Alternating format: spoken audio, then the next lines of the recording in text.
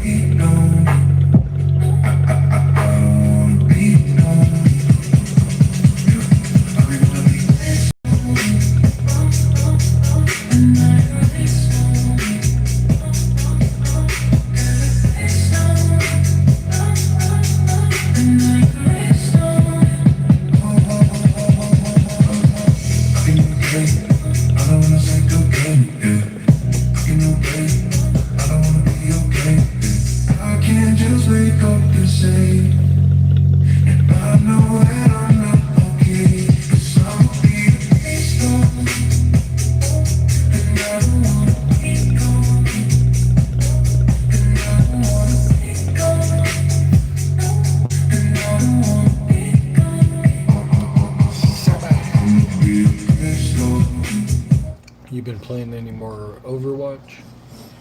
The song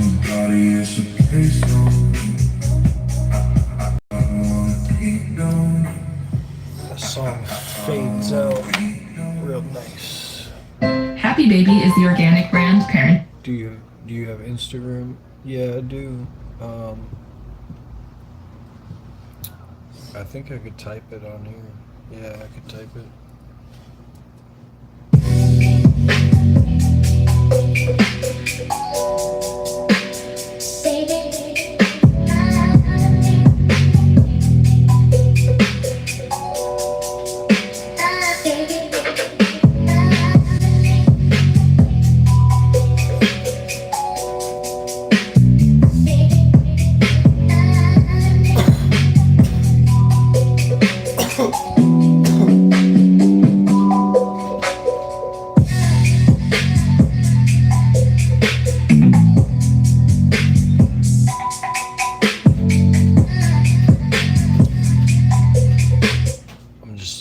finishing this playlist, this album, I guess.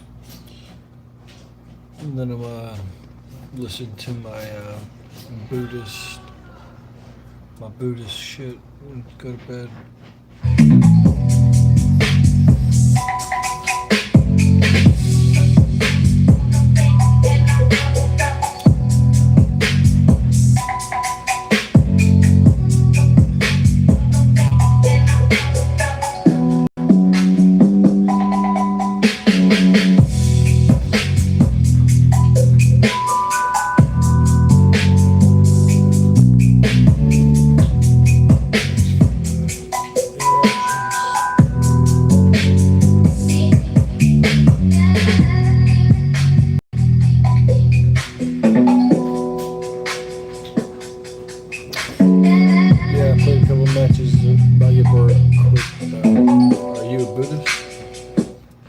Yeah, I mean, I was grinding Battlefield for a while earlier. It gets pretty boring though. Jesus was a bus Buddhist? Probably. Buddhism came first.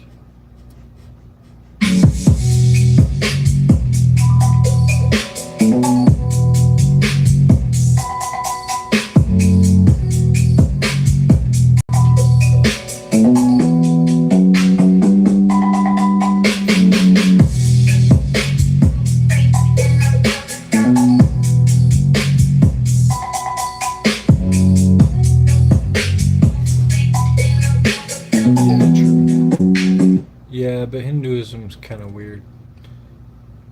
I mean, not hating, I just don't know too much about it. I like Buddhism the best.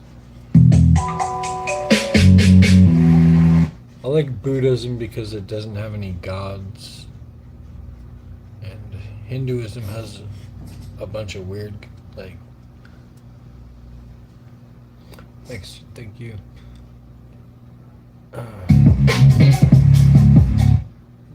Shiva's D. Yeah, I mean, there's a bunch of odd stuff, and Christianity's weirder than Hinduism. Pretty weird, but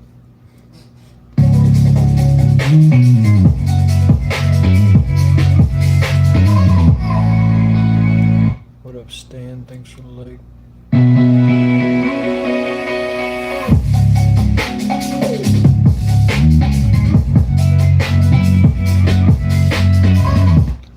I don't know.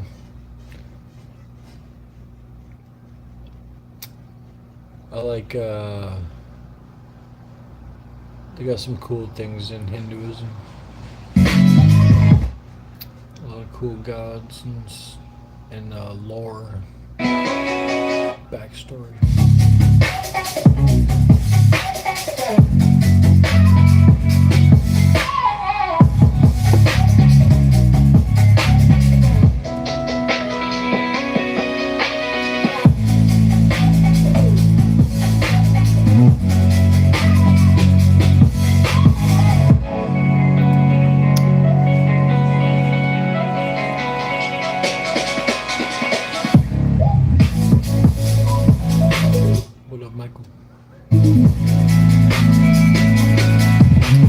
Someone else called me Jesus.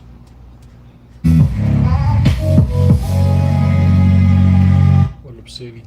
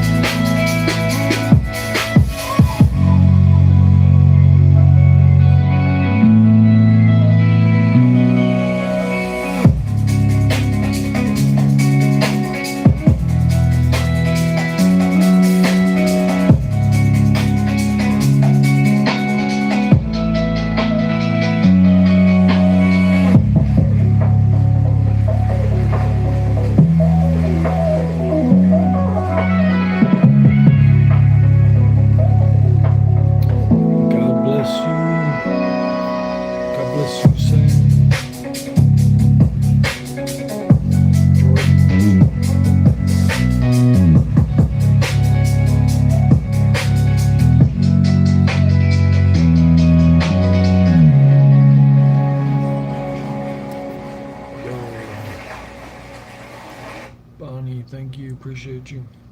I'm an atheist. Yeah, I don't believe in God, but I like Jesus.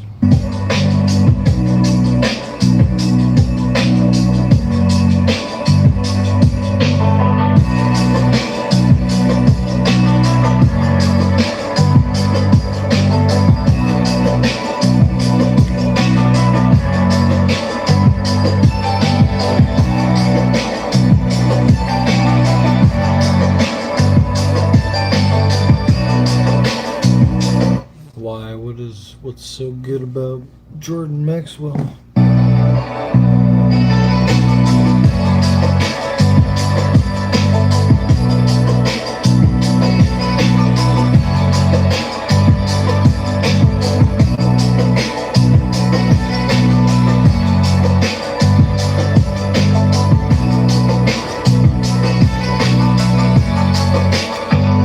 True.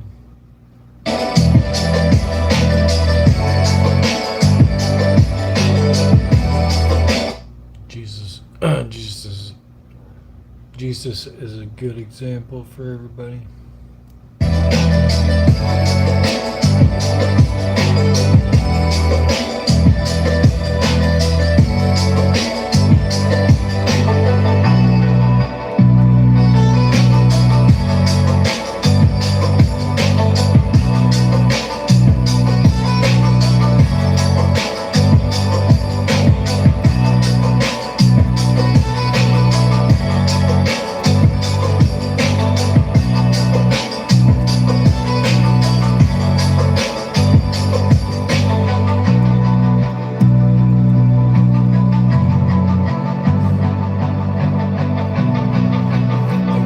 Jesus is black. Yeah. This barber shop I used to go to, they had a picture of a black Jesus on the wall. That's funny. He used to go into all the Houston to go. Ah, okay, maybe I'll check. They have a best of video about him or a best of page. Maybe I'll check out his stuff later. Okay, I think this playlist is over. Yeah, this playlist is over. I'm gonna get to bed. It's 2 a.m. here now.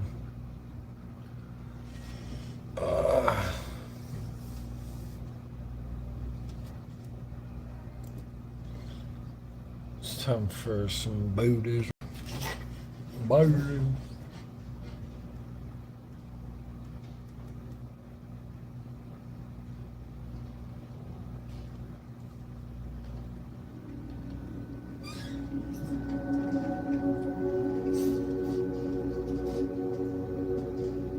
Welcome, friend, to another journey together.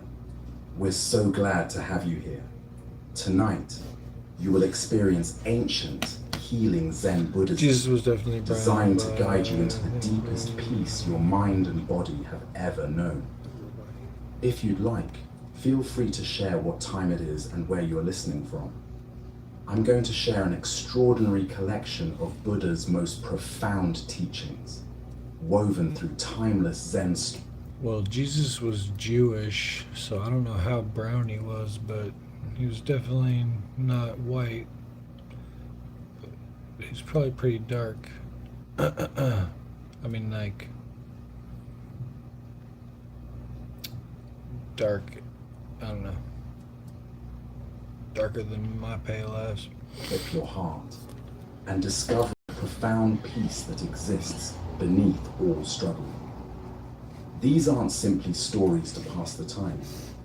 They're carefully selected insights from enlightened teachers who unlocked the deepest secrets of mental healing and emotional freedom.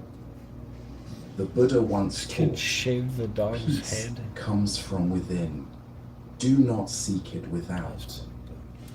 Over the next 3 hours, you'll discover exactly how these transformative truths can guide you into the most profound rest of your life. As we move through these remarkable teachings together, you'll feel something powerful beginning to unfold. The weight of your day will start to lift from your shoulders.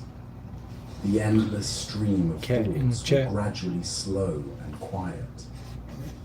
Your breathing will naturally deepen as these ancient wisdoms work their healing magic, Cat in the hat in the chat. carrying you toward the kind of peace that restores not just your body, but your entire being. So settle in completely now. Allow yourself to be fully supported by whatever holds you.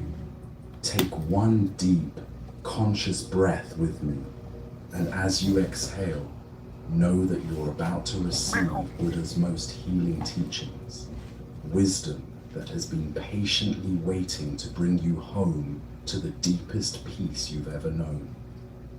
Let us now explore a story about the nature of burdens and release. High on the sacred slopes of Mount Wutai lived a hermit who spent his days cultivating a tiny patch of medicinal herbs. His life was dictated by the rising and setting of the sun, the arrival of rain, and the slow, perfect growth of his plants. He rarely spoke, but his presence was a teaching in itself. One sweltering summer morning, a young monk, burdened by his studies and the weight of many responsibilities, sought him out. The monastery below had become overwhelming, filled with endless duties, complex philosophical debates, and the constant pressure to achieve spiritual progress. He climbed the mountain path with heavy steps, his mind churning with questions and his shoulders tight with tension. He found the hermit carefully tending a small herb, gently shaking a single leaf. The morning dew caught the early sunlight, creating tiny prisms of light that danced and shimmered.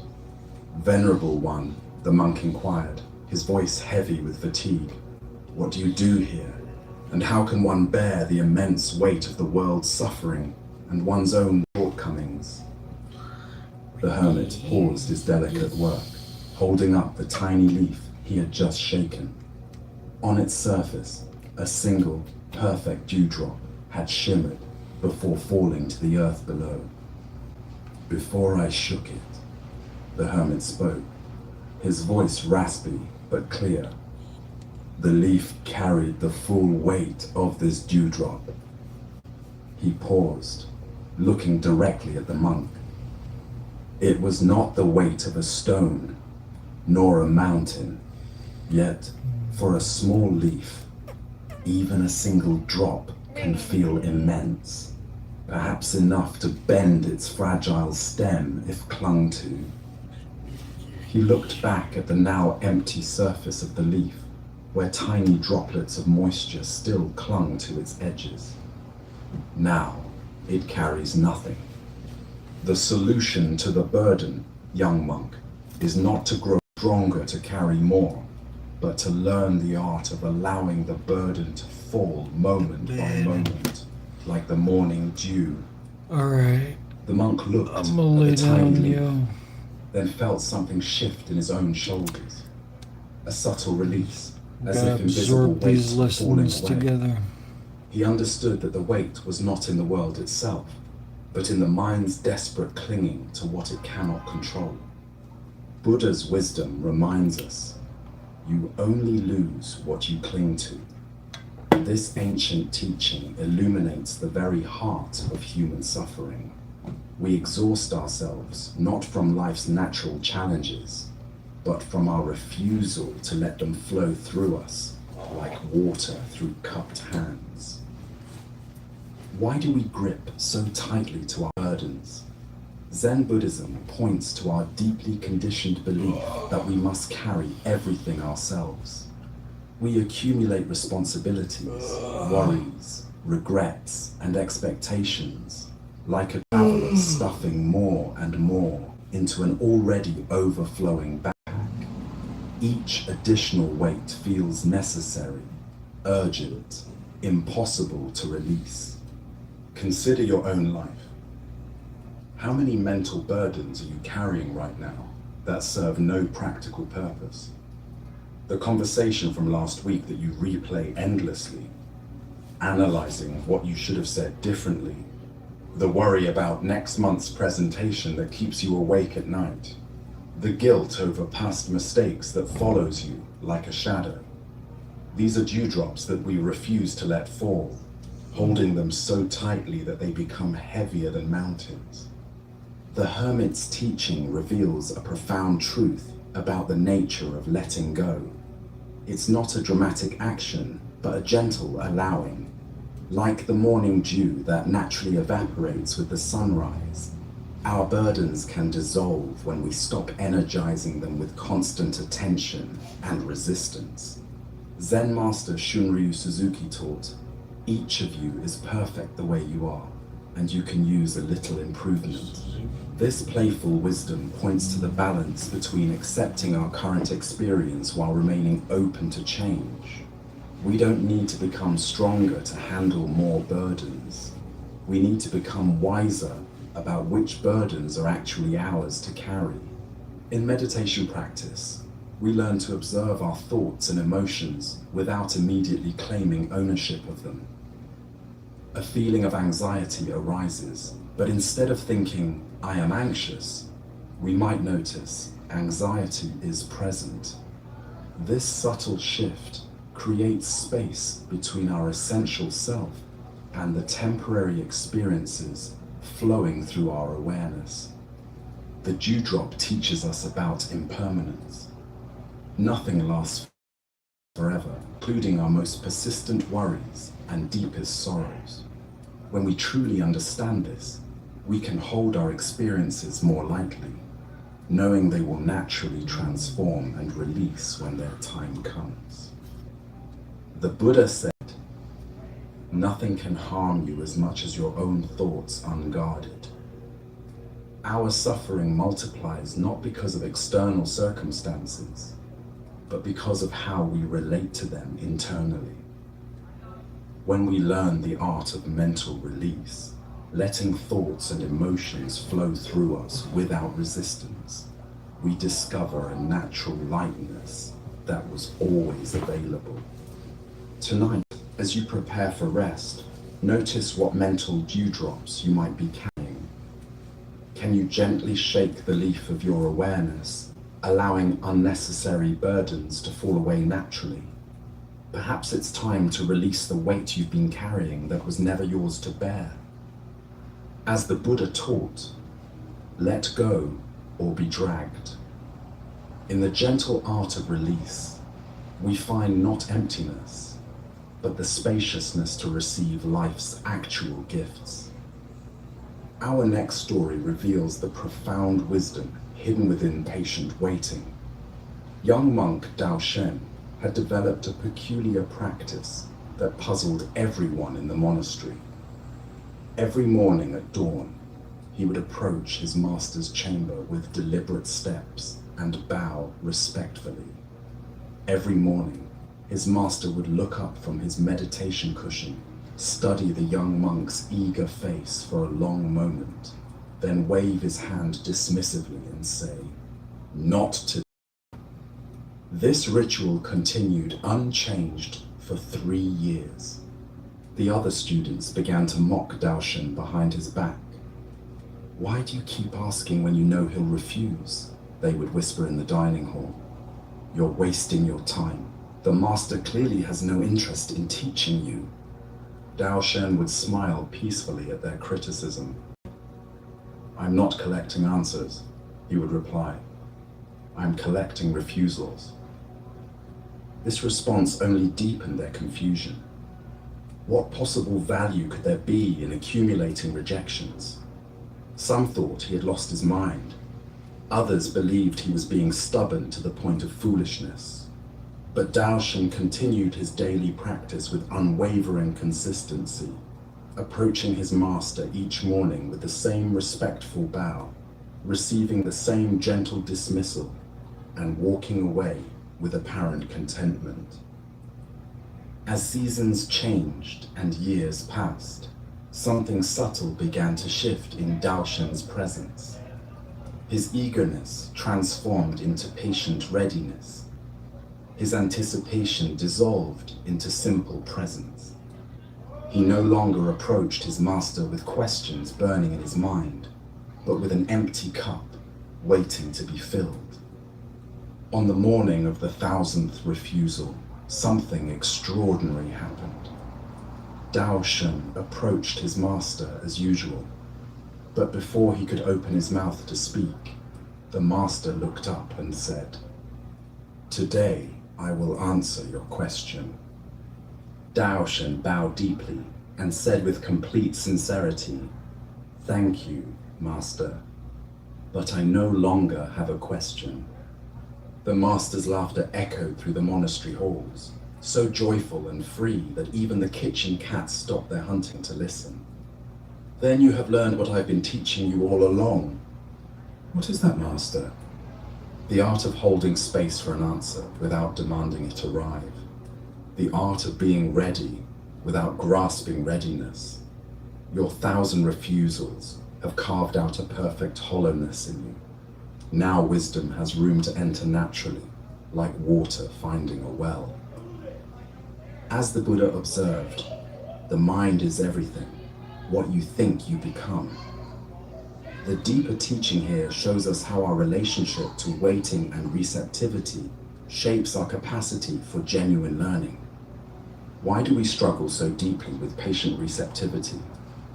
Modern life conditions us to expect immediate results. We want instant answers, quick fixes, and rapid progress. This mindset, when applied to spiritual development, creates a fundamental obstacle.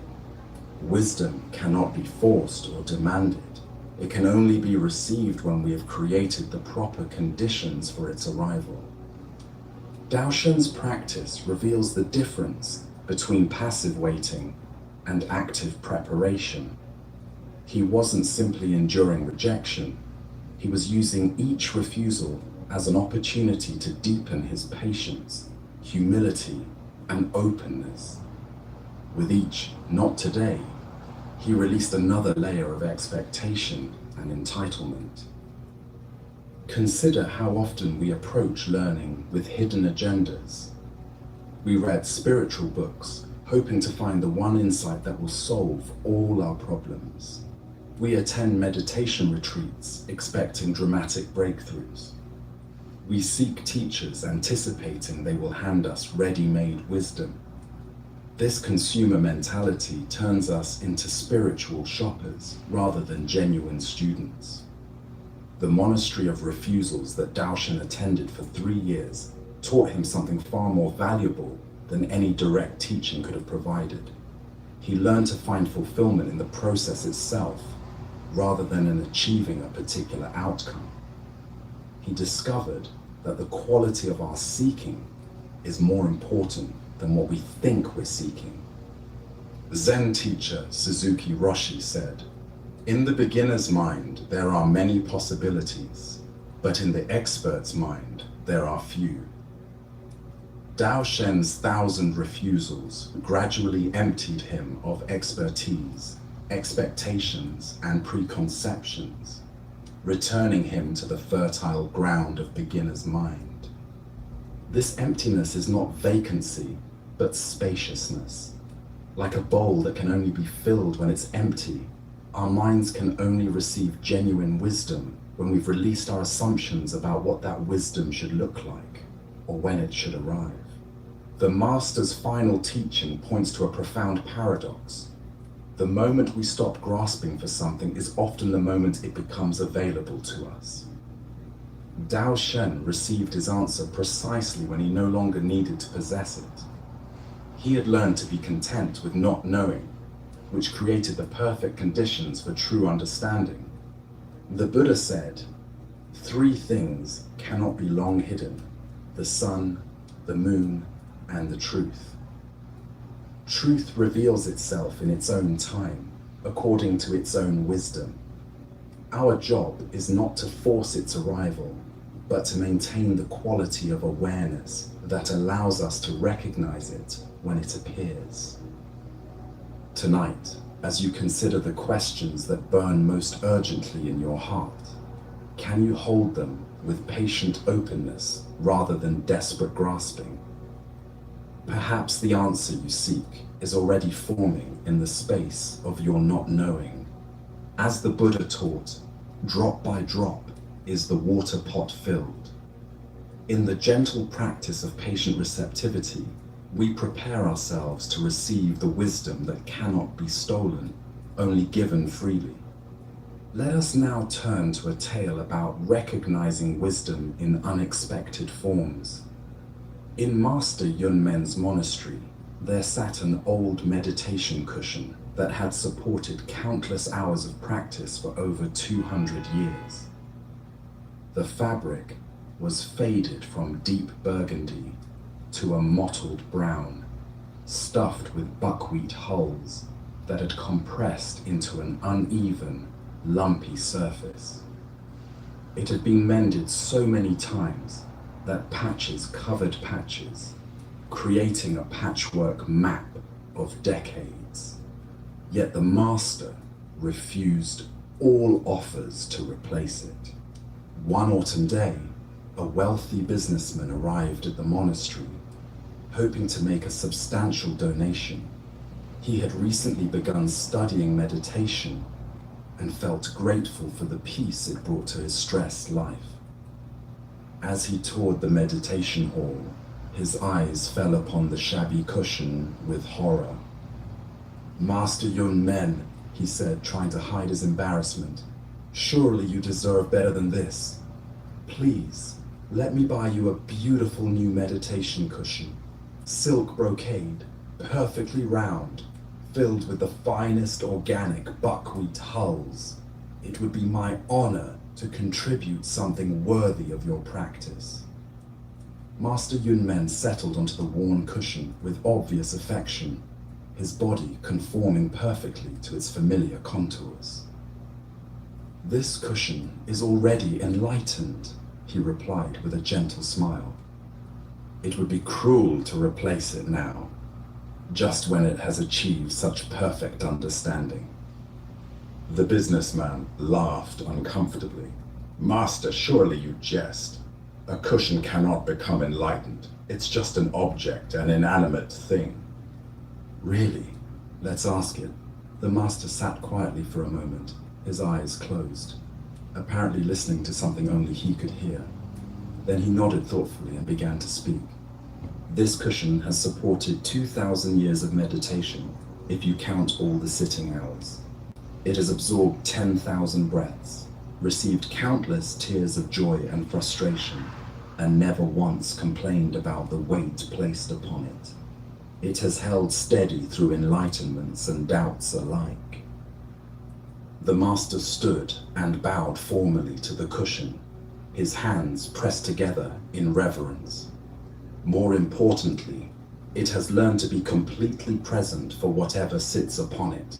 Anxious students, peaceful masters, confused visitors, welcoming all with the same steady, unconditional support. If that isn't enlightenment, what is?" The businessman stared at the cushion with new eyes, seeing it not as a shabby object, but as a teacher that had mastered the art of selfless service. The worn fabric told stories of countless seekers who had found peace in its embrace. The patches spoke of a community that cherished continuity over appearance. "But how can an inanimate object teach us anything?" he asked, his voice softer now. "By demonstrating the very qualities we seek to cultivate," the master replied. "Patience that never wavers, presence that never falters, acceptance that never judges. This cushion embodies the deepest teachings without speaking a single word." Buddha's wisdom tells us thousands of candles can be lighted from a single candle, and the life of the candle will not be shortened. What emerges from this story is how wisdom manifests through any form that embodies patience, presence, and unconditional acceptance. Why do we overlook the teachers that surround us daily? Our minds are trained to recognize wisdom only in impressive packages, famous teachers, expensive retreats, prestigious institutions. We seek extraordinary experiences while missing the profound teachings available in ordinary objects, situations, and relationships. The enlightened cushion represents all the humble teachers in our lives that we habitually dismiss. The tree outside your window that demonstrates rootedness through every season.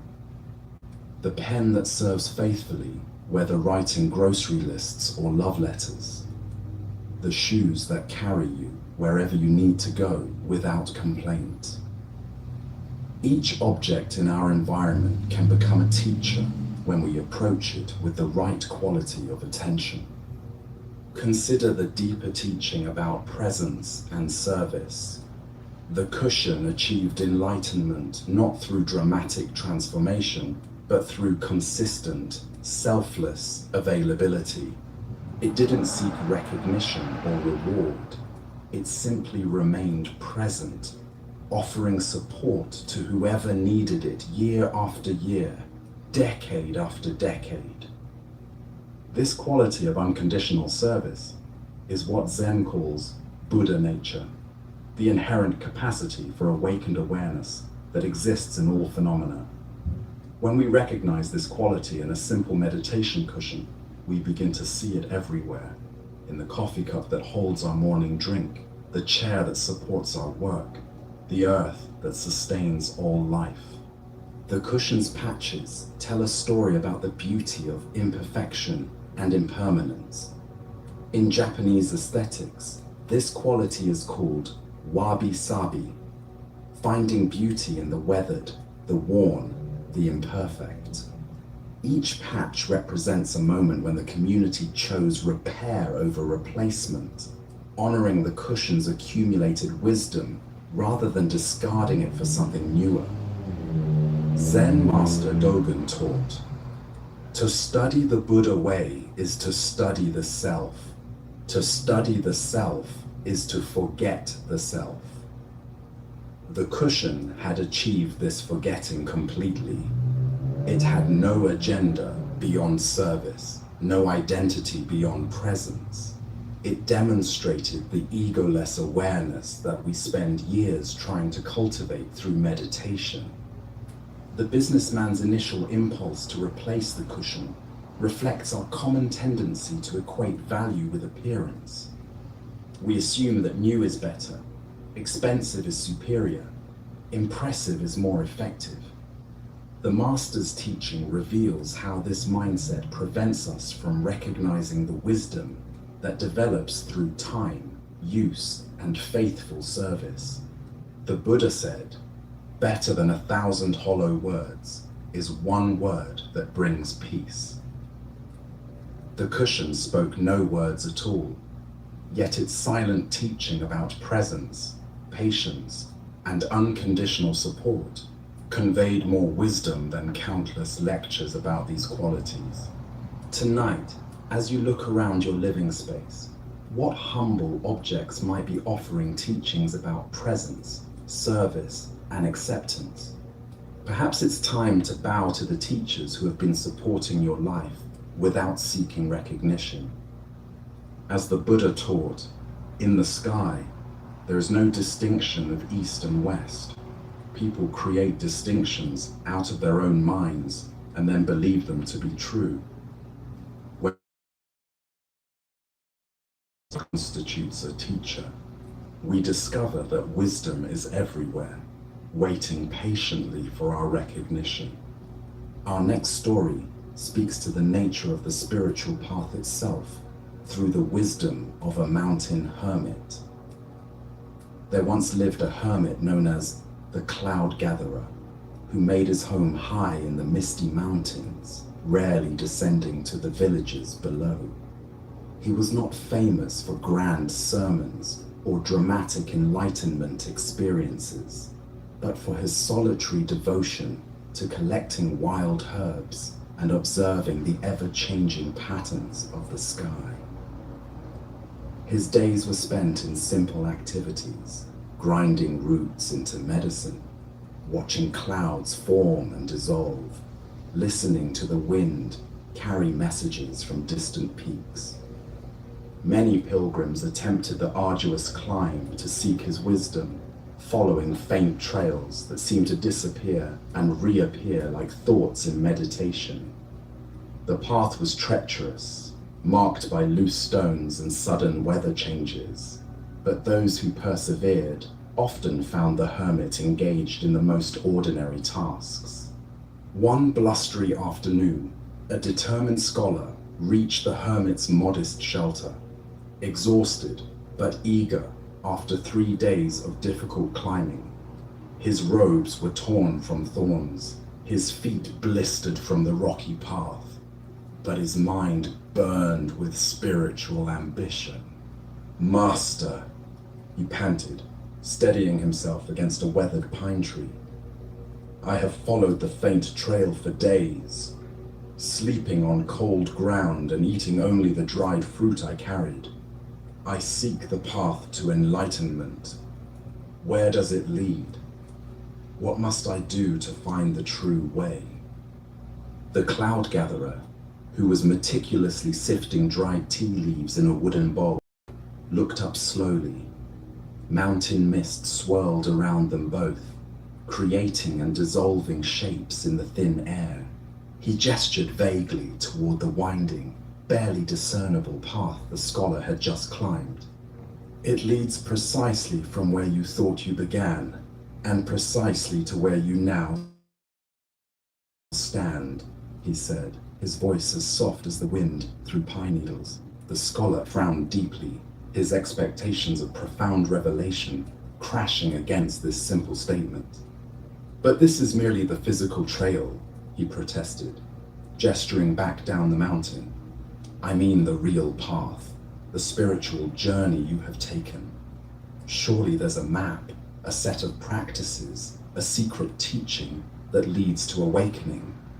The cloud gatherer smiled, a serene expression that seemed to mirror the vast sky above them. The cloud leaves no track in the sky, yet it moves and transforms the entire landscape below.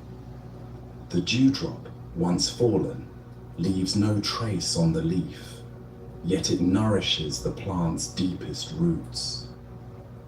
He paused, watching a cloud pass through the space between them, temporarily obscuring and then revealing the distant peaks.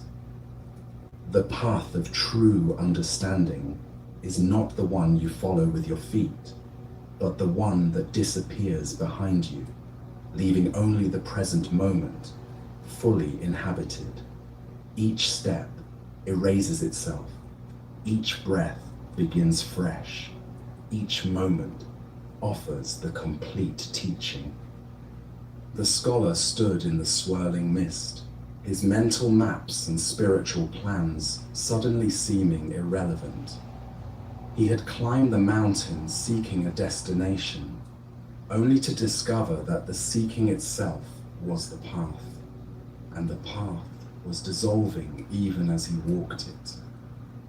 As the Buddha taught, there is no way to happiness. Happiness is the way.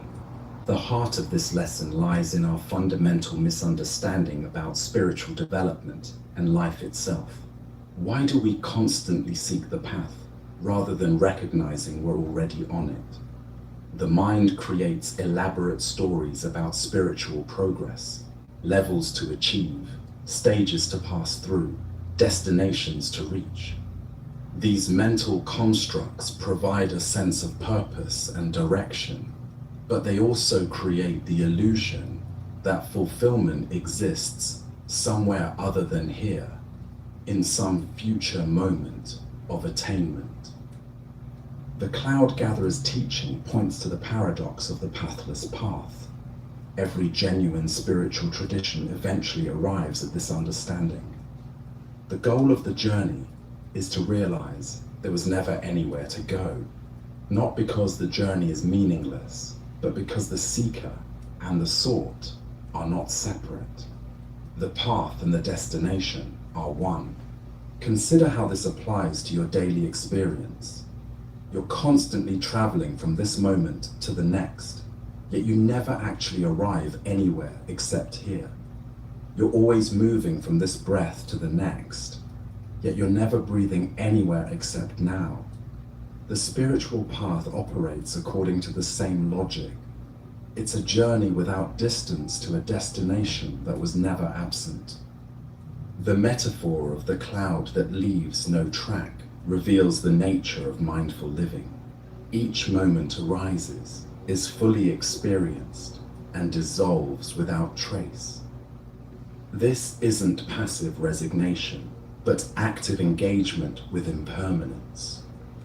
When we stop trying to preserve experiences or accumulate spiritual achievements, we discover the freedom of traveling light. Zen teacher Alan Watts wrote, "The point is not to get anywhere, but to be where you are and enjoy it." This understanding dissolves the anxiety that drives so much spiritual seeking, the fear that we're not progressing fast enough, practicing correctly enough, or understanding deeply enough. The dewdrop that nourishes without leaving a trace represents the way authentic spiritual practice affects us. Meditation doesn't leave tangible achievements we can point to, yet it gradually transforms our relationship to everything. Compassion doesn't create a resume of good deeds, yet it softens our heart's resistance to life's difficulties. The scholar's question about maps and secret teachings reflects our desire for spiritual security. We want guaranteed methods, proven techniques, and clear measurements of progress. But the cloud gatherer's wisdom suggests that such certainties actually obstruct genuine awakening by keeping us focused on future attainment rather than present reality. The Buddha said, "Do not believe in anything simply because you have heard it, but when you yourself observe and analyze and find that it agrees with reason and is conducive to the good and benefit of one and all, then accept it and live up to it." This teaching invites us to test spiritual concepts against our direct experience rather than accepting them as abstract truths. The path that disappears behind us means we can't rely on past spiritual experiences to validate our current understanding. Each moment requires fresh attention, beginner's mind, and willingness to not know. Yesterday's insights become today's limitations if we cling to them as permanent achievements. Tonight, as you rest in this moment between day and night, can you feel yourself already standing where you've always been seeking to arrive? Perhaps the path you've been looking for is the simple awareness that notices this breath, this heartbeat, this exact experience of being alive. As the Buddha taught, the present moment is the only time over which we have dominion. In recognizing this truth, we discover that the spiritual path is not a journey to somewhere else, but the art of being fully here, where we've always been. As we continue our journey through the wisdom of Zen Buddhism, we encounter a story about the unexpected fruits of awakening. In a mountain monastery surrounded by ancient pine forests, there lived a young monk named Kosen, who had devoted himself to meditation with exceptional dedication. For years he sat in silent practice, studied the sutras with scholarly precision, and performed his duties with meticulous care. His commitment to the spiritual path was unwavering, his discipline exemplary. During a week-long silent retreat, something extraordinary happened. On the 5th day of intensive meditation, as dawn light filtered through the meditation hall windows, Kozen experienced what can only be described as a profound opening. The boundaries he had assumed existed between himself and the world simply dissolved. The seeking that had driven him for years revealed itself as unnecessary. What he had been searching for with such desperate intensity had never been hidden. But instead of the serene composure that everyone expected from such an awakening, Kosen began to laugh.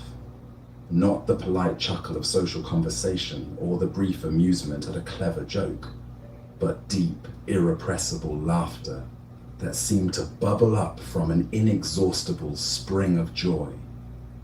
At first, his fellow monks assumed this was a natural response, a release of years of accumulated spiritual tension, but hours passed, then days, and still Kosen laughed, not hysterically or uncontrollably, but with a constant, gentle chuckling that accompanied everything he did. He laughed while chanting morning prayers. He laughed while sweeping temple courtyards. He even laughed quietly in his sleep, his dreams apparently filled with the same irrepressible mirth. The other monks initially tried to be understanding, but as weeks turned into months, Kosen's constant laughter became increasingly difficult to bear. "This is disrespectful," they complained to the abbot during their weekly meeting. "How can we maintain the proper atmosphere for serious spiritual practice with his continuous giggling? People come here seeking peace and solemnity, not comedy." The abbot observed Kosen carefully before responding. Despite his unusual condition, the young monk performed all his responsibilities with flawless attention. His meditation remained deep and stable. His service to the community was thorough and mindful. The only change was this persistent, gentle laughter that accompanied his every action like background music. Finally, the abbot approached Kosen directly after evening meditation. "Son," he said with genuine curiosity, "why do you laugh so constantly? What do you find so amusing about our serious spiritual work?" Kosen tried to compose himself, but even as he spoke, soft waves of laughter rippled through his words. "Master," he said, his eyes twinkling with inexplicable delight, "I spent 12 years sitting in this very hall, desperately seeking my original nature. I read thousands of pages of Dharma teachings, performed countless prostrations, and tortured myself with doubt and spiritual ambition." He paused as another gentle laugh arose from somewhere deep in his chest. "And then I realized Buddha nature was never hidden from me for even a single moment. It was closer than my own heartbeat, more intimate than my thoughts. I was like someone frantically searching for their glasses while wearing them on their face." His laughter intensified slightly as he continued. "The cosmic joke is too wonderful to contain. We exhaust ourselves looking for what we already are, seeking what has never been lost, trying to become what we've always been. How could anyone not laugh at such beautiful absurdity?" The abbot felt his own stern expression beginning to soften, then crack into a smile, and finally dissolve into full-hearted laughter that echoed through the valley. Within minutes, the entire community was laughing, not at anything specific, but at the magnificent foolishness of the human spiritual search that leads us in a perfect circle back to our starting point. The Buddha once said, "The whole secret of existence is to have no fear. Never fear what will become of you, depend on no one. Only the moment you reject all help are you freed." This ancient wisdom illuminates the profound relief that comes from recognizing our inherent completeness. Why does spiritual awakening sometimes manifest as uncontrollable joy rather than serene peace? The realization of our true nature can be so startling, so contrary to our assumed limitations, that laughter becomes the only adequate response. we discover that the problem we've been trying so desperately to solve, our supposed separation from wholeness, never actually existed. Kosen's laughter represents the joy of recognizing what Zen calls original face, the essence of who we are before we learn to think we were insufficient. This isn't intellectual understanding, but direct recognition, like suddenly seeing that what you thought was a dangerous snake in the garden was just a harmless rope. Consider the years of spiritual effort that many people invest in trying to fix themselves, improve themselves, or transcend themselves. Meditation to quiet the mind, yoga to purify the body, study to enlighten the intellect, service to open the heart. All these practices have value, but the ultimate discovery is that the seeker and the sought were never separate. The cosmic joke Kozen discovered is that we are already what we're trying to become. The peace we seek through meditation is the awareness that notices both agitation and calm. The love we cultivate through practice is the heart that's capable of both opening and closing. The wisdom we pursue through study is the consciousness that can observe both knowing and not knowing. This doesn't invalidate spiritual practice any more than recognizing you're already wearing your glasses invalidates the search for them. The search leads to the recognition, even if the recognition reveals the search was based on a misunderstanding. Every step of the path contributes to the moment of seeing that there was nowhere to go. Zen Master Huang Po taught, your everyday mind, that is the way. This points to the ordinariness of awakening. It's not a special state achieved by special people after special efforts, but the recognition of what's already naturally present, the breath breathing, the heart beating, awareness aware. These aren't spiritual achievements, but simple facts of existence. Kosen's laughter also reveals the relief of dropping the burden of self-improvement. When we recognize our inherent wholeness, we can finally stop the exhausting project of trying to fix ourselves. This doesn't lead to complacency, but to authentic engagement with life from a place of sufficiency rather than lack. The Buddha said, "Look within, you are the Buddha." This invitation points directly to the source of Kosen's laughter, not because we become Buddha through practice, but because we recognize we never stopped being Buddha, even in our confusion. Tonight, as you consider the spiritual seeking that has shaped your life, can you glimpse the humor in your earnest efforts to find what was never lost? Perhaps there's relief available in recognizing that you don't need to become worthy of peace, love, or freedom. You already are the awareness in which all experiences arise and pass away. As the Buddha taught, peace comes from within. Do not seek it without.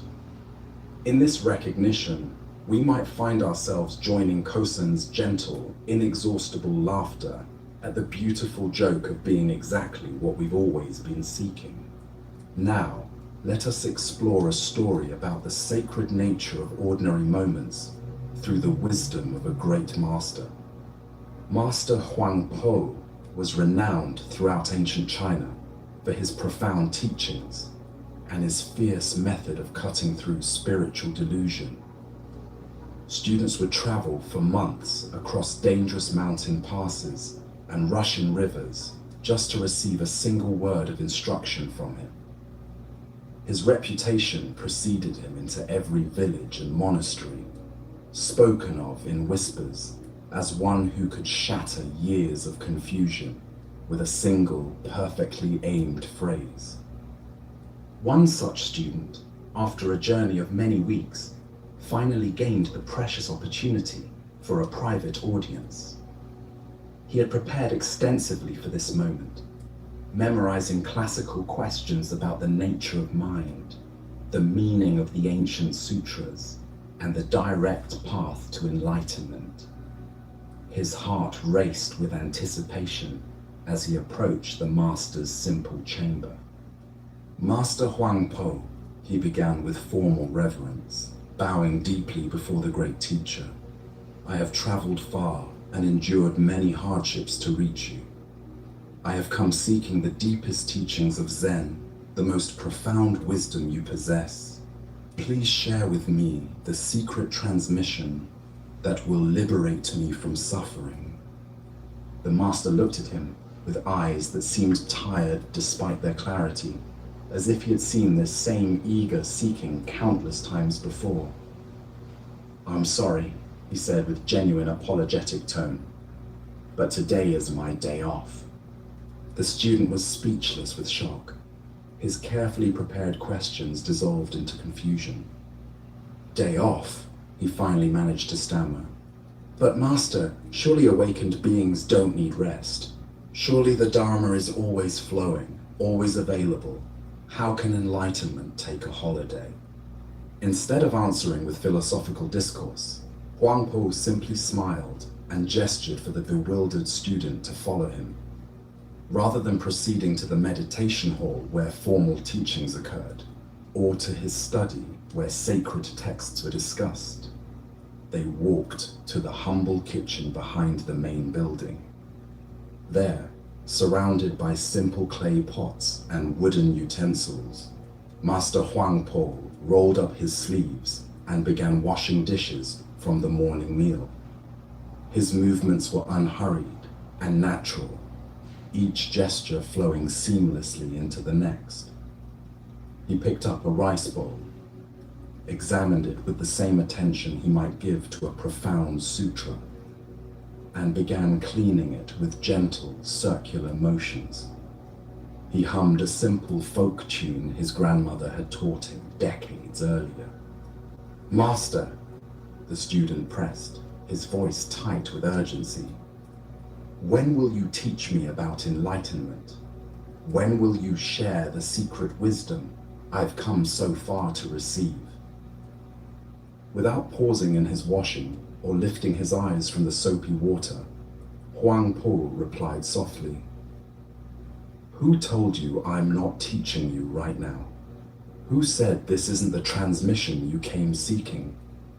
The student watched more carefully, his preconceptions about spiritual instruction beginning to crack. The master lifted each bowl with the same reverent attention he gave to his most celebrated Dharma talks. He rinsed each wooden spoon as if it contained the very essence of Buddha nature. He dried each cup as mindfully as if he were handling the most precious religious artifact. Steam rose from the warm dishwater, catching the afternoon light streaming through the kitchen window. The simple sounds of washing, water flowing, pottery clinking gently, seemed to create their own teaching rhythm. Huang Po's movements embodied a quality of presence that the student had never witnessed during formal meditation periods. "There is no such thing as a day off from awakening," the master said without looking up from his work. "But there is also no such thing as a special day for awakening. This exact moment, feeling tired after teaching, washing leftover rice from ceramic bowls, breathing in the steam rising from dishwater, this is the most profound teaching available." He held up a simple cup, examining it in the light before setting it carefully on the drying rack.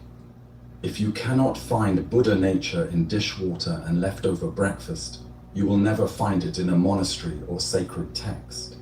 If this ordinary moment is not perfect as it is, no amount of spiritual practice will make any other moment acceptable."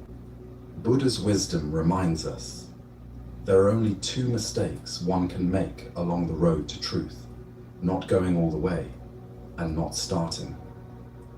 Here we discover that the spiritual path is not separate from life, but is daily life, met with complete presence and appreciation. Why do we create such sharp divisions between ordinary activities and spiritual practice? Our minds are conditioned to believe that awakening requires special circumstances, elevated states, or extraordinary experiences. We imagine that enlightenment happens in meditation halls, not kitchens, through profound realizations, not simple tasks, during retreats, not regular Tuesday afternoons. Huang Po's teaching reveals the democracy of awakening. Consciousness is equally present whether we're contemplating the deepest philosophical questions or scrubbing yesterday's rice from a ceramic bowl. The quality of awareness we bring to washing dishes is identical to the awareness available during the most elevated spiritual experiences. Consider how this understanding might transform your relationship to routine activities. Washing your own dishes becomes an opportunity to practice the same presence that mystics cultivate in caves. Folding laundry offers the same potential for mindfulness as walking meditation. Preparing meals can be as sacred as any religious ceremony when performed with complete attention. The student's expectation of receiving secret teachings points to a common misunderstanding about wisdom transmission. We imagine that enlightenment involves receiving hidden knowledge or special techniques known only to advanced practitioners. But Huang Po demonstrates that the most profound teachings are completely visible and available in every moment.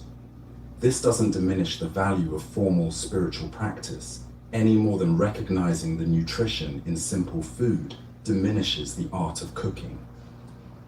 Meditation, study, and contemplation create the conditions for recognizing what was always present. They train our attention to notice the extraordinary nature of ordinary experience. Zen Master Dogen taught, "Time is not separate from you, and as you are present, time does not go away." Huang Po's dishwashing embodies this understanding. He doesn't wash dishes to get them clean so he can move on to more important activities. He washes dishes because washing dishes is what this moment offers, and this moment is the only place where life and awakening actually occurs. The master's humming while he works reveals another dimension of spiritual maturity. He doesn't approach even mundane tasks with grim seriousness or forced mindfulness. There's a natural joy in engaging fully with whatever life presents, whether it's a prestigious teaching opportunity or a sink full of dirty bowls.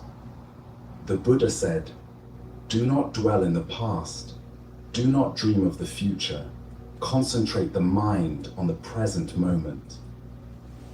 Huang Po's kitchen teaching demonstrates this principle in action. He's not mentally elsewhere, planning future teachings or reliving past insights. He's completely absorbed in the simple task at hand. Tonight, as you engage in the ordinary activities that fill your evening, perhaps preparing food, cleaning up from the day, or getting ready for rest, can you bring the same quality of attention that you might offer to formal meditation? Perhaps you'll discover that your kitchen sink contains the same wisdom that students travel thousands of miles to receive. As the Buddha taught, if you want to know your past, look at your present condition. If you want to know your future, look at your present actions. In honoring the sacred nature of ordinary moments, we discover that enlightenment is not somewhere else, waiting to be found, but here, waiting to be recognized. Now, let us explore a Zen story about the ultimate nature of spiritual truth. This is the encounter between the emperor and the master. In ancient China, there ruled an emperor known throughout the land for his devotion to the Buddhist path. Unlike rulers who concerned themselves only with wealth and territory, this emperor had spent years studying sacred texts, supporting monasteries, and seeking the deepest truths of existence. His palace library contained thousands of scrolls, and he had invited many learned monks to share their wisdom. When word reached him of a great Zen master whose understanding transcended conventional knowledge, the emperor immediately sent an invitation. He longed to test his own understanding against this master's renowned wisdom. The day of the master's arrival, the palace buzzed with anticipation. The emperor had prepared elaborate questions that would demonstrate both his devotion and sophisticated grasp of Buddhist doctrine. Surely such preparation would impress even the most accomplished teacher. When the master entered the throne room, he appeared utterly ordinary.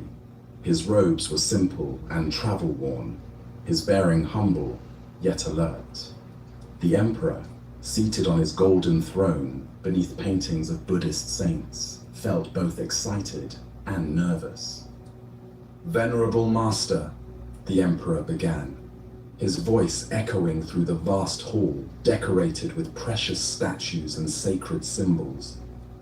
"I have studied the Buddhist teachings for many years. I have built temples, supported monks, and devoted my life to understanding the sacred path. Now I ask you, what is the highest truth of the holy Buddhist doctrine?" The emperor leaned forward expectantly, anticipating a profound discourse that would confirm his years of study. Perhaps the master would elaborate on the Four Noble Truths or reveal some secret teaching passed down through generations. Instead, the master looked directly into the emperor's eyes with a gaze that seemed to see through all pretense. His response came quietly. Vast emptiness, and not a trace of holiness. Silence filled the throne room. The emperor blinked, certain he had misheard. Where was the elaborate explanation of Buddhist cosmology?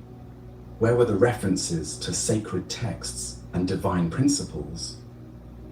"If there is no holiness," the emperor asked, his voice betraying confusion and dismay, "then who or what are you?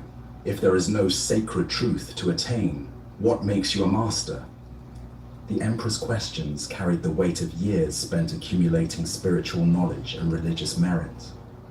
He had built his identity around being a devout Buddhist ruler, and this master's words seemed to dissolve the foundation of that carefully constructed self-image.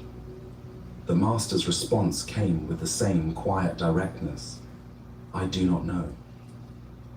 With these three simple words, the master had stripped away every concept, every identity, every claim to understanding that the emperor had accumulated.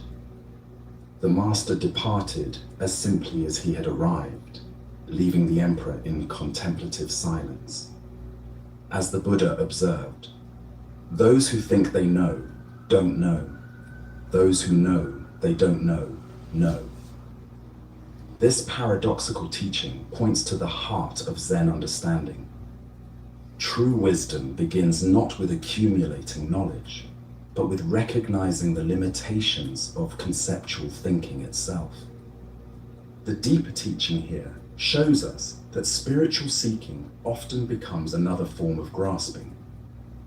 We collect teachings and insights like precious jewels, believing enlightenment lies in acquiring enough sacred knowledge.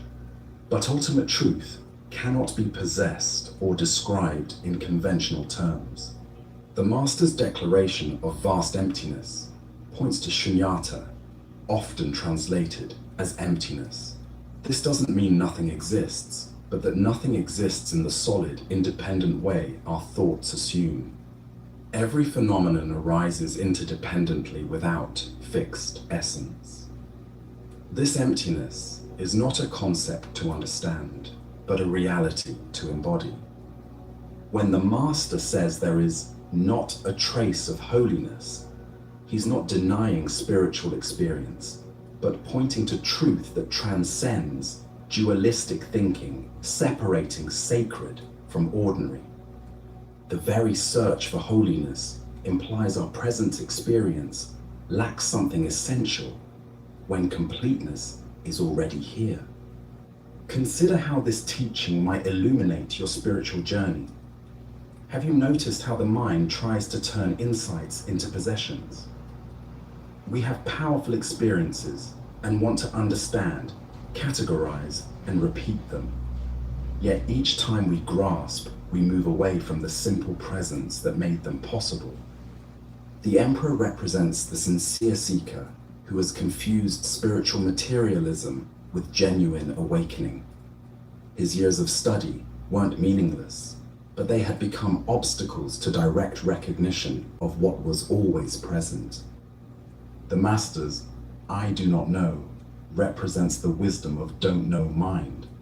This is not ignorance, but open unknowing that remains receptive to what is actually happening rather than filtering through preconceptions. From this mind, appropriate action arises without conceptual interference. In our culture that prizes knowledge, admitting "I don't know" feels like failure. But in Zen understanding, this acknowledgement becomes a doorway to fresh perception. The expert mind sees what it expects. The beginner's mind sees what is actually there. Tonight, as you rest in this moment's presence, what would it be like to temporarily set aside everything you think you know about spirituality? Can you taste the freedom in not knowing, the spaciousness that opens when we stop trying to fill emptiness with concepts?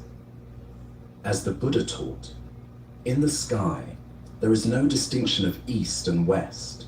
People create distinctions out of their own minds and then believe them to be true.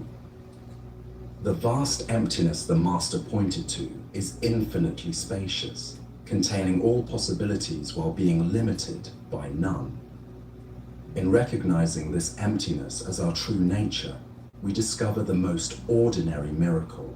This moment, exactly as it is, lacking nothing. Let us now turn to a story about the misconceptions that can arise around spiritual practice and the true nature of awakening. This is the teaching of the tile and the mirror. In the quiet meditation hall of an ancient monastery, a dedicated student sits in perfect stillness. His posture is impeccable, his breathing regulated, his concentration focused with laser-like intensity. For hours each day, he maintains this practice, convinced that through sheer determination and disciplined effort, he will achieve the ultimate goal of his spiritual seeking, to become a Buddha. The young monk's devotion is unquestionable. He rises before dawn, sits through the discomfort of aching legs and restless mind, and returns to his cushion again and again with unwavering commitment. In his understanding, meditation is the direct path to enlightenment, and sufficient hours of practice will inevitably produce the transformation he seeks. His Zen master observes this intense effort with interest. One afternoon, as the student enters another deep meditation session, the master quietly takes a ceramic roof tile and begins scraping it rhythmically against a large stone. The sound is persistent and somewhat jarring in the peaceful atmosphere of the temple grounds. For some time, the student tries to maintain his concentration despite the distraction. But as the scraping continues, curiosity eventually overcomes his meditative discipline. Opening his eyes, he watches his master working with apparent purpose, moving the tile against the stone with steady, repetitive motions. Unable to contain his puzzlement any longer, the student speaks respectfully. "Master, forgive my interruption, but may I ask what you are doing with that tile?" The Zen master looks up from his work with complete seriousness and replies, "I am polishing this tile until it becomes a mirror." The student stares in bewilderment.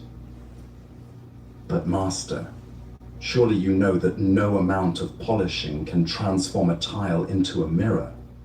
They are fundamentally different materials with entirely different properties. This seems impossible." The master nods thoughtfully and sets down the tile.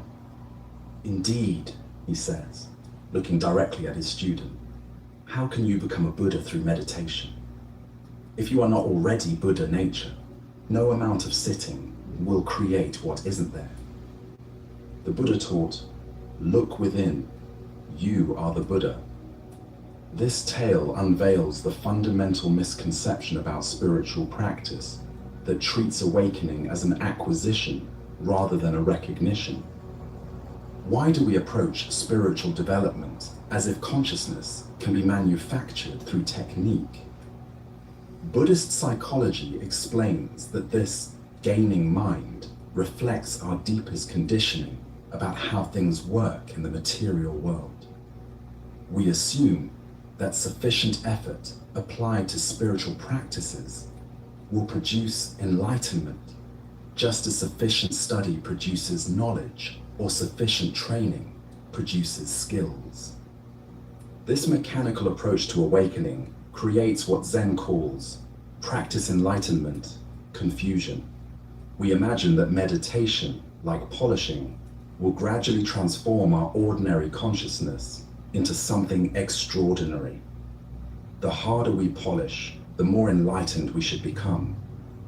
The longer we sit, the closer we should move towards some future attainment. The master's demonstration reveals the absurdity of this approach. A tile's essential nature cannot be changed through external action, only its surface appearance.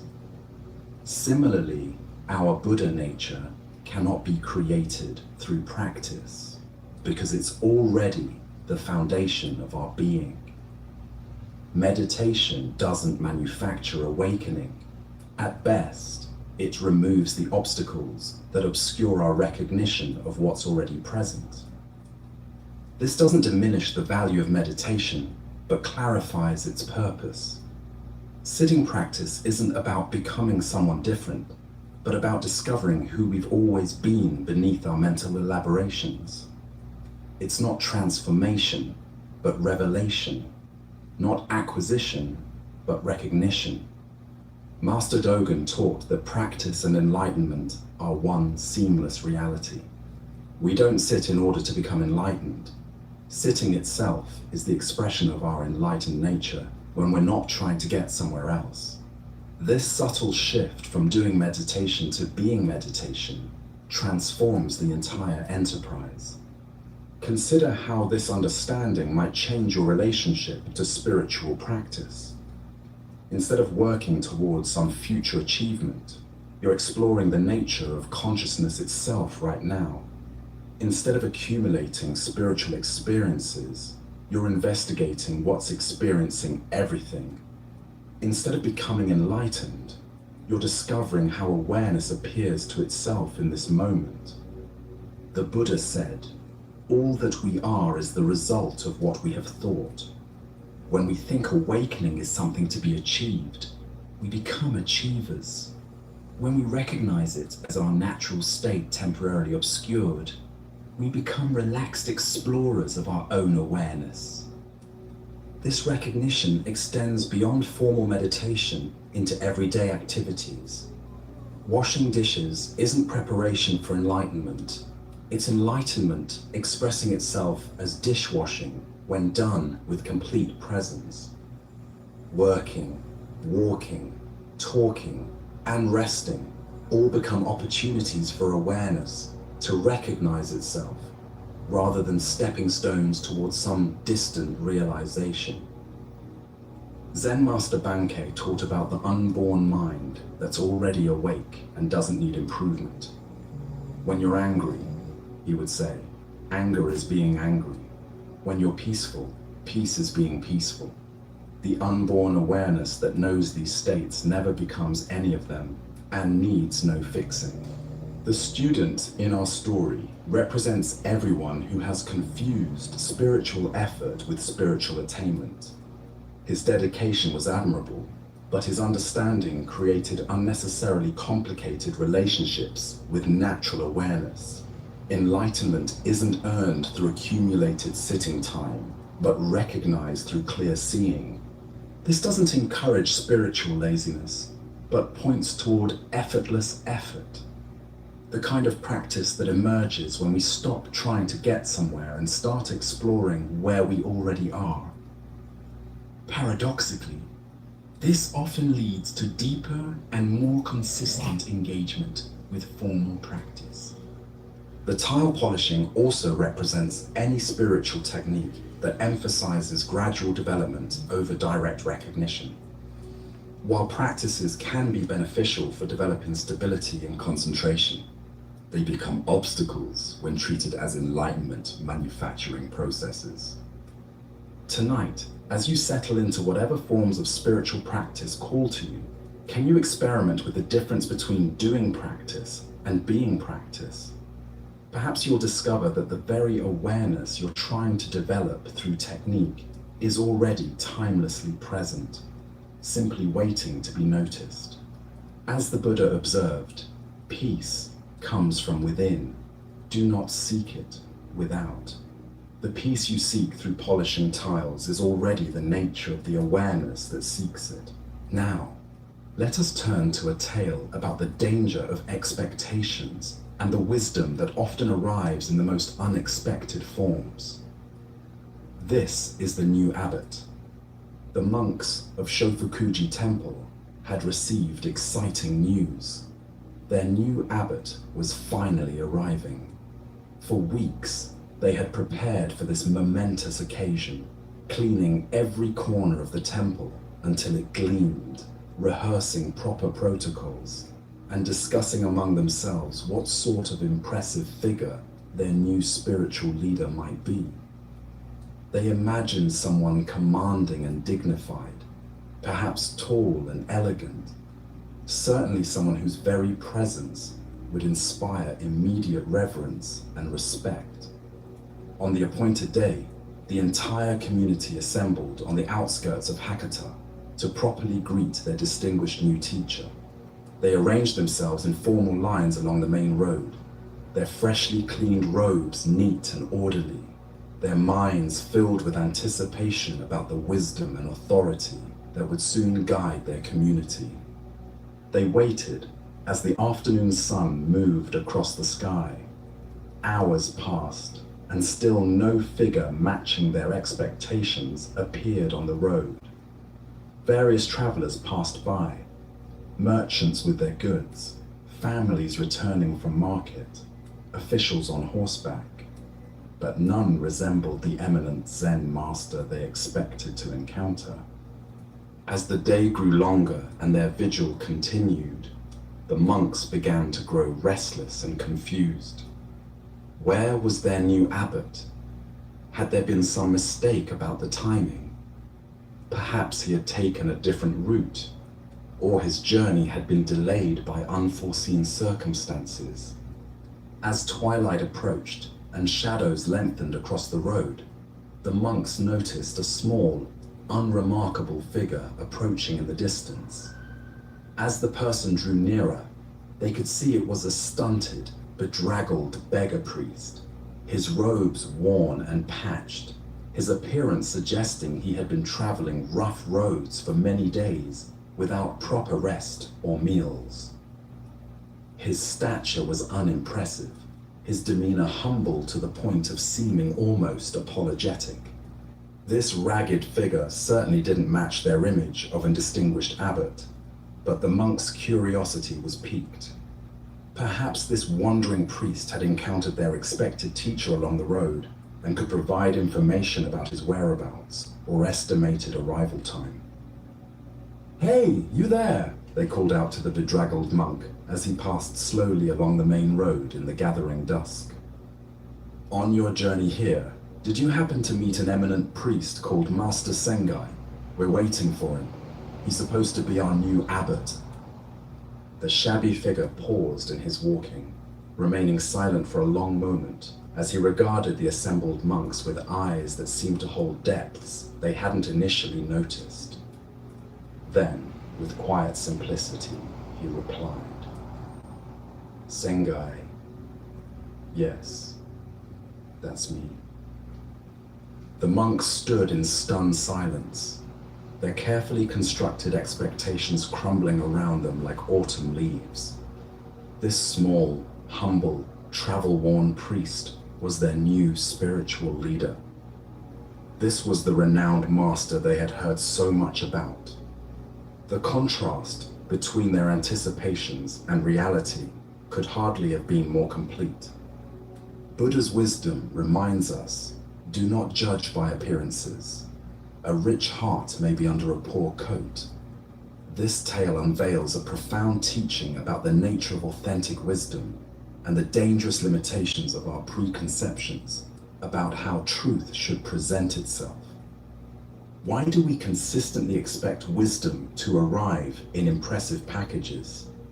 This tendency reflects our deep conditioning to equate external appearance with internal worth, status with wisdom, and dramatic presentation with authentic realization.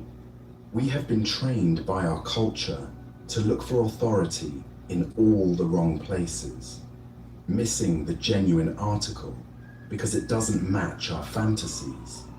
The monks' careful preparations and formal reception committee reveal something touching yet misguided about human nature.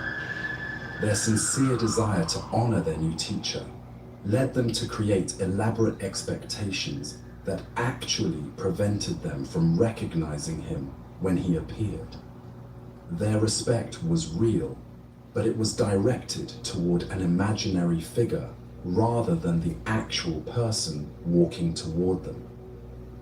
This ancient wisdom illuminates how often we miss the extraordinary because we're scanning for the spectacular. In our daily lives, we overlook profound insights from unexpected sources because the messenger doesn't fit our preconceptions about who should be teaching us. The wisdom of a child gets dismissed because we expect profundity from adults. The insight of a homeless person gets ignored because we associate wisdom with success and status. Consider how many opportunities for learning and growth we might miss because they arrive through humble channels. The co-worker who seems ordinary but offers exactly the perspective we need. The difficult situation that appears problematic but contains precisely the lesson our soul requires. The simple practice that seems too basic but holds the key to breakthrough. Zen teachings illuminate another aspect of this story through the concept of beginner's mind. Master Sengai's humble appearance wasn't a disguise or an affectation. It reflected his genuine lack of attachment to impressive presentations and social status. True wisdom often travels light, unencumbered by the heavy baggage of reputation and expectation. The monks' shock upon learning their bedraggled traveler's identity points to a fundamental misunderstanding about the relationship between realization and appearance. We imagine that enlightened people should look enlightened, that wise teachers should present themselves in ways that immediately command respect and recognition.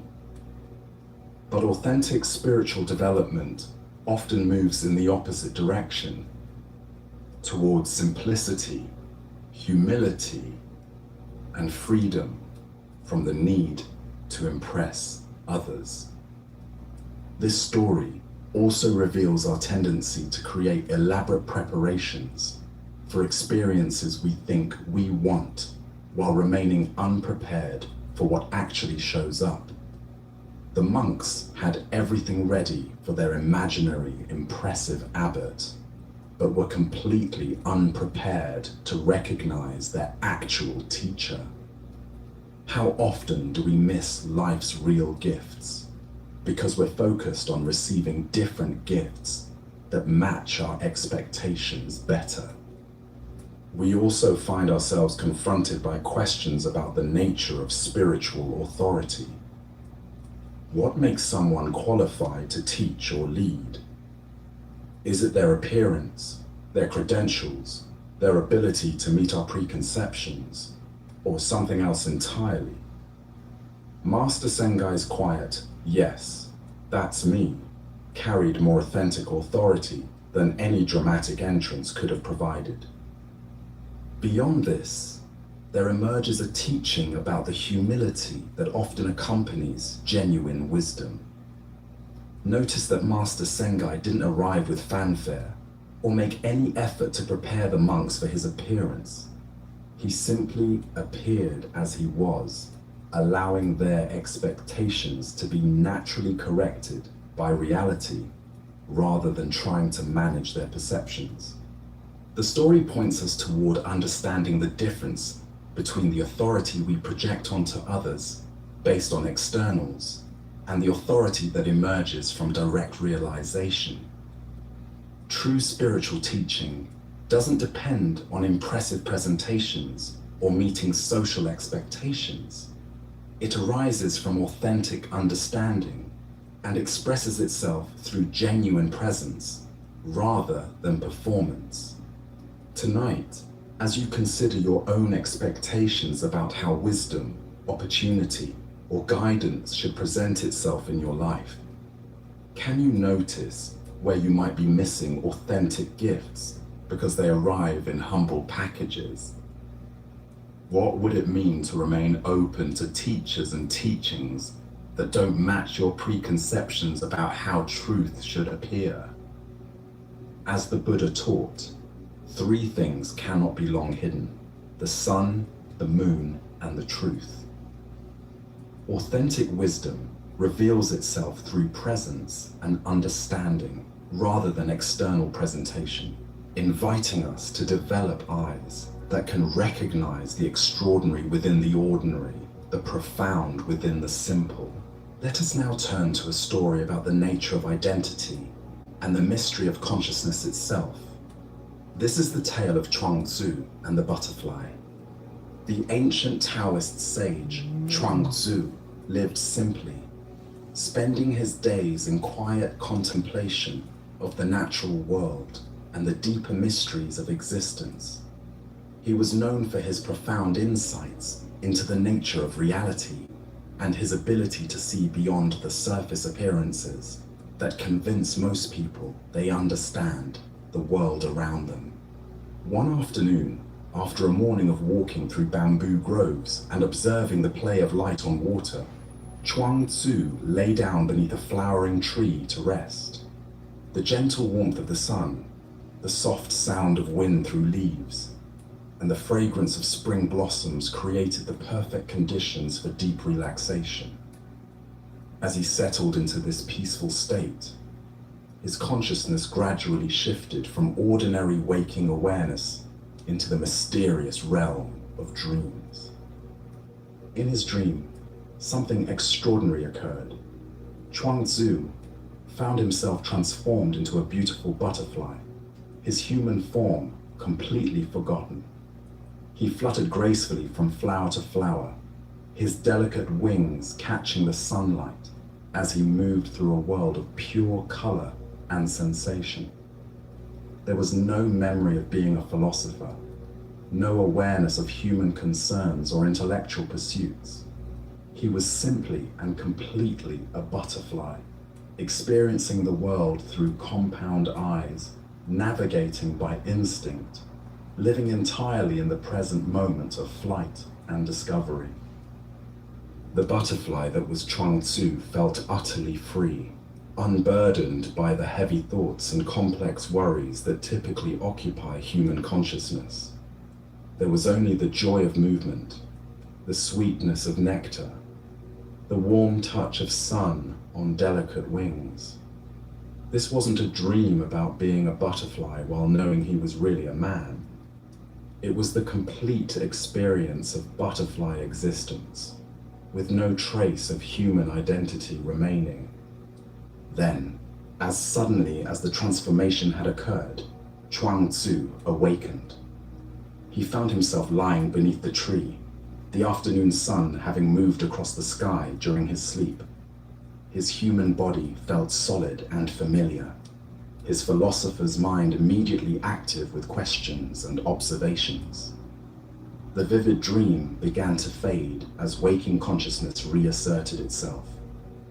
But instead of simply dismissing the experience as an unusual dream, Chuang Tzu found himself puzzled by a profound question that challenged everything he thought he knew about identity and reality. He sat up slowly, still feeling the lingering sensation of flight, and pondered the implications of what had just occurred.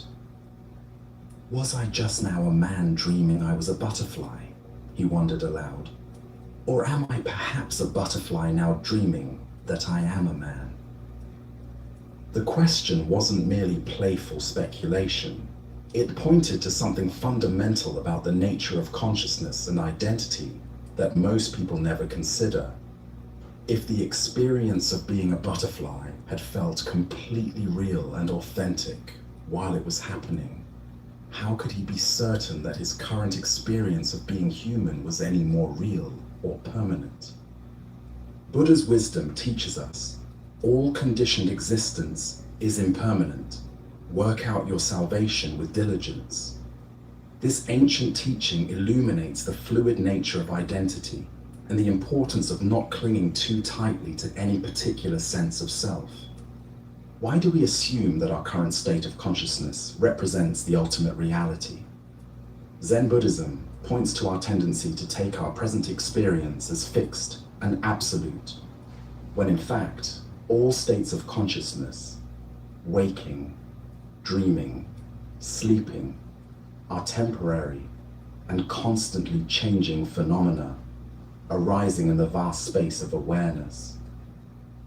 Chuang Tzu's question challenges our basic assumptions about who and what we are. During the dream, the butterfly identity felt completely authentic and real. Upon waking, the human identity seems equally authentic and real. But which one represents his true nature? Or is perhaps the question itself based on a false premise? Consider your own experience of identity throughout different states of consciousness. Are you the same you when you're dreaming as when you're awake?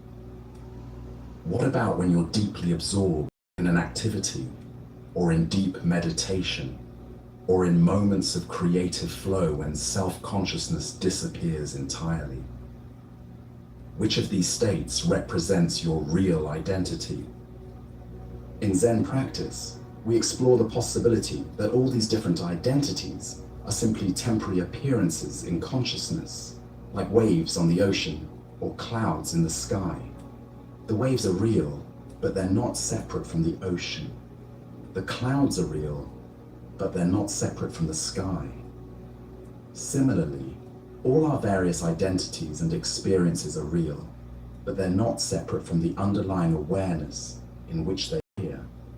The butterfly dream reveals something profound about the nature of transformation and possibility.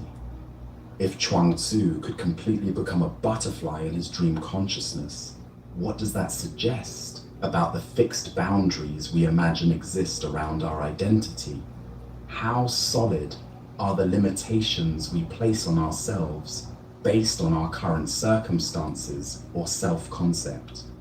Zen Master Dogen taught, to study the way is to study the self.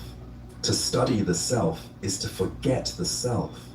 Chuang Tzu's experience points to the same teaching. The more deeply we investigate the nature of selfhood, the more we discover that our fixed ideas about identity begin to dissolve. The Buddha said, "Form is emptiness, emptiness is form." The man and the butterfly are both real and both empty of permanent, independent existence. They are temporary formations in the field of consciousness, each authentic while present, each naturally dissolving to make way for whatever comes next. Look deeply at your own sense of identity. How much of who you think you are is based on roles, memories, and concepts that are actually quite fluid and changeable? What would remain if you let go of your attachment to being any particular type of person? Tonight, as you move between waking consciousness and the dream state, can you remember Chuang Tzu's profound question? Can you hold your identity lightly, recognizing that whether you're experiencing yourself as human or butterfly, worker or dreamer, the awareness in which all these experiences arise remains constant and unbound? As the Buddha observed, everything is impermanent. Strive on with awareness. The man dreams of being a butterfly. The butterfly dreams of being a man. But the dreaming itself, the pure capacity for experience, remains as vast and free as the sky, untouched by whatever temporary forms dance within it. Now, let us explore a Zen story about the unexpected power that emerges from true humility. This is the tale of the monk whose greatest strength lay hidden beneath apparent weakness. Busugai was born into a family of renowned warriors, inheriting not only their fierce courage, but also their formidable physical power. Despite entering Buddhist orders at the tender age of 12, he never abandoned his martial training. Under monastic robes beat the heart of a fighter who had mastered archery, horsemanship, and every traditional combat art. His strength was legendary. It was said he could punch a hole through almost anything. The monks at his temple called him the monk with punching power, though few outside the monastery knew of his extraordinary abilities. During the turbulent mid-19th century, Japan was convulsed by civil unrest as old orders crumbled and new powers emerged. Into this chaos came a warrior band known as the New Elite, ambitious fighters who had come to Kyoto hoping to seize power in the changing political landscape.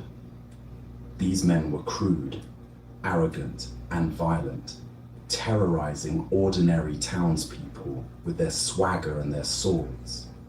They considered themselves above both law and courtesy, taking what they wanted and harming anyone who opposed them. One afternoon, Butsugai was walking quietly through Kyoto's streets when the sound of clashing bamboo practice swords drew his attention. Following the noise, he found himself outside the New Elite's quarters, watching through a window as the warriors trained. His monk's curiosity about martial technique overcame his usual discretion, and he lingered to observe their methods. Several warriors noticed the raggedly dressed monk peering in at them. Angered by what they saw as spying, they stormed outside and surrounded him aggressively. "What do you think you're doing here?" they demanded. "Who gave you permission to watch our training?" Butsugai bowed humbly, his voice soft with apology. "Please forgive me, honored warriors. I am only a simple monk who has just come down from the mountains. I heard sounds of training and was curious. I meant no offense." The warriors exchanged knowing glances, seeing an opportunity for cruel entertainment. "Anyone who spies on our training must know something about martial arts," they declared with menacing grins. "We insist that you demonstrate your skills. Come inside and face us." Despite his protests, Butsugai could not refuse without seeming cowardly.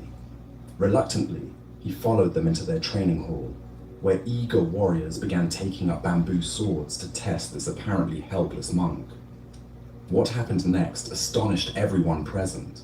Without showing the slightest alarm or aggression, Butsugai took his iron ceremonial scepter, a ritual object no one would have considered threatening, and began defending himself. Each warrior who attacked found his bamboo sword smashed to pieces by the monk's precise, effortless movements. One after another they came, and one after another their weapons were destroyed. Within minutes, several dozen elite fighters had been overcome by a single ragged monk who seemed barely to be trying. The sound of combat drew the attention of Kondo Isamu, the leader of the new elite, and a warrior of fearsome reputation. Stepping into the training hall with a spear in his hands, he announced, "Your skills are too much for these young knights, monk.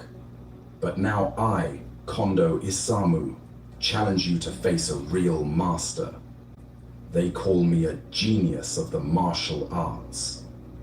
Suddenly, Butsugai's entire demeanor changed. His eyes went wide with terror, and he threw himself to the ground in abject prostration. "Kondo Isamu," he cried out, "I have heard your legendary name. Your reputation as a martial genius is known throughout Japan. A wandering monk like me could never hope to stand against someone of your incredible skill. Please, have mercy and let me go." This display of apparent cowardice only emboldened Kondo further.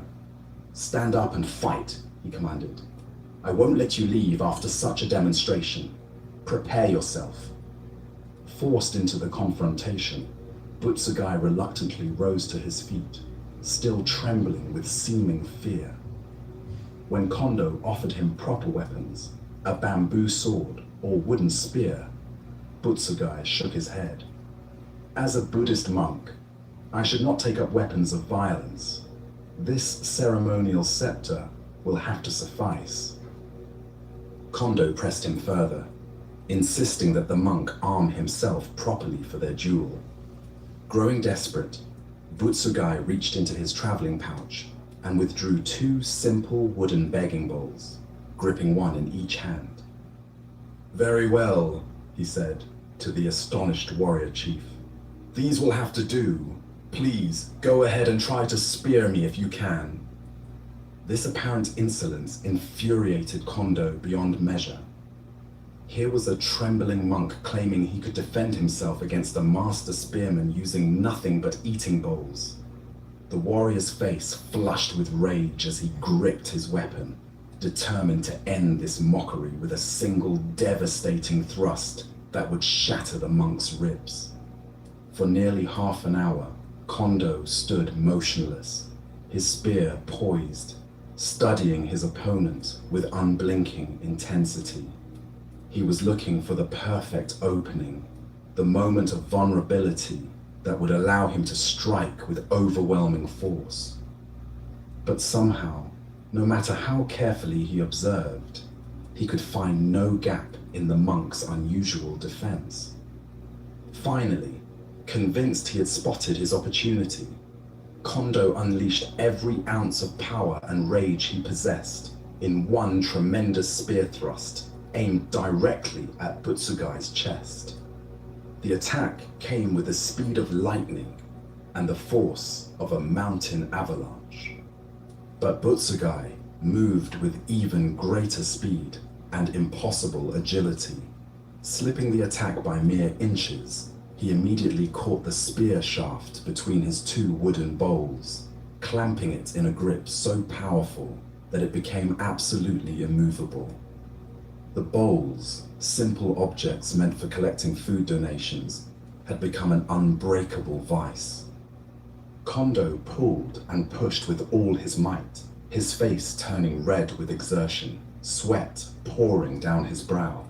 He twisted the spear this way and threw his entire body weight against it, but could not free his weapon from the monk's impossible grip. The harder he struggled, the more securely trapped his spear became between those ordinary begging bowls. After allowing this futile struggle to continue for some time, Butsugai suddenly released the spear with a piercing shout that seemed to shake the very walls.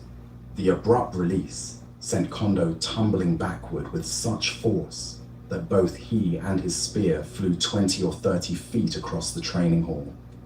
Kondo lay stunned for a moment, then slowly rose to his feet. All his arrogance had evaporated. Bowing deeply to Butsugai, He spoke with genuine humility and respect. "Your skills are truly extraordinary, far beyond anything I have ever encountered. Who are you, really?" "I am simply a wandering monk named Butsugai," came the quiet reply. "So you are the famous monk with a punch," Kondo exclaimed, finally understanding who he had been facing. From that moment forward, he treated his former opponent with the greatest reverence. Word of this encounter spread throughout the ancient capital, and Butsugai's reputation grew far beyond the monastery walls. Yet when he completed his Zen studies and went into seclusion to deepen his realization, he showed no interest in fame or worldly success. Soon, however, people began gathering around him to study both Zen and martial arts, drawn by his unique combination of spiritual wisdom and physical mastery. A young swordsman once sought him out, asking for instruction. When Butsugai inquired about his purpose, the young man gave a remarkable answer: "I have come to die at the teacher's fists." Impressed by this attitude of total surrender, Butsugai allowed the swordsman to stay and presented him with a verse to contemplate. Even the power of the howling spirit, a single layer of mosquito netting. Through meditation on this paradoxical teaching, the young man eventually achieved deep understanding of what he called the hidden essence of jiu-jitsu, the gentle art. He later became renowned throughout Western Japan, always crediting Butsugai's verse for his insight. Despite receiving invitations from major barons who offered him the finest temples and luxurious accommodations, Butsugai remained in a poor temple until his death, wearing simple clothing and living contentedly on the bare necessities, never seeking anything beyond what he needed. Ancient Buddhist wisdom tells us, the sage does not attempt anything very big and thus achieves greatness. Here we discover how true power often conceals itself behind apparent weakness, and how genuine humility can be the most potent force of all. Why do we associate power with aggression and dominance, rather than with skillful restraint? Our conditioning teaches us that strength must be displayed to be real, that victory requires the humiliation of opponents, that true mastery announces itself loudly. Butsugai's example reveals the profound difference between force and power, between conquest and mastery. This tale unveils the sophisticated strategy that emerges from genuine spiritual development. Butsugai's apparent terror before Kondo wasn't cowardice, but tactical brilliance. By allowing his opponent to become overconfident and enraged, he created the very conditions that made victory possible. His humility wasn't weakness, but the highest form of martial intelligence. The transformation from iron scepter to wooden bowls represents something profound about authentic spiritual power. The scepter, a symbol of religious authority, worked effectively against the ordinary warriors. But when facing the master, Butsugai instinctively reached for the most humble tools of his trade, begging bowls that represented his dependence on others' generosity.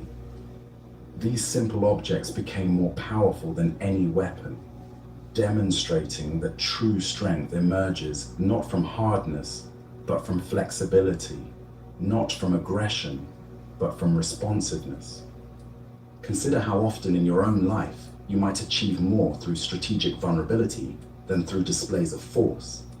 How many conflicts could be resolved more elegantly through apparent yielding than through direct confrontation? What would shift if you trusted that your genuine humility might be more influential than your attempts to prove your strength or correctness? Butsugai's verse about the mosquito netting points to the deepest level of this teaching. Even the most overwhelming force can be neutralized by the gentlest, most flexible response. A mosquito net stops insects not through hardness, but through appropriate positioning. Water defeats rock not through aggression, but through persistent gentleness. True martial arts, like authentic spirituality, finds the path of least resistance that accomplishes the greatest good. Zen master Takuan taught, the mind that is anxious to win will meet with certain defeat. Butsugai's victory came not from wanting to defeat anyone, but from responding appropriately to each moment. Against the ordinary warriors, appropriate response meant efficient defense. Against their leader, it meant appearing weak until the perfect moment for revelation. The young swordsman's declaration that he came to die at the teacher's fists represents the attitude that authentic learning requires, the willingness to let our false confidence, our ego's need to appear strong, our attachment to seeming invulnerable, all be destroyed in encounter with genuine mastery. Tonight, as you reflect on your own relationship to strength and weakness, can you sense the difference between power that needs to prove itself and power that serves from concealment? Can you feel how your genuine humility might be more transformative than your attempts at impressiveness? As the Buddha taught, better than 1,000 hollow words is one word that brings peace. Sometimes the gentlest response carries the greatest power to transform conflict into understanding. Let us keep going on our journey through these Zen teachings with a story that takes us back to the very beginning of spiritual seeking, reminding us that the innocent questions of childhood often contain the deepest wisdom. This is the flounder. When Master Ryokan was just 6 or 7 years old, long before he would become known for his wisdom and gentle compassion, he was simply a small boy living in his family home and subject to the ordinary expectations and disciplines that parents impose on their children. Like all children, he sometimes struggled with the routines and demands of family life, occasionally testing the boundaries of what was acceptable behavior. One particular morning, young Ryokan had slept later than was considered appropriate for a child his age.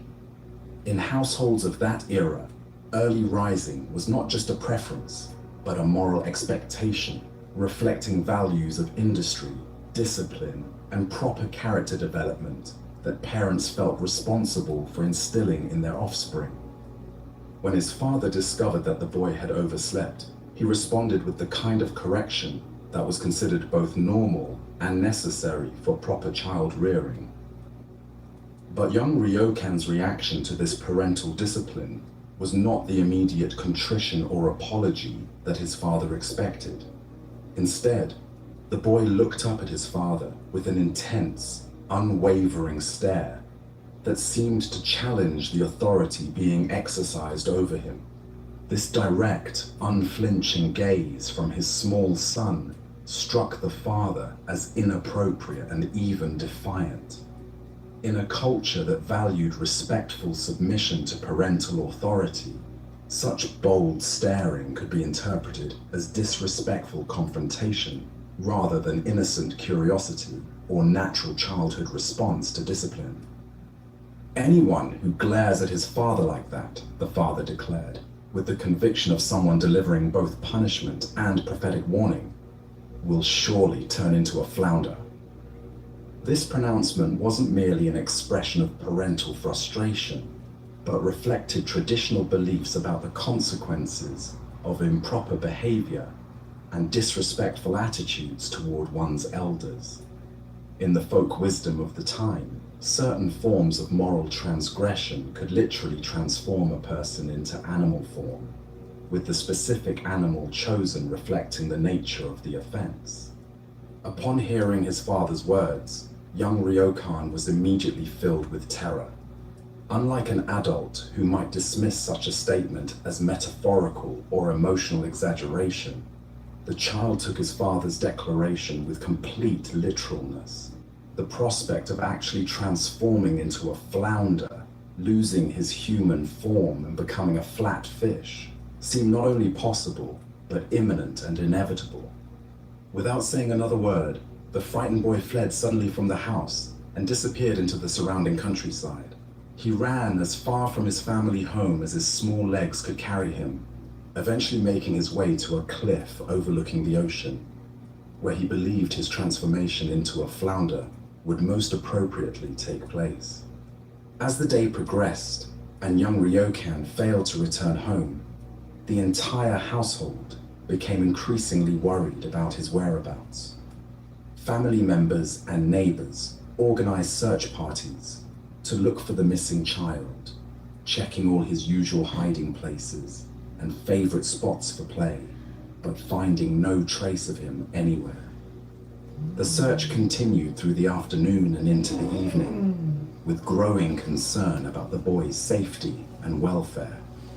Finally, as darkness began to fall, the searchers discovered young Ryokan sitting alone and dejected on the cliff by the ocean, staring out at the waves that he believed would soon become his natural habitat.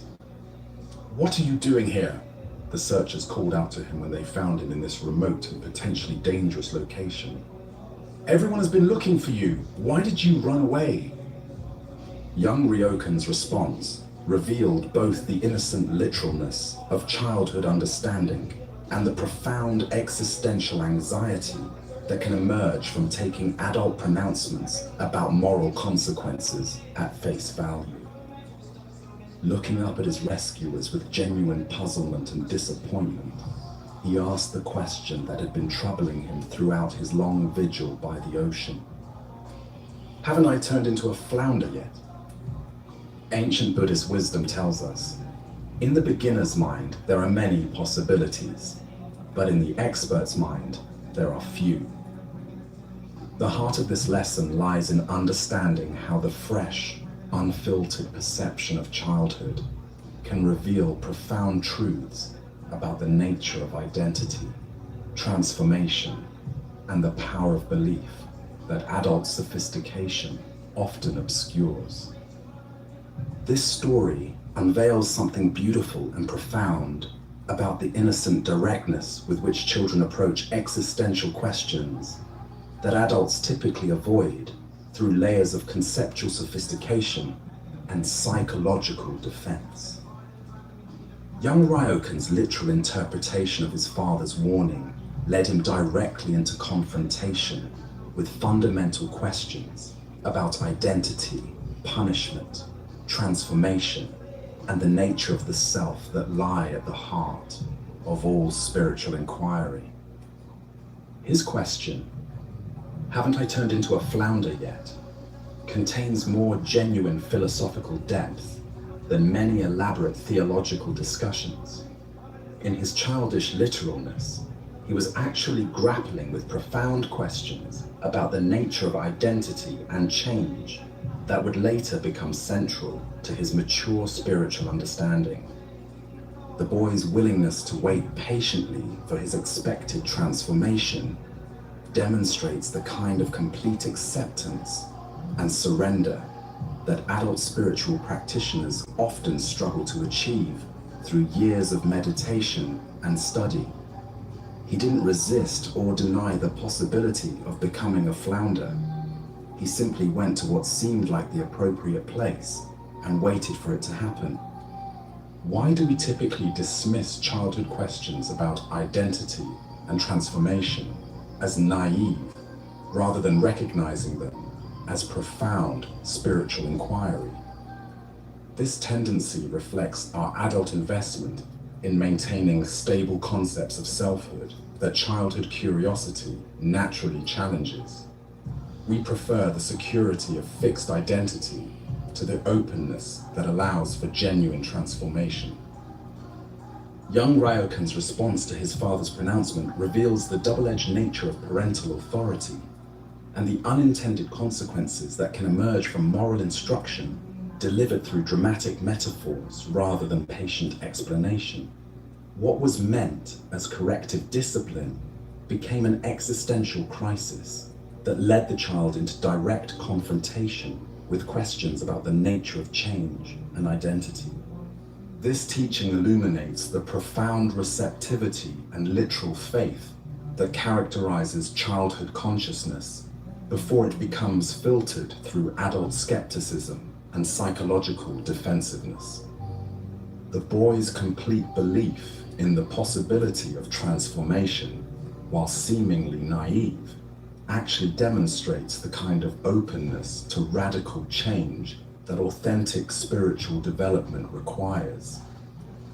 His vigil by the ocean represents something touching and profound about the human willingness to face anticipated consequences with courage rather than denial. Unlike adults who might try to rationalize away unwelcome possibilities or distract themselves from difficult realities, young Ryokan went directly to where he believed his transformation would occur and waited with patient acceptance. This story also reveals how often our deepest spiritual insights emerge from taking seriously questions and possibilities that conventional wisdom dismisses as impossible or irrelevant. The child's literal interpretation of metaphorical language led him into genuine contemplation of transformation and identity that most adults avoid through interpretive sophistication. We can observe similar dynamics in many areas where childlike directness reveals truths that adult complexity obscures. The innocent questions that cut through elaborate explanations to expose underlying assumptions. The simple observations that reveal the arbitrary nature of social conventions. The natural curiosity about existence that isn't yet constrained by concepts of what's reasonable to wonder about. Zen practice cultivates what might be called mature innocence, the ability to approach profound questions with the same fresh directness that young Ryokan brought to his father's pronouncement, while integrating adult understanding and discernment. This involves recovering the capacity for wonder and literal engagement with possibilities that sophisticated thinking often dismisses. The image of the small boy sitting alone by the ocean, waiting patiently to become a flounder, captures something essential about the spiritual journey itself. The willingness to go to the edge of our known world and wait there with openness for whatever transformation life might bring, even if that transformation challenges everything we think we know about who we are. Additionally, our minds tend to assume that spiritual maturity involves moving beyond the simple questions of childhood toward more complex and sophisticated understanding. But this story suggests that the deepest wisdom often involves returning to childhood's direct engagement with existential mysteries, informed by adult experience, but not constrained by adult assumptions about what's possible. The story points us toward understanding that authentic transformation often requires the kind of radical openness to change that young Ryokan demonstrated, the willingness to wait patiently at the edge of the unknown, ready to become whatever life requires us to become, even if it challenges our most basic assumptions about our own nature. Tonight, as you consider your own relationship to transformation and change, can you recover some of young Ryokan's innocent willingness to take seriously the possibility of profound alteration in your own nature?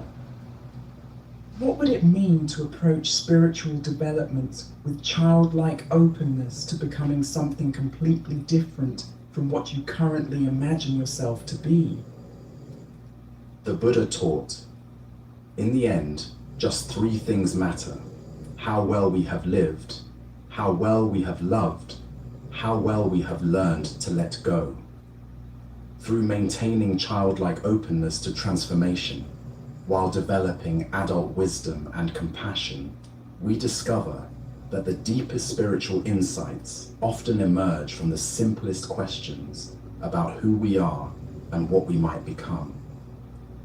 The boy who wondered if he had turned into a flounder was already engaging with the fundamental koan of identity that would guide his entire spiritual journey. The recognition that what we are is far more fluid and mysterious than we typically imagine. Let us now explore a story about the difference between tentative engagement and wholehearted commitment in spiritual practice. This is the teaching of the Master's book and the student's hesitation. In the peaceful courtyard of a mountain monastery, where morning light filters through ancient pine trees and the air carries the sound of distant temple bells, a Zen master meets with a sincere student who has come seeking guidance on deepening his spiritual practice. The student's face shows the earnestness of someone genuinely committed to growth, yet something in his manner suggests an underlying reluctance to fully surrender to the path. The master, recognizing the student's dedication while also sensing his unconscious resistance, offers specific guidance designed to cultivate greater consistency and depth in meditation. I recommend that you sit in meditation 3 times each day, the master suggests with gentle authority. Morning, afternoon, and evening practice will provide the structure and repetition needed for your understanding to mature. The student listens attentively, nodding his head in apparent agreement as he considers this advice. The recommendation seems reasonable and well within his capabilities. He has been meditating sporadically and feels ready to increase his commitment to the practice. After a moment of contemplation, he responds with what he believes to be appropriate humility and realism. "Yes, Master," he says with sincere respect. "I will give it a try." The master receives this response with a slight nod, then turns to retrieve a book he has been carrying. As he pivots, the book appears to slip from beneath his arm and falls toward the ground. What follows seems almost comedic in its apparent clumsiness. The master bends to pick up the book, but somehow misjudges the distance, reaching for it, but grasping empty air several centimeters away from where the book actually lies. Again and again, the master reaches for the book, each time missing it by the same small margin. His efforts appear genuinely frustrated, as if he cannot understand why he cannot complete this simple task. His hand passes above the book, beside it, but never quite connects with the object he is clearly trying to retrieve.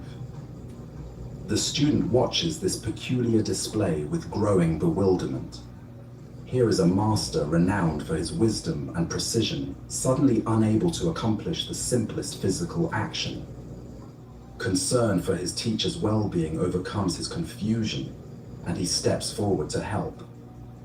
"Allow me, Master," the student says, approaching the fallen book. Without difficulty, he bends down, grasps the book firmly, and straightens up to offer it to his teacher. The master's response is swift and startling. Instead of accepting the book with gratitude, he strikes it from the student's hands with enough force to send it flying across the courtyard. His voice carries uncharacteristic sharpness as he speaks. "I did not ask you to pick up the book. I only asked you to give it a try." As the Buddha observed, a jug fills drop by drop. Here we discover the essential difference between the tentative engagement that tries and the complete commitment that simply does what needs doing. Why do we so often hedge our spiritual commitments with escape clauses and mental reservations? Buddhist psychology reveals that trying language reflects the ego's resistance to total engagement. By saying we will try to meditate, attempt to be more compassionate, or work on being present, we create subtle psychological distance from fully embodying these practices. The student's promise to try meditation revealed an unconscious assumption that failure remained an acceptable option. This built-in excuse provided comfort for his ego, but undermined the wholehearted engagement that transformed understanding into wisdom. True practice requires what Zen calls no escape mind, complete presence with whatever we've chosen to undertake. The master's demonstration with the book brilliantly exposed the difference between these two approaches. When he tried to pick up the book, he failed repeatedly, despite having the obvious capability to succeed. When the students simply picked it up without mental commentary about trying, the task was accomplished effortlessly. This teaching points to something deeper than mere semantics. The language of trying often masks unconscious ambivalence about change. Part of us wants to develop spiritually, while another part resists the dissolution of familiar patterns. Trying allows both parts to feel satisfied. We can claim spiritual effort while maintaining unconscious permission to fall short.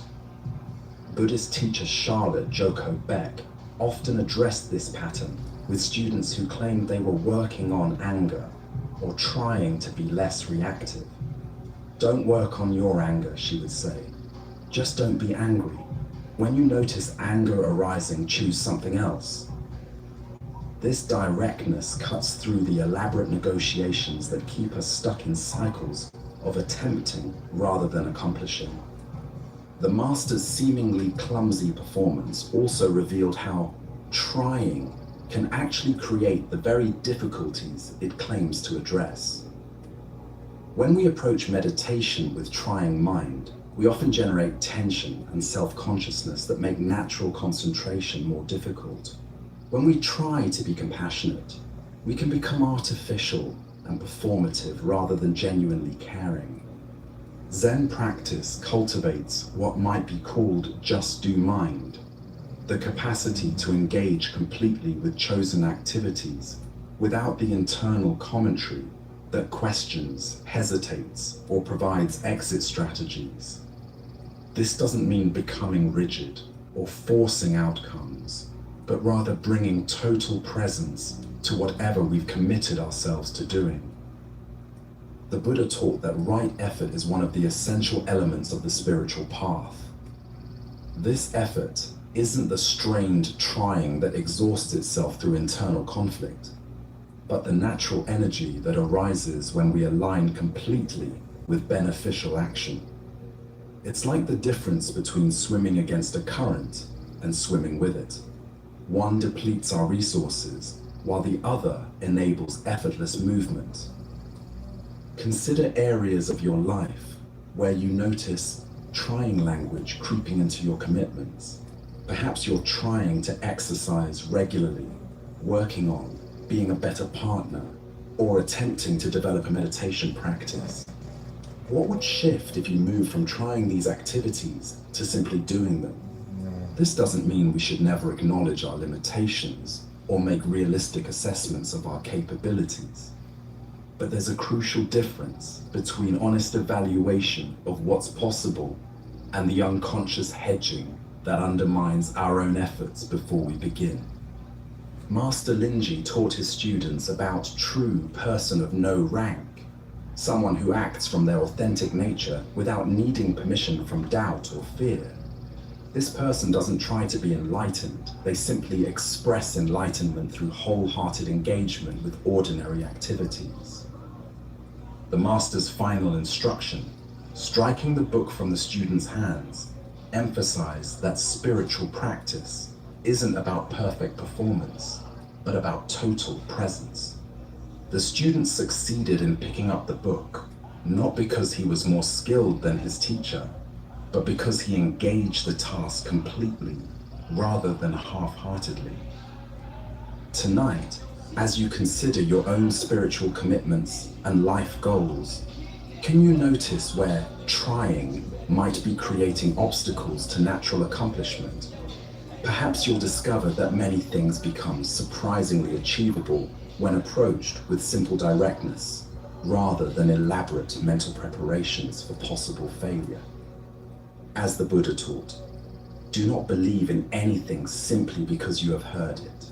Do not believe in anything simply because it is spoken and rumored by many, but after observation and analysis, When you find that anything agrees with reason and is conducive to the good and benefit of one and all, then accept it and live up to it. This includes accepting that wholehearted commitment often proves more effective than tentative trying, and living up to that understanding through complete engagement with whatever path we choose to walk. Let us now turn to a tale that reveals how deeply our ego can hide, even from ourselves. This is the story of the Prime Minister's lesson. In the grand capital of the Tang dynasty, where golden palaces rose toward heaven and scholars debated philosophy in moonlit gardens, there lived a man of extraordinary accomplishments. The Prime Minister had earned his position through brilliance in both statecraft and military strategy, defending the empire from invaders while crafting policies that brought prosperity to millions. His name was spoken with reverence throughout the land, and his counsel was sought by the emperor himself. Yet despite his worldly success, the Prime Minister considered himself a humble student of the Buddha's teachings. Each week, he would leave behind the silk robes and ceremonial duties of his office, donning simple clothes to visit his beloved Zen master in a modest temple on the outskirts of the city.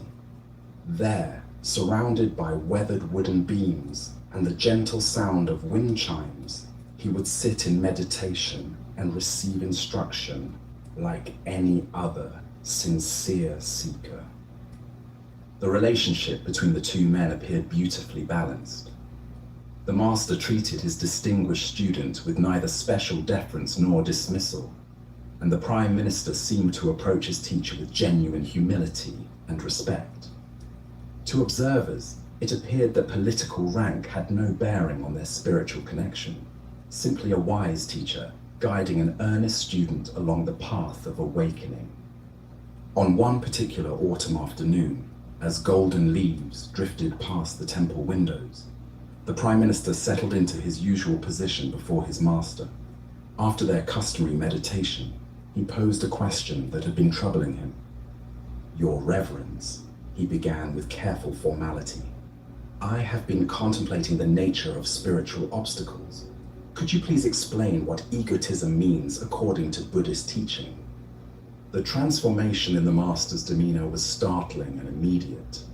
His face flushed deep red, his eyes flashed with apparent anger, and in a voice dripping with condescension and contempt, he snapped back harshly. "What kind of stupid question is that? Have you learned nothing in all your visits here?" The Prime Minister recoiled as if physically struck. Never had his teacher spoken to him with such disrespect. His own face grew hot with indignation. How dare this simple monk, who had never governed provinces or led armies, speak to him in such a manner? Did he not understand to whom he was speaking?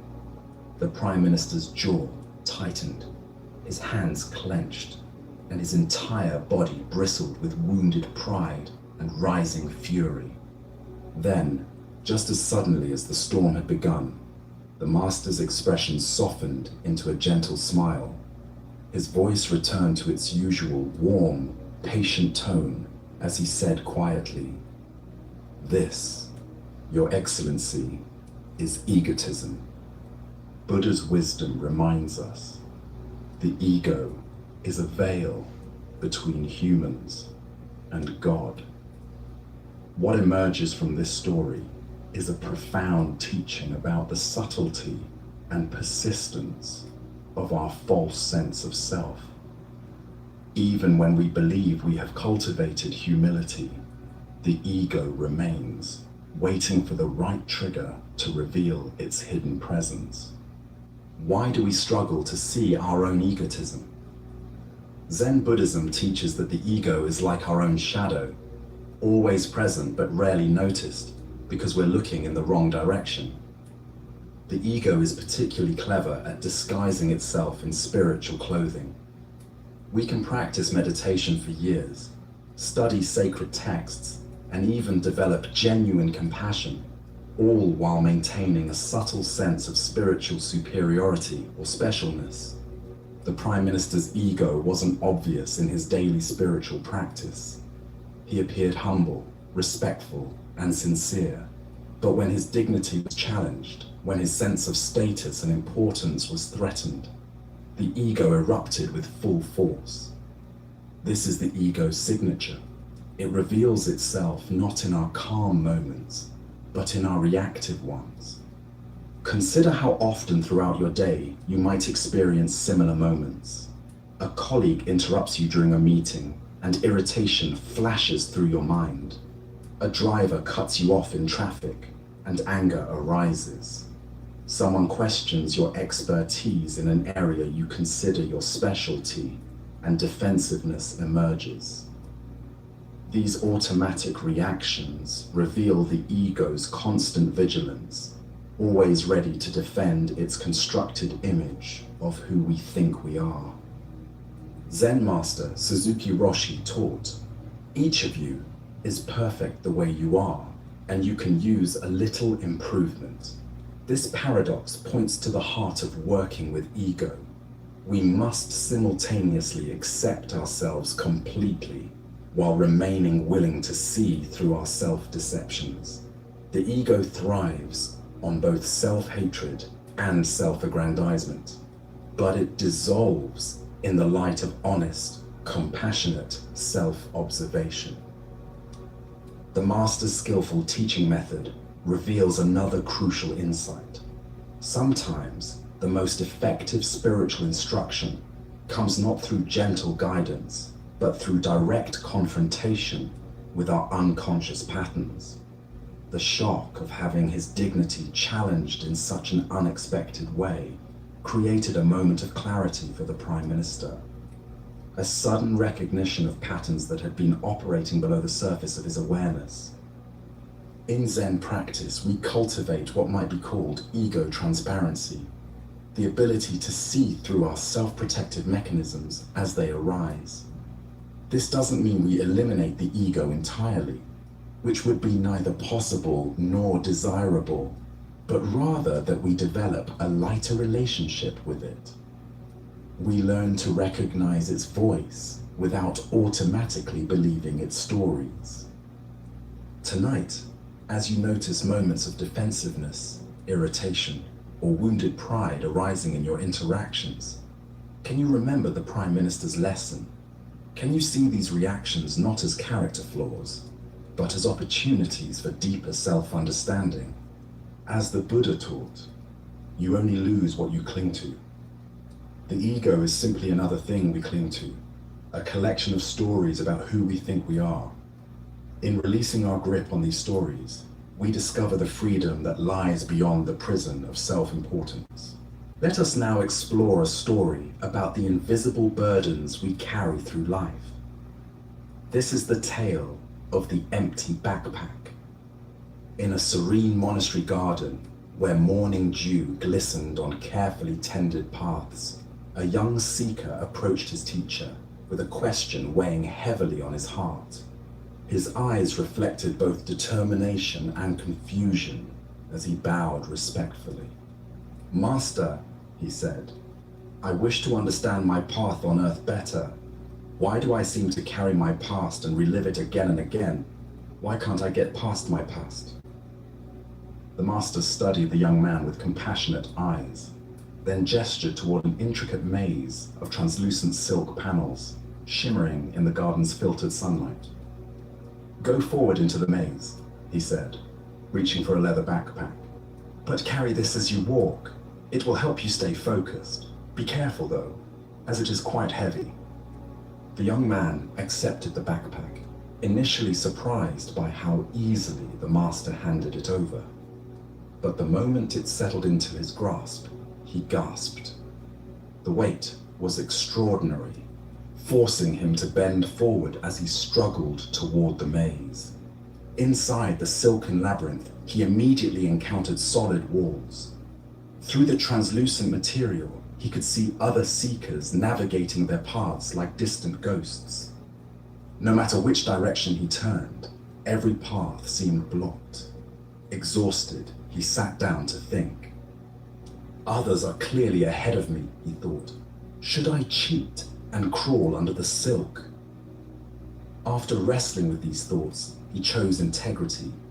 As he stood with renewed resolve, an opening magically appeared. Progress felt rewarding until he faced another wall. This time, good intentions yielded no results.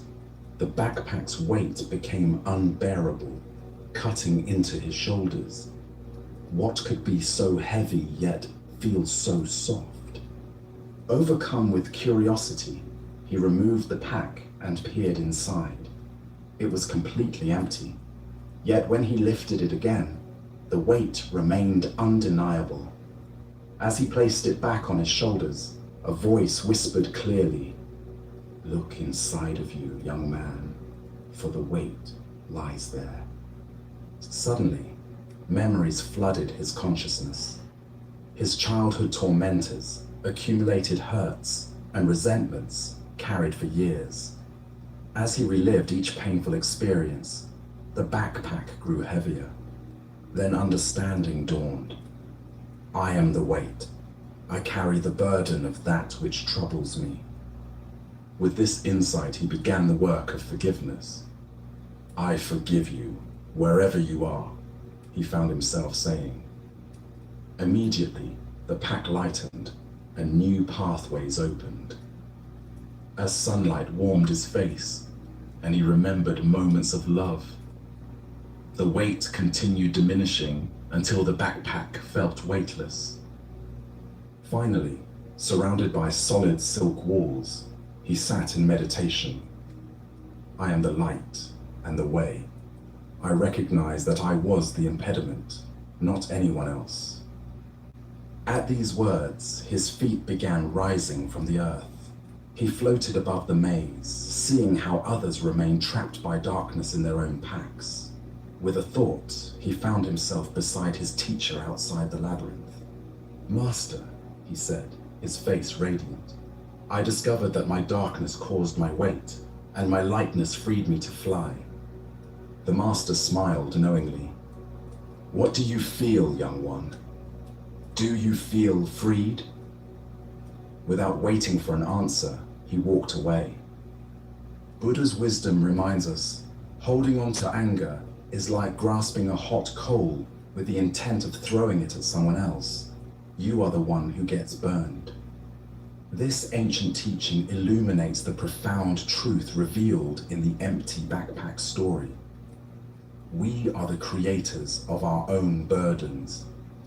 What emerges from this tale is recognition that our past does not imprison us. Our relationship to our past does. The young seeker discovered that suffering came not from what others had done, but from his unwillingness to release those experiences. The empty backpack represents the invisible weight of unprocessed emotions and unhealed wounds we carry through life. Why do we cling so tenaciously to our pain? First is our identification with wounds. We derive identity from grievances, thinking, I am someone who was wronged, rather than I experienced wronging, but I'm not defined by it. Second is our addiction to the familiar. Even painful emotions become comfortable because they're known. Third is our misunderstanding of forgiveness, believing it means condoning harmful behavior, rather than freeing ourselves from resentment's prison. Consider how this plays out daily. The colleague who received credit for your idea still triggers anger. The parent who criticized you decades ago still influences your self-talk. Each is an invisible item in your backpack, weighing you down. Zen teacher Jack Cornfield taught, forgiveness is giving up all hope of having had a different past. We cannot change what happened, but we can change our relationship to what happened. The energy spent maintaining grievances could be redirected toward creating the life we actually want. The floating represents lightness available when we release psychological burdens. This isn't about bypassing pain, but processing experiences fully and choosing freedom over familiarity, growth over grievance. Tonight, as you prepare for rest, what invisible weight might you be carrying? Perhaps it's time to examine what you've been holding on to and ask, does this serve my highest good, or is it time to set it down? As the Buddha taught, you yourself, as much as anybody in the entire universe, deserve your love and affection. The path to freedom begins with radical self-forgiveness and willingness to travel light through life's inevitable challenges. Let us now turn to a tale about the dissolution of identity and the profound questioning that can lead to sudden awakening. This is Whose Child Are You? In the village of Hina lived a woman named Masa, whose life had been shaped by loss and determined by an unwavering commitment to spiritual understanding. After her husband's death left her alone to raise their young son, she could have chosen the conventional path of remarriage or devoted herself entirely to practical survival. Instead, she made a decision that would transform both her life and her understanding of reality itself. Masa became a dedicated student of Zen under the instruction of Master Gadatsu at Muryoji Temple. Her practice was not casual or part-time. She approached it with the intensity of someone who understood that genuine awakening requires complete commitment.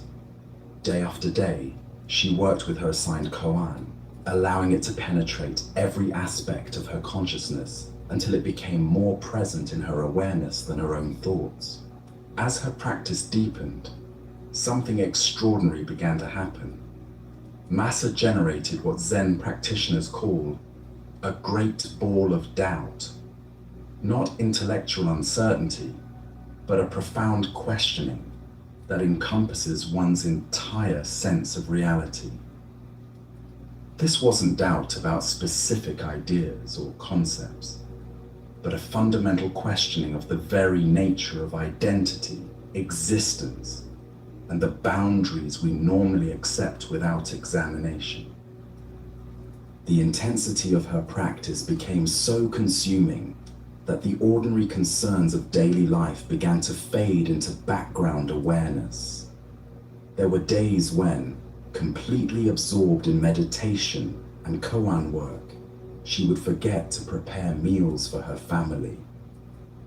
The kitchen would remain cold and unused while she sat in deep contemplation, wrestling with questions that reached to the very core of existence. One day, when her son returned home from his daily activities, expecting to find his mother engaged in her usual household routines, Masa looked at him with the eyes of someone seeing through the conventional structures of identity and relationship. "Whose child are you?" she inquired, her voice carrying a quality of genuine curiosity rather than maternal recognition. Her son, startled and confused by this strange question from his own mother, responded as any child would. "Mama, what are you saying? What kind of question is that?" But Masa's inquiry had emerged from a place beyond conventional social roles and family relationships. "All right," she replied with obvious satisfaction, as if her son's confused response had confirmed something important.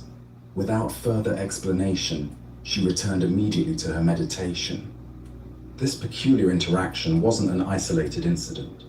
For several days, whenever her son appeared, Masa would greet him with the same disorienting question. "Whose child are you?" Each time, the boy would express bewilderment at his mother's behavior, and each time she would respond with the same satisfied, "All right," before returning to her practice. Then suddenly, like lightning illuminating a dark landscape, Masa experienced complete enlightenment. In a single moment of perfect clarity, all the questioning, all the doubt, all the intense practice resolved into direct understanding that transcended every category of knowledge she had previously known. As the Buddha observed, all that we are is the result of what we have thought. The mind is everything, what we think we become. This teaching points us toward understanding how the complete questioning of our assumed identities can lead to the discovery of our essential nature beyond all categories and roles. This ancient wisdom illuminates the profound process of spiritual inquiry that goes beyond intellectual questioning to challenge the very foundations of how we understand ourselves and our relationships. Massa's question, "Whose child are you?" wasn't addressed to her son's social identity, but to the deeper mystery of existence itself. Who are any of us, really, beyond the roles and relationships we assume? Her intense koan practice had brought her to the point where conventional identities began to dissolve. Mother, son, family relationships, social roles, all of these suddenly appeared as mental constructs rather than absolute realities. This wasn't a rejection of love or responsibility, but a seeing through the limitations that these categories can place on our understanding of what we essentially are. Why does such complete questioning of identity lead to awakening rather than confusion or despair? Zen Buddhism teaches that our suffering arises largely from our attachment to fixed ideas about who and what we are. When we can question these assumptions thoroughly enough, we discover the boundless awareness that exists prior to all identifications. The great ball of doubt that Massa generated represents one of the most important aspects of authentic spiritual practice. This isn't skepticism or cynicism, but a profound openness that questions everything we think we know about reality, including our most basic assumptions about self and other, inside and outside, existence and non-existence. Her absorption in practice to the point of forgetting daily responsibilities might seem irresponsible, but it actually demonstrates the total commitment required for genuine breakthrough. Half-hearted questioning produces half-hearted insights. Massa's complete dedication created the conditions necessary for fundamental transformation. This story reveals something crucial about the nature of enlightenment. It often comes not through gradual accumulation of knowledge, but through sudden recognition that transcends all previous understanding. The intensive questioning and doubt create the conditions, but the actual awakening happens in a moment of complete clarity that dissolves all questions. We can observe similar patterns of questioning in many areas of personal growth and understanding. The scientist who questions fundamental assumptions about how nature works. The artist who challenges conventional ideas about beauty and expression. The person in relationship who questions what love really means beyond social expectations. The son's confused responses, "Mama, what are you saying?" represent our normal reaction when someone challenges our basic categories of understanding. We typically want to return to familiar ground rather than allowing fundamental assumptions to be questioned. But Massa's "all right" responses suggest that confusion and questioning are exactly the right responses when we're touching something essential. This teaching also points us toward understanding the difference between social identity and essential nature. We spend most of our lives identified with roles: parent, child, professional, citizen. But spiritual awakening reveals the awareness that exists prior to and beyond all these temporary identifications. Zen practice cultivates what might be called identity fluidity, the ability to function within social roles while not being trapped by them. When Massa asked, "Whose child are you?" she was pointing toward the mystery of existence that precedes all our conventional answers about who belongs to whom and how we're related. Additionally, our minds tend to assume that spiritual questioning should be gentle and gradual, but profound transformation often requires the kind of intensive inquiry that challenges everything we think we know. Masa's complete absorption in practice created the pressure necessary for genuine breakthrough. The story also reveals how authentic spiritual seeking affects those around us. Her son was initially confused and perhaps disturbed by his mother's behavior, but he was also witnessing a genuine spiritual transformation that would ultimately benefit their entire family by bringing a realized person into their midst. Beyond this, there emerges a teaching about the courage required for complete spiritual honesty. Most of us maintain comfortable boundaries around our questioning, avoiding inquiries that might threaten our sense of security or familiar identity. Masa was willing to question everything, including the most fundamental assumptions about family and relationship. Tonight, as you consider the various identities and roles that typically define your sense of who you are, can you experiment with the kind of questioning Masa brought to her practice? Who are you beyond your job, your relationships, your history, your plans?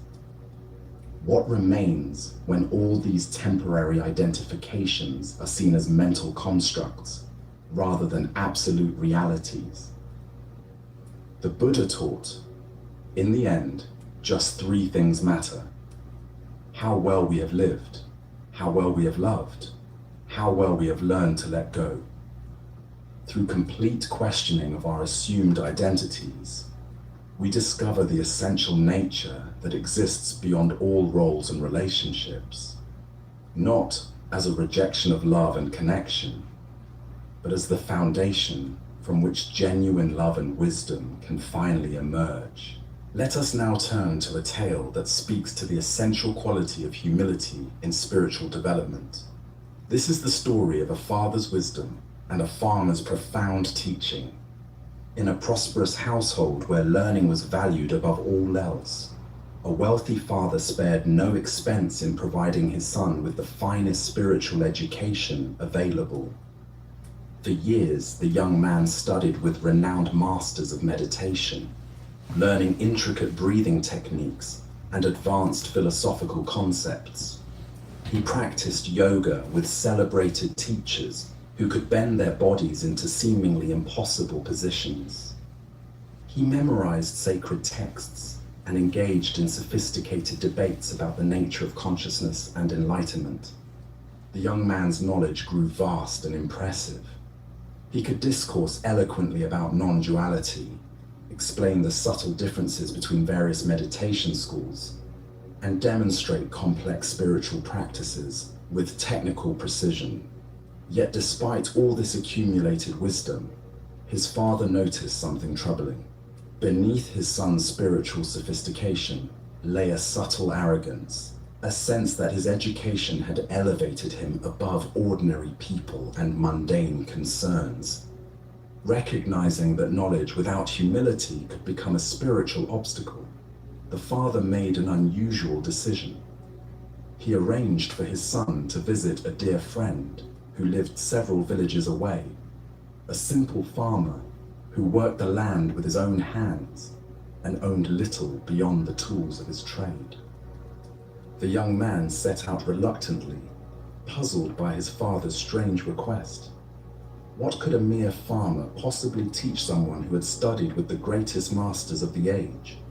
What wisdom could emerge from someone whose hands were dirty with soil and whose concerns centered on weather and crops rather than transcendent truths? When he arrived at the modest farmhouse and explained the purpose of his visit, the farmer listened quietly, studying the young man's bearing and manner. Without offering tea or engaging in preliminary conversation, the farmer gave him a single instruction: bow. The young man inclined his head politely, the sort of respectful nod he might offer to acknowledge an elder. But the farmer shook his head and said firmly, "Deeper." Somewhat confused, the young man bent forward at the waist, bringing his head level with his heart in what he considered a proper bow. Still, the farmer was unsatisfied. "Deeper," he commanded. Now the young man bent much lower, his hands nearly touching the ground, his head below his waist. Surely this was sufficient, but again came the farmer's voice. Bow deeper. Increasingly puzzled, but committed to understanding this strange teaching, the young man dropped to his knees and bowed until his forehead nearly touched the earth. The farmer's response was unchanged. Deeper. Finally, the young man prostrated himself completely, lying flat on the ground with his arms extended before him, his entire body pressed against the soil. Only then did the farmer smile and say gently, "That's the way to do it. Stand up. You may go. Your education is complete." Buddha spoke of this when he said, "Pride goes before a fall, but humility comes before honor." Here we discover that true spiritual maturity isn't measured by the height of our knowledge, but by the depth of our willingness to be taught.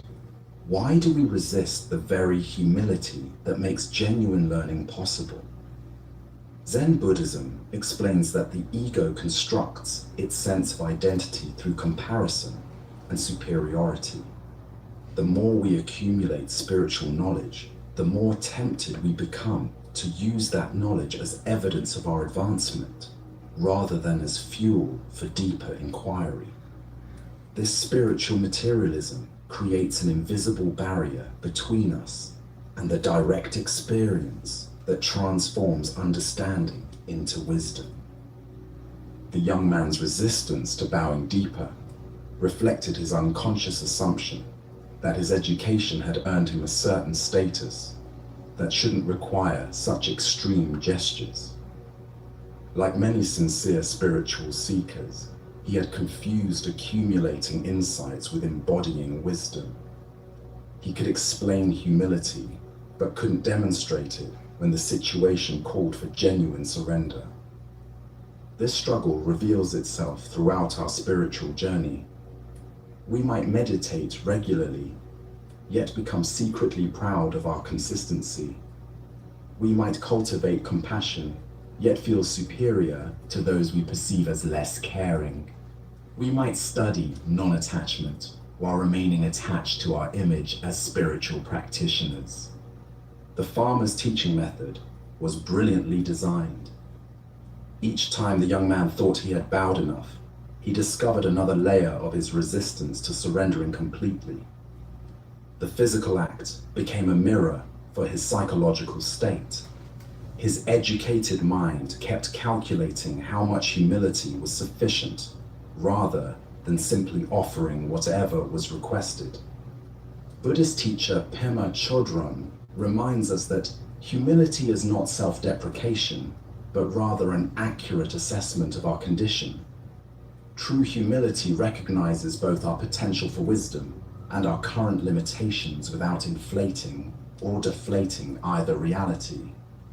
The complete prostration that finally satisfied the farmer represents what Zen calls great death. The ego's willingness to dissolve its carefully constructed self-image in service of something larger. This isn't self-humiliation, but self-liberation, freeing ourselves from the exhausting work of maintaining a spiritual persona. Notice how often your spiritual practice might serve unconscious ego needs.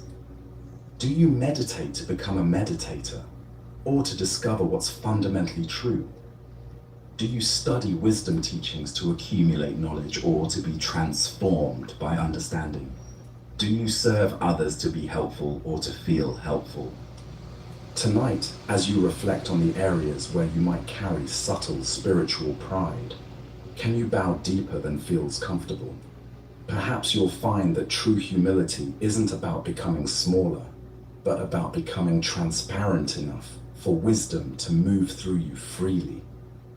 As the Buddha taught, all conditioned things are impermanent. Work out your salvation with diligence. This includes working with the conditioned patterns of spiritual ego that can masquerade as genuine development. As we continue our journey through the wisdom of Zen Buddhism, let us turn to a story about how customs can outlive their purpose. This is the lesson of the monastery cat and the scholars who forgot.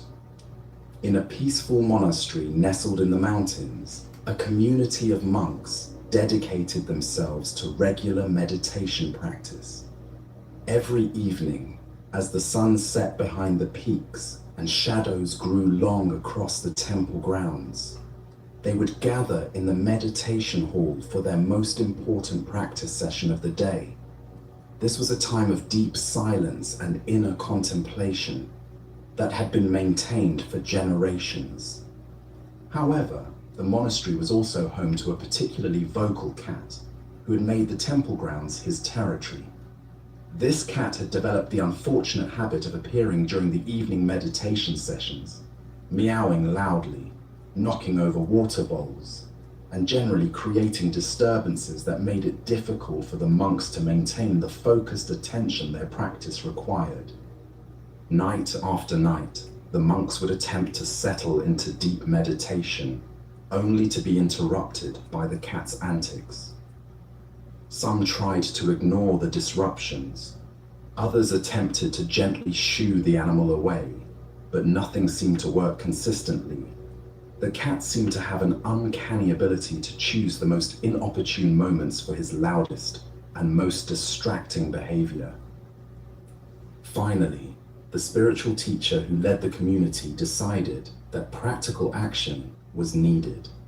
Rather than allowing the evening practice to continue being disrupted, he instructed his students to gently capture the cat before each meditation session and tie him securely in a corner of the hall where he could do no harm. This simple solution proved effective. The cat, though present, could no longer disturb the monks' concentration. Years passed peacefully with this arrangement. The evening meditation sessions proceeded without interruption. The monks deepened their practice, and the cat seemed content enough with his restrained position during the evening hours. This became the established routine that everyone accepted as normal and necessary. When the old teacher eventually died, the monks naturally continued all the practices he had established, including the evening tying of the cat. After all, this had been part of their master's wisdom, a tradition he had instituted for important spiritual reasons. They didn't question whether the practice was still necessary. It had simply become an integral part of their evening routine. In time, the original cat also died, having lived a full life in the monastery. The monks, now thoroughly convinced that having a tied cat was essential to proper meditation practice, went to great lengths to acquire another cat specifically for this purpose. They searched until they found a suitable replacement and continued the tradition without interruption. Generations of monks came and went, each learning from their predecessors that tying a cat during evening meditation was a crucial element of their spiritual practice. None questioned why this was necessary. It was simply how things had always been done in their tradition. Centuries later, learned descendants of the spiritual teacher wrote scholarly treatises about the religious significance of tying up a cat for meditation practice. They developed elaborate theories about the symbolic meaning of the restrained cat, its representation of taming the wild mind, and its importance in creating the proper spiritual atmosphere for contemplation. Buddha's wisdom teaches us, do not believe in anything simply because you have heard it. Do not believe in traditions because they have been handed down for many generations. This tale unveils how easily practical solutions can transform into meaningless rituals when we stop questioning their original purpose. Why do we continue practices long after their usefulness has ended? Simply because they've become traditional. Zen Buddhism emphasizes the importance of understanding the spirit behind forms, rather than blindly following inherited customs that may no longer serve their intended function. The original teacher's decision to tie the cat was purely practical, a simple solution to a specific problem. But over time, this practical measure became ritualized, then sacralized, then analyzed as if it contained profound spiritual meaning that had always been intentional. Consider the various traditions, rules, and customs in your own life, both personal and cultural. How many of these practices do you follow simply because that's how it's always been done, rather than because they serve a current purpose? The monastery's cat represents all the meaningless forms we maintain out of habit rather than wisdom. This teaching applies to spiritual practices, workplace procedures, family traditions, and social customs. Over time, solutions to specific problems can become rigid requirements that persist long after the original problems have disappeared. What began as skillful means becomes empty ritual. In Zen practice, we learn to distinguish between the finger pointing at the moon and the moon itself, between the forms that serve awakening and awakening itself. The tied cat was never the point. Peaceful meditation was the point. But succeeding generations lost sight of this distinction. The Buddha said, "My teaching is like a raft. It is for crossing over, not for holding onto." The cat tying tradition represents what happens when we turn temporary rafts into permanent shrines, mistaking the means for the end. Look deeply at the various practices and traditions you maintain. Which ones still serve their original purpose, and which ones have become empty forms you follow out of habit? What would it mean to honor the spirit of these practices while remaining flexible about their forms? The scholars who wrote treatises about the cat's religious significance weren't intentionally creating false doctrine. They genuinely believed they were preserving important wisdom. But their analysis was built on a foundation they didn't understand, leading to elaborate explanations of something that had never been intended as spiritual practice. Tonight, as you consider the various routines, traditions, and practices in your life, can you remember the original cat and the practical problem it solved? Can you distinguish between forms that still serve their purpose and those that have become meaningless repetition? As the Buddha observed, believe nothing merely because you have been told it. But after observation and analysis, when you find that anything agrees with reason and is conducive to the good and benefit of one and all, then accept it and live up to it. True spiritual maturity involves continuously examining our practices to ensure they serve their intended purpose, rather than simply preserving forms because they've become familiar. Let us now turn to a tale about the thin boundary between heaven and hell within our own hearts. This is the story of the samurai and the gates. In feudal Japan, a battle-hardened warrior named Nobushige sought out the renowned Zen master Hakuin. The samurai's armor bore the conflicts, and his eyes carried the weight of a man who had seen too much violence. He approached the master's simple dwelling with a question that had been burning in his mind since his last campaign. "Master Hakuin," Nobushige said, bowing stiffly in his heavy armor, "I have spent my life fighting for my lord, facing death countless times. Tell me truthfully, is there really a paradise and a hell awaiting us after death?"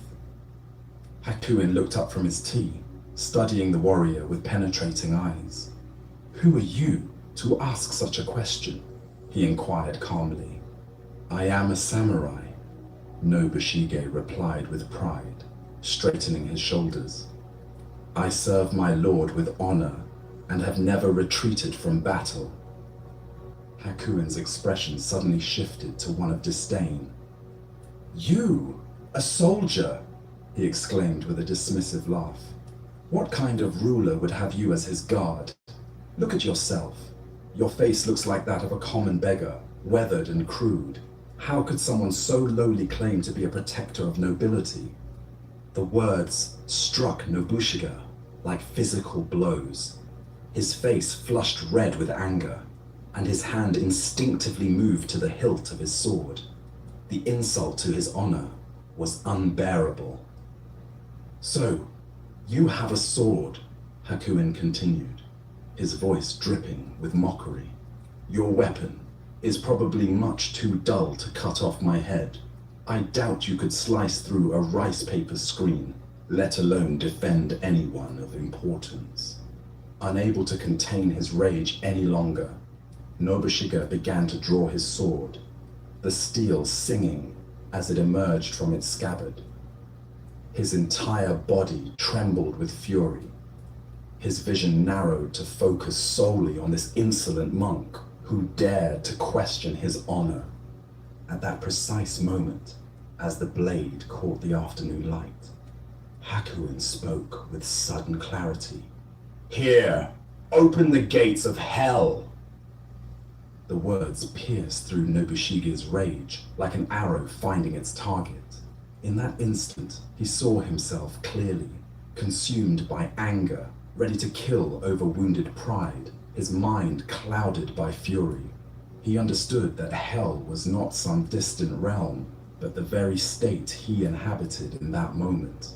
The samurai's hand froze on his sword as recognition dawned across his features. Slowly, with great reverence, Nobushige sheathed his sword and bowed deeply before the master, his anger transformed into profound gratitude. Here open the gates of paradise, Hakuin said gently, his voice now filled with compassion. Buddha's wisdom reminds us, hatred does not cease by hatred, but only by love. This is the eternal rule. What emerges from this story is a startling revelation about the geography of our inner world. Heaven and hell are not distant destinations, but present moment experiences we create through the quality of our consciousness. Why do we so easily find ourselves at the gates of hell? Zen Buddhism points to the three poisons that cloud our minds: greed, hatred, and delusion. When Nobushige's pride was wounded, hatred arose instantly, transforming a peaceful afternoon into a realm of suffering. His entire reality shifted from curiosity about the afterlife to murderous rage in mere moments. The deeper teaching here shows us that we carry within ourselves the capacity for both states. Paradise and hell are not places we go to after death. They are experiences we inhabit while living. Each moment offers us the choice between the hell of reactivity and the paradise of awareness. Consider how often throughout your day similar transformations occur. A critical email arrives, and suddenly your peaceful morning becomes a realm of anxiety and resentment. Someone cuts you off in traffic, and the spaciousness of your drive contracts into a tight knot of irritation. A thoughtless comment from a colleague, and your contentment dissolves into hurt feelings and defensive thoughts. In Zen practice, we cultivate the capacity to recognize these moments of transition. Like Nobushige drawing his sword, we learn to catch ourselves at the very moment we're about to enter hell through our reactions. This recognition itself becomes the key that opens the gates of paradise. Zen master Huang Po taught, "The foolish reject what they see, not what they think. The wise reject what they think, not what they see." When we're caught in reactivity, we're rejecting the present moment, the master's teaching, the opportunity for awakening in favor of our thoughts about how things should be. The Buddha said, "Better than 1,000 hollow words is one word that brings peace." Hakuin's apparent insults were not cruelty but compassion in disguise. By provoking Nobushige's anger so skillfully, he showed the warrior exactly what he needed to see. That hell is a state of mind we enter through our own choices. This teaching invites us to examine our own triggers. What words or situations instantly transport us to hell? Perhaps it's feeling unappreciated at work, being misunderstood by family, or facing unexpected challenges. Each of these experiences offers the same choice Nobushige faced. Will we draw our sword or recognize the teaching? Tonight, as you notice irritation arising in response to some frustration, can you remember Hakuin's lesson? Can you recognize the moment when you're about to enter hell through your reactions and instead choose the paradise of awareness? As the Buddha taught, what we think, we become. In each moment, we are either opening the gates of hell through unconscious reactivity or opening the gates of paradise through mindful presence. Tonight, as we gently conclude our time together, can you feel how the calm you've discovered isn't something you need to chase or create, but rather something that naturally emerges when you simply allow it? Can you notice that the deep quiet you've touched during these stories doesn't live only in ancient teachings, but rests quietly within your own awareness, always available when you remember to look? The Buddha once said, "3 things cannot be long hidden: the sun, the moon, and the truth." As you reflect on this wisdom, remember that the clarity and peace you've experienced tonight aren't temporary gifts that will fade with morning, but enduring truths about your own nature that become visible when the noise of daily life finally settles. Through each story we've shared, you've encountered the same essential understanding expressed in different ways. That struggle diminishes when we stop fighting what we cannot change. That freedom naturally unfolds when we release our desperate need to control, and that genuine tranquility arises from simply observing life without getting caught in endless reactions. Even when your thoughts return tomorrow, even when stress tries to reclaim your attention, the insights you've received tonight have taken root in the depths of your mind, creating a foundation of understanding that will quietly support you in moments when you need it most. Notice, as you prepare for sleep, that these timeless teachings haven't revealed some complicated formula for happiness, but rather the simple art of being fully present to whatever this moment offers. In the stillness that surrounds you now, feel how naturally your breathing has deepened, how easily your body has relaxed, and how peacefully your mind has settled into this gentle rhythm of rest. These ancient stories remind us that profound wisdom doesn't require years of study or special circumstances to access. It reveals itself naturally in the quiet moments when we pause our rushing and simply pay attention to what's already here. Tonight, you've tasted that truth, a truth that becomes clear whenever we stop long enough to notice. As you transition from this peaceful state into tomorrow's activities, take with you not just the memory of these teachings, but the deep sense of calm and understanding they've awakened in you. May this inner quiet remain your constant companion, guiding you through whatever challenges and joys await. Sleep well, and thank you for joining us on this journey at Sleepy Monk.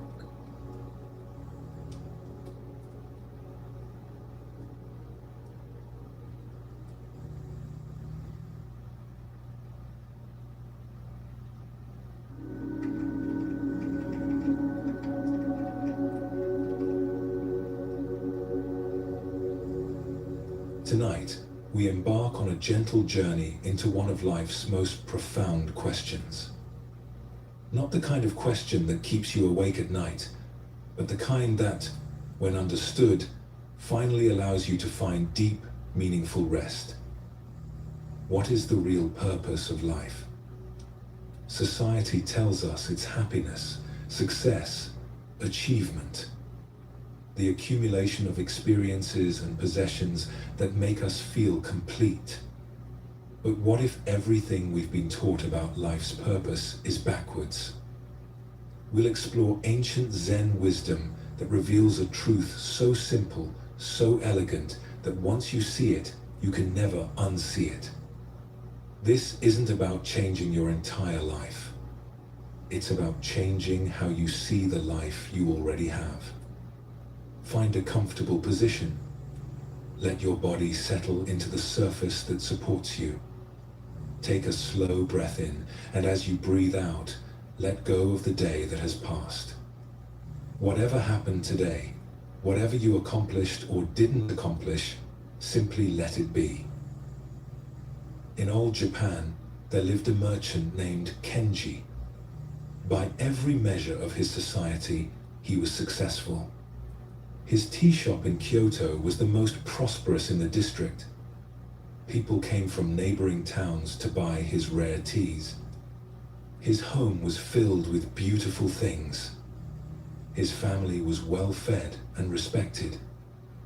Yet every night, as Kenji lay on his silk futon, a strange emptiness would settle over him like morning mist. He would think of all he had achieved, and somehow it felt like nothing at all. The taste of success had become as bland as yesterday's rice. One evening, feeling particularly restless, Kenji decided to take a walk through the bamboo forest near his home. The moon was full, casting silver shadows between the tall stalks. As he walked, he heard the soft sound of someone weeping. Following the sound, he found an old Zen monk sitting beside a small stream. The monk's robe was patched and simple, his begging bowl beside him empty. Yet his tears were not tears of sorrow, but something Kenji had never seen before. They seemed to shimmer with a strange kind of joy. "Master," Kenji said gently, "why do you weep?" The old monk looked up with eyes that held the depth of still water. "I weep because I have everything," he said. "And you, successful merchant, why do you suffer?" Kenji was taken aback. "I don't suffer, master. I have a prosperous business, a fine home, everything a man could want." The monk smiled. "Then why did the emptiness in your chest bring you to the forest tonight?" Kenji felt something turn over in his heart. How could this stranger see what he had hidden even from himself? "Sit," the monk said, patting the moss beside him. "Let me tell you about the two kinds of thirst. As you listen to this story, let your own body sink a little deeper. Feel the weight of your limbs. Notice how your breath moves in and out without any effort from you. Just like Kenji, you may have spent years running towards something, not knowing what you were really seeking." The monk's voice was soft like wind through bamboo. "There is the thirst of the body," he began, "and the thirst of the heart. When your body thirsts for water, you drink, and the thirst is satisfied. Simple. But the heart's thirst is different. The more you drink what the world offers, the thirstier you become." Kenji frowned. "I don't understand." "You achieved success to fill an emptiness. Did the emptiness disappear?" "No," Kenji admitted. "It only grew larger. This is because you were trying to fill a hole that can never be filled from the outside. The harder you try, the bigger it gets. Like trying to satisfy hunger by looking at paintings of food." The monk picked up a smooth stone from beside the stream and held it up in the moonlight. "What do you see?"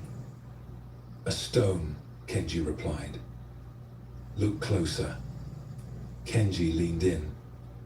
The stone was ordinary grey granite, worn smooth by water. I see a stone, he repeated. Look with your heart, not your eyes. Kenji stared at the stone, and something strange began to happen. The longer he looked without trying to understand or categorize or judge, the more the stone seemed to glow. Not with light, but with a presence he had never noticed before.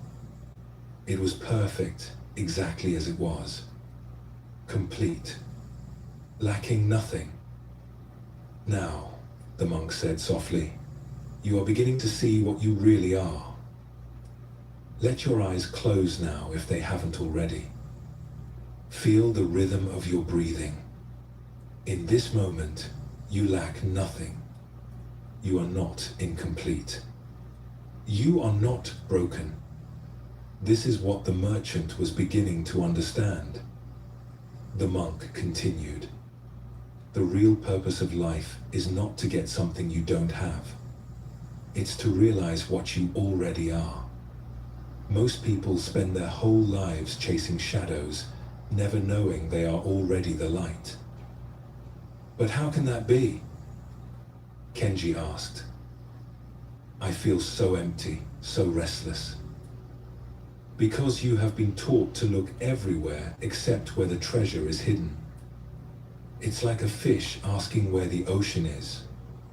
There's an old Zen story about a master and student that illustrates this perfectly. Let this story wash over you like gentle waves. A young monk named Iho was desperate to find enlightenment. He meditated until his legs went numb. He studied texts until his eyes burned. He traveled from temple to temple, seeking the perfect teacher who would finally give him what he lacked. One winter day, he arrived at a small temple where an ancient master lived alone. The master was in his garden, slowly raking fallen leaves. Master, Eijo said, bowing deeply, I have come to receive your wisdom. Please teach me the secret of enlightenment. The old master continued raking without looking up. I'm busy, he said simply. Eijo waited. Hours passed. The master finished raking, then began again in a different pattern. The sun moved across the sky. Finally, as twilight approached, Eijo could contain himself no longer. Master, I have waited all day. When will you teach me? The master stopped and looked at him with eyes like autumn leaves. I have been teaching you all day. I don't understand. You've done nothing but rake leaves. The master smiled. And what were you doing while I raked? Waiting, Eijo said, frustrated. And what were you waiting for? For you to give me enlightenment. Ah, the master said, setting down his rake. And while you were waiting for something you didn't have, what happened to this moment? Eijo opened his mouth to answer, then closed it. He realized he had been so focused on the future teaching that he had completely missed the teaching happening right in front of him. The master's presence. The falling leaves. The sound of the rake on stone.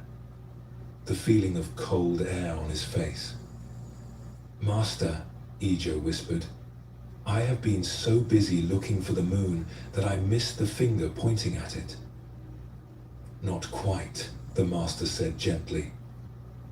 You have been so busy looking for the moon that you missed that you are the moon. Feel your breath moving in and out. You are not breathing to get somewhere else. You are not breathing to become someone different. You are breathing because you are alive, and that aliveness is enough.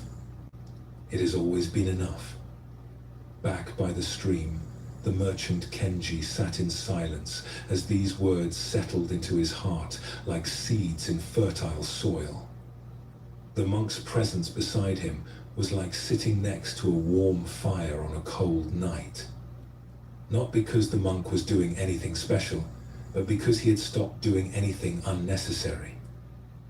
"Master," Kenji said finally, "if what you say is true, why do I feel so driven to achieve, to acquire, to become more than I am?" The monk chuckled, a sound like water over stones. "Because no one ever told you that you were already complete.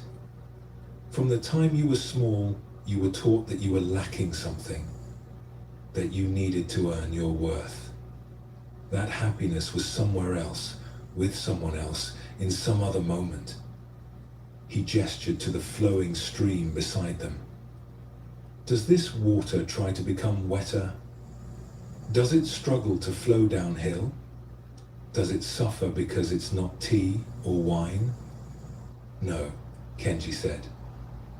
"It simply flows according to its nature. And in that flowing, it finds perfect expression. This is what the sages call wu-wei, effortless action, not trying to be anything other than what you are." The moon had climbed higher, casting everything in silver light. Kenji felt something in his chest beginning to loosen, like a fist that had been clenched for so long he'd forgotten it could open. "But my business, my responsibilities," Kenji said. "Should I abandon everything?" "Why would you abandon anything?" the monk asked. "The stream doesn't abandon being water when it becomes a river. Your work can become an expression of your true nature rather than a desperate attempt to prove your worth." He picked up his empty begging bowl and held it up. "This bowl is most useful when it's empty. Not because emptiness is better than fullness, but because only an empty bowl can be filled. Only an empty mind can receive wisdom. Only an empty heart can be flooded with love.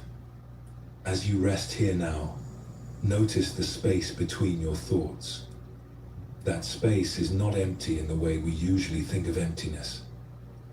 It's full of potential, full of peace, full of the awareness that notices everything without being disturbed by anything." The monk stood slowly, his movements like flowing water. "Come," he said to Kenji. "Let me show you something." They walked deeper into the bamboo forest until they came to a small clearing where the moonlight fell unobstructed. In the center of the clearing was a large boulder, split perfectly down the middle by some ancient force. "What do you see?" the monk asked. Kenji looked at the broken rock. "A boulder that's been damaged, split in two." "Look again," the monk said. "This time, don't look with your ideas about how things should be." Kenji stared at the split boulder. Slowly, his perception began to shift. Instead of seeing a broken thing, he began to see the perfect expression of the forces that had shaped it. The way the moonlight fell into the crack, illuminating the crystal formations inside. The small ferns that had made their home in the crevice. The way the two halves leaned toward each other like old friends. "It's not broken," Kenji whispered. "It's complete exactly as it is." "Yes," the monk said. "And so are you. So is everyone. The crack in your heart that you've been trying to heal isn't damage. It's where the light gets in. This is the first great understanding that Zen offers us about life's real purpose. We are not broken beings trying to become whole. We are not incomplete beings trying to find our missing pieces. We are expressions of life itself, perfect in our imperfection, complete in our incompleteness. Feel this truth settling into your body now. You don't need to understand it with your mind. Let your heart receive it. You are enough. You have always been enough. The purpose of life is not to become something you're not. It's to realize what you've always been. The merchant Kenji walked back through the forest that night with lighter steps than he'd taken in years. Not because his circumstances had changed, but because his relationship to his circumstances had transformed. The emptiness in his chest was still there, but now he understood it differently. It wasn't a lack to be filled. It was space for life to move through him. The next morning, he returned to his tea shop with new eyes. His customers looked different to him now. Not as sources of profit, but as fellow travelers, each carrying their own hidden wholeness. His work felt different too. Not like a burden to prove his worth, but like a dance he was invited to join. Nothing had changed, and everything had changed. This is what happens when we stop asking life to make us happy and start asking what life wants to express through us.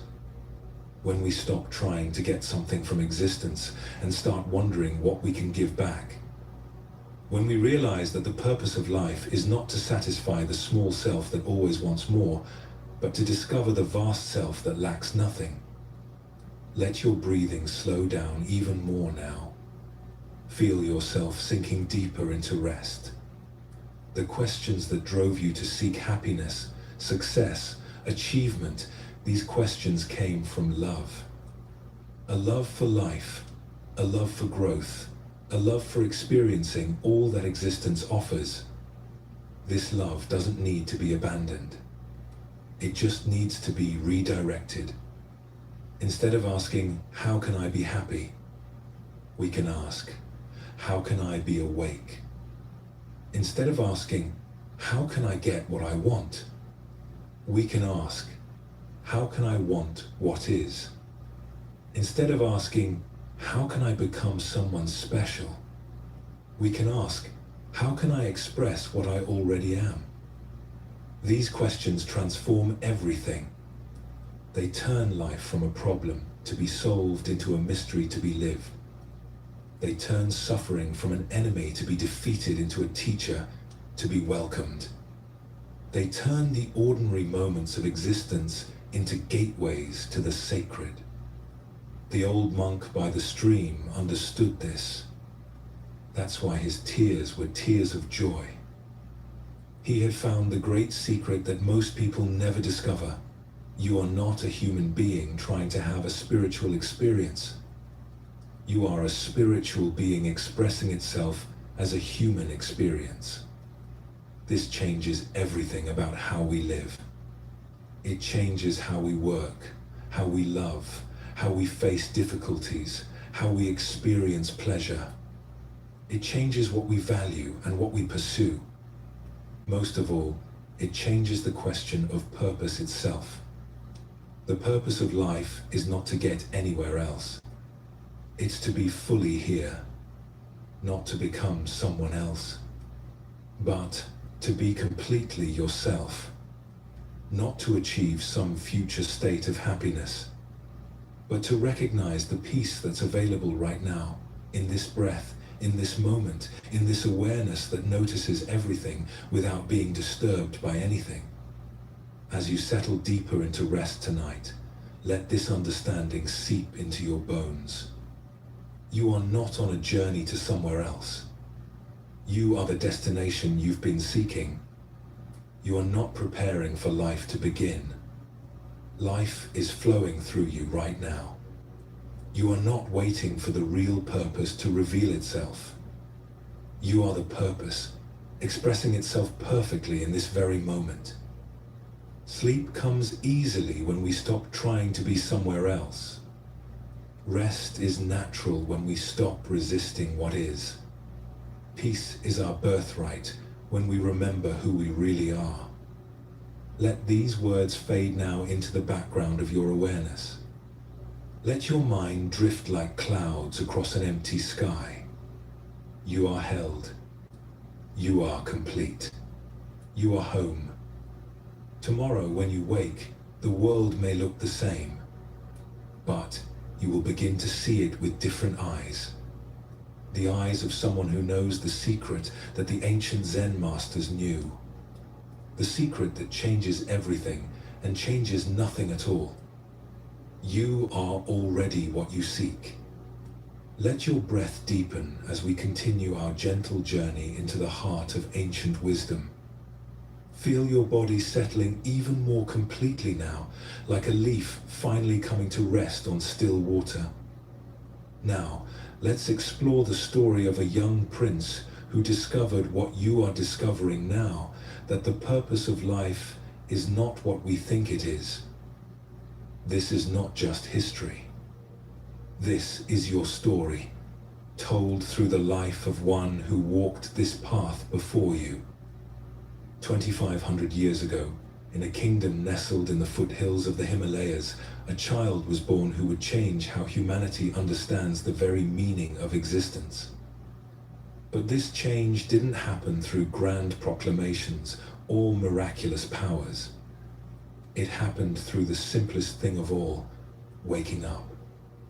The child's name was Siddhartha, and he was born into a palace that was like a dream made real.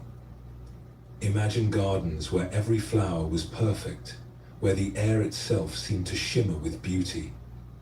Walls covered in silk tapestries that told stories of gods and heroes. Floors of polished marble that reflected the light of golden lamps. As you rest here now, picture yourself in such a place. Feel the soft cushions beneath you, the gentle warmth of sunlight through precious windows, the sound of fountains playing in courtyards filled with jasmine and roses. This was Siddhartha's world, a world designed to satisfy every desire before it could even form. His father, the king, loved his son with the fierce protection that only a parent knows. He had been told by wise men that his son would either become a great ruler or a great spiritual teacher. Wanting to keep his son in the palace, the king made a decision that would shape young Siddhartha's entire understanding of life. He decided that his son would never see suffering.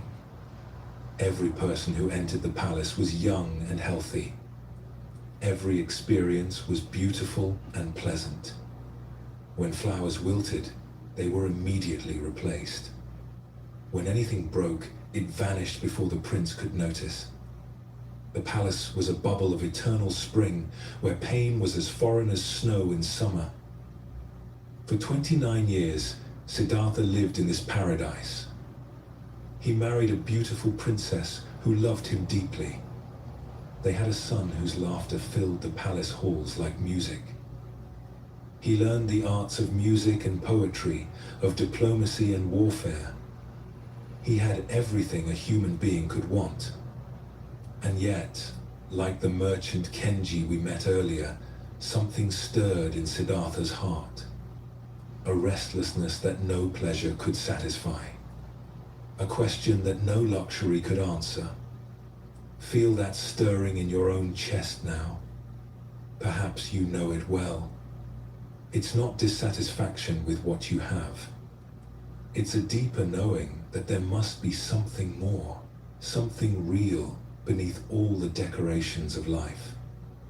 One night, unable to sleep despite the silk sheets and soft music, Siddhartha made a decision that would echo through the centuries.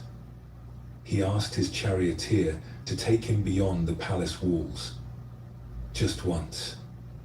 Just to see what lay outside his perfect world.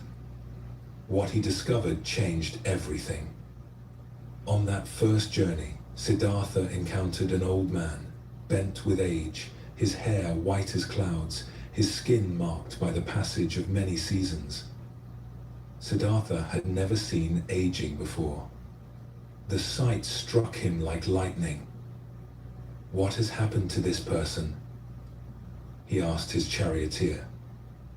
This is old age, my lord. It comes to everyone who lives long enough. Everyone? Siddhartha whispered. Even me? Yes, my lord. Even you. Something cracked open in Siddhartha's understanding that day. The first crack in the shell of his protected life. For the first time, he understood that nothing lasts forever. Not youth, not beauty, not strength. Not even the perfect world his father had built for him. Let this understanding settle gently into your own awareness.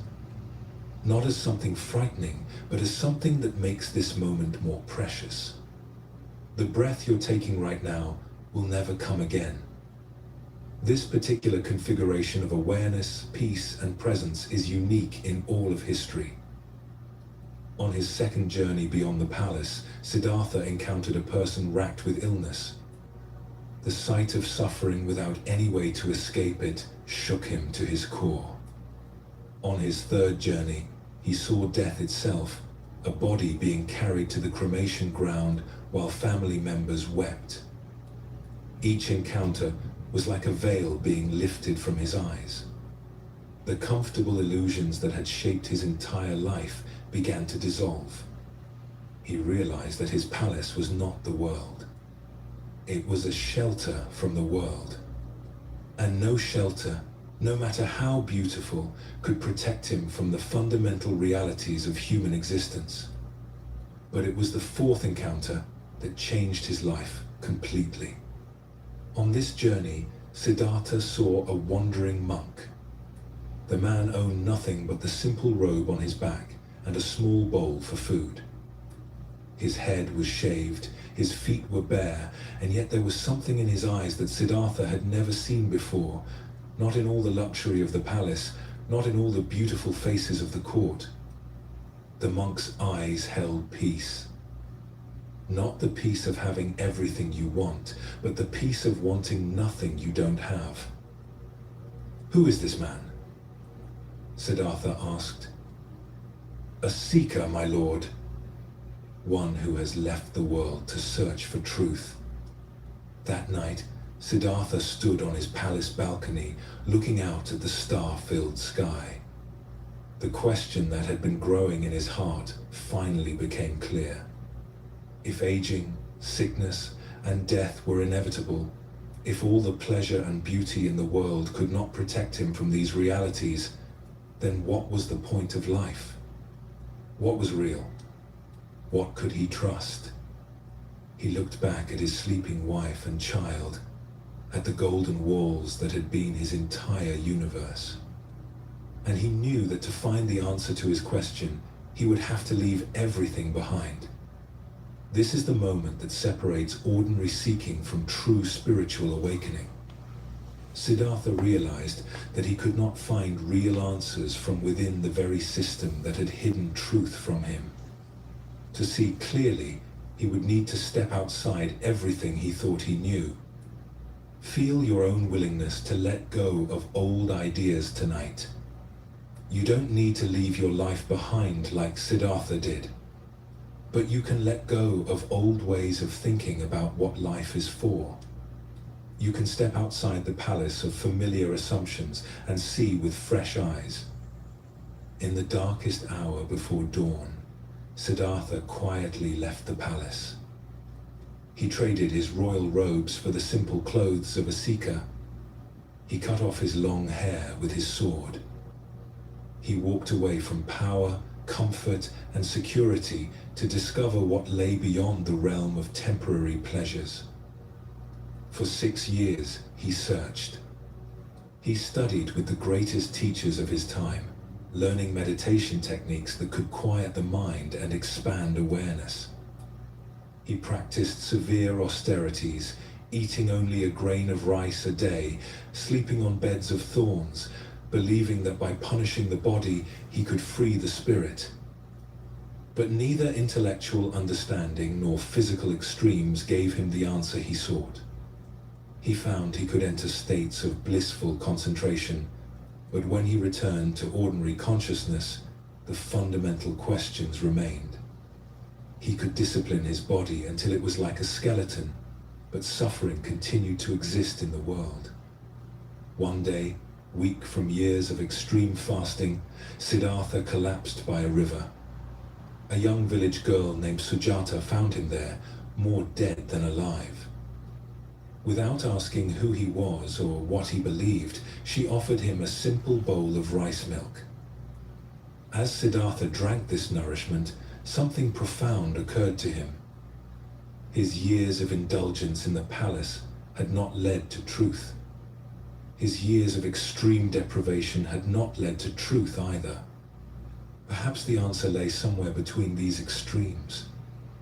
This realization would later become one of the central teachings of his path, the middle way. Neither clinging to pleasure nor pushing it away.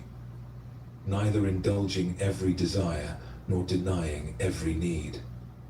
A balanced approach that honors both the body and the spirit.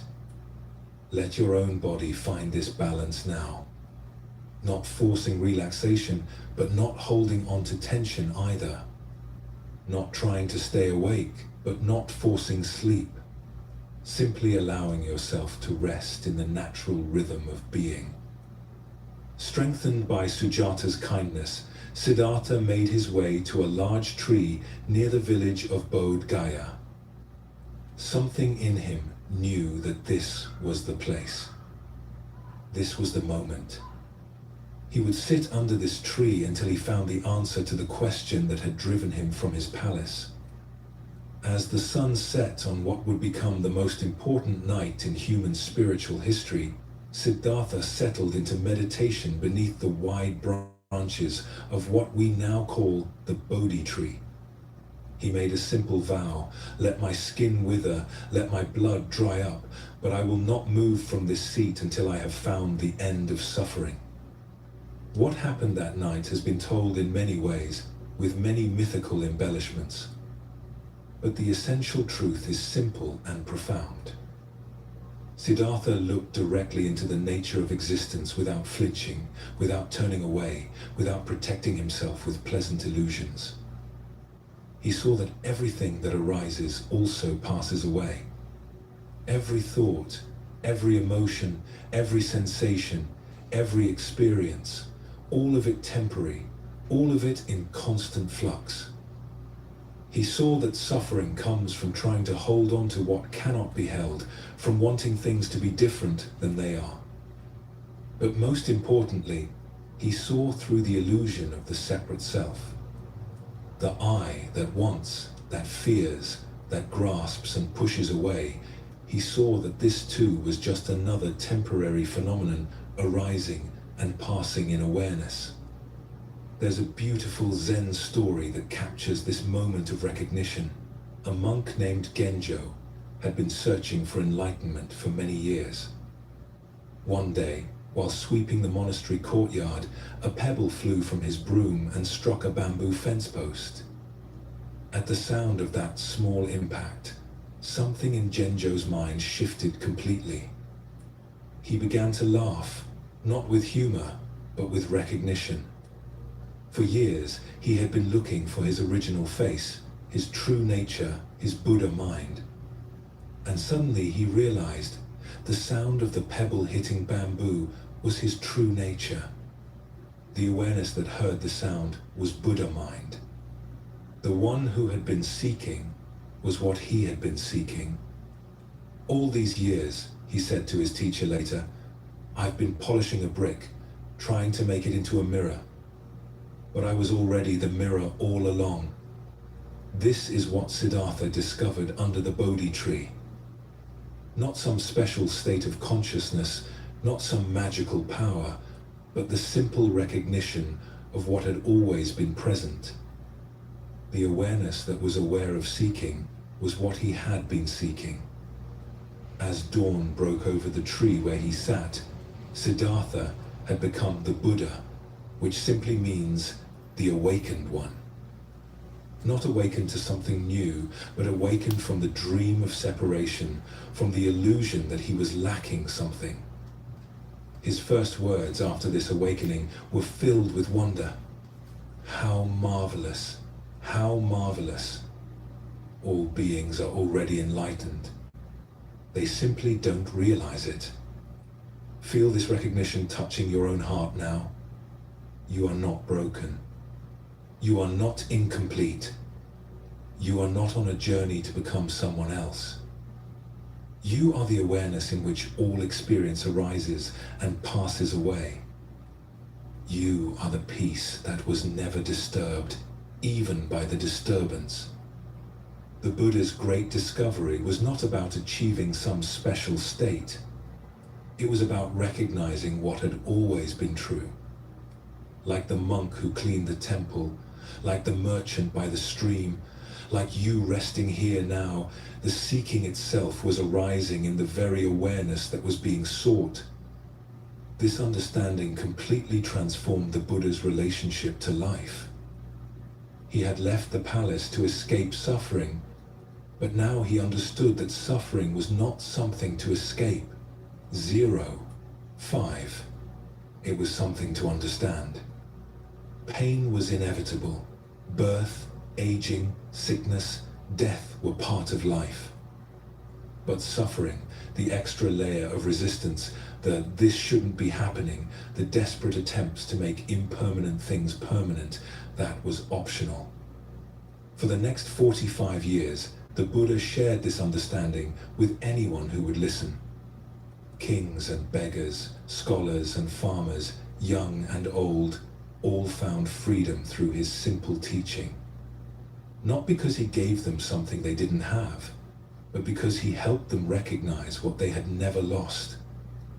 The teaching he offered was like a finger pointing at the moon.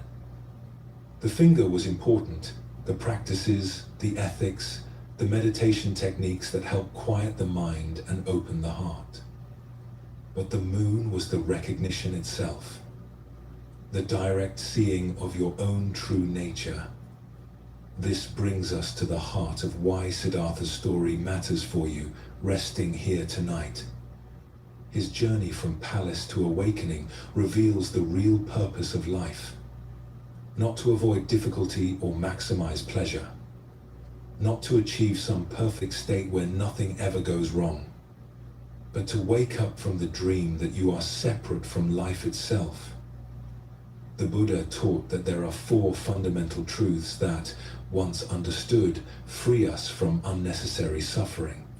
First, life includes experiences we don't like. This isn't a bug in the system, it's a feature.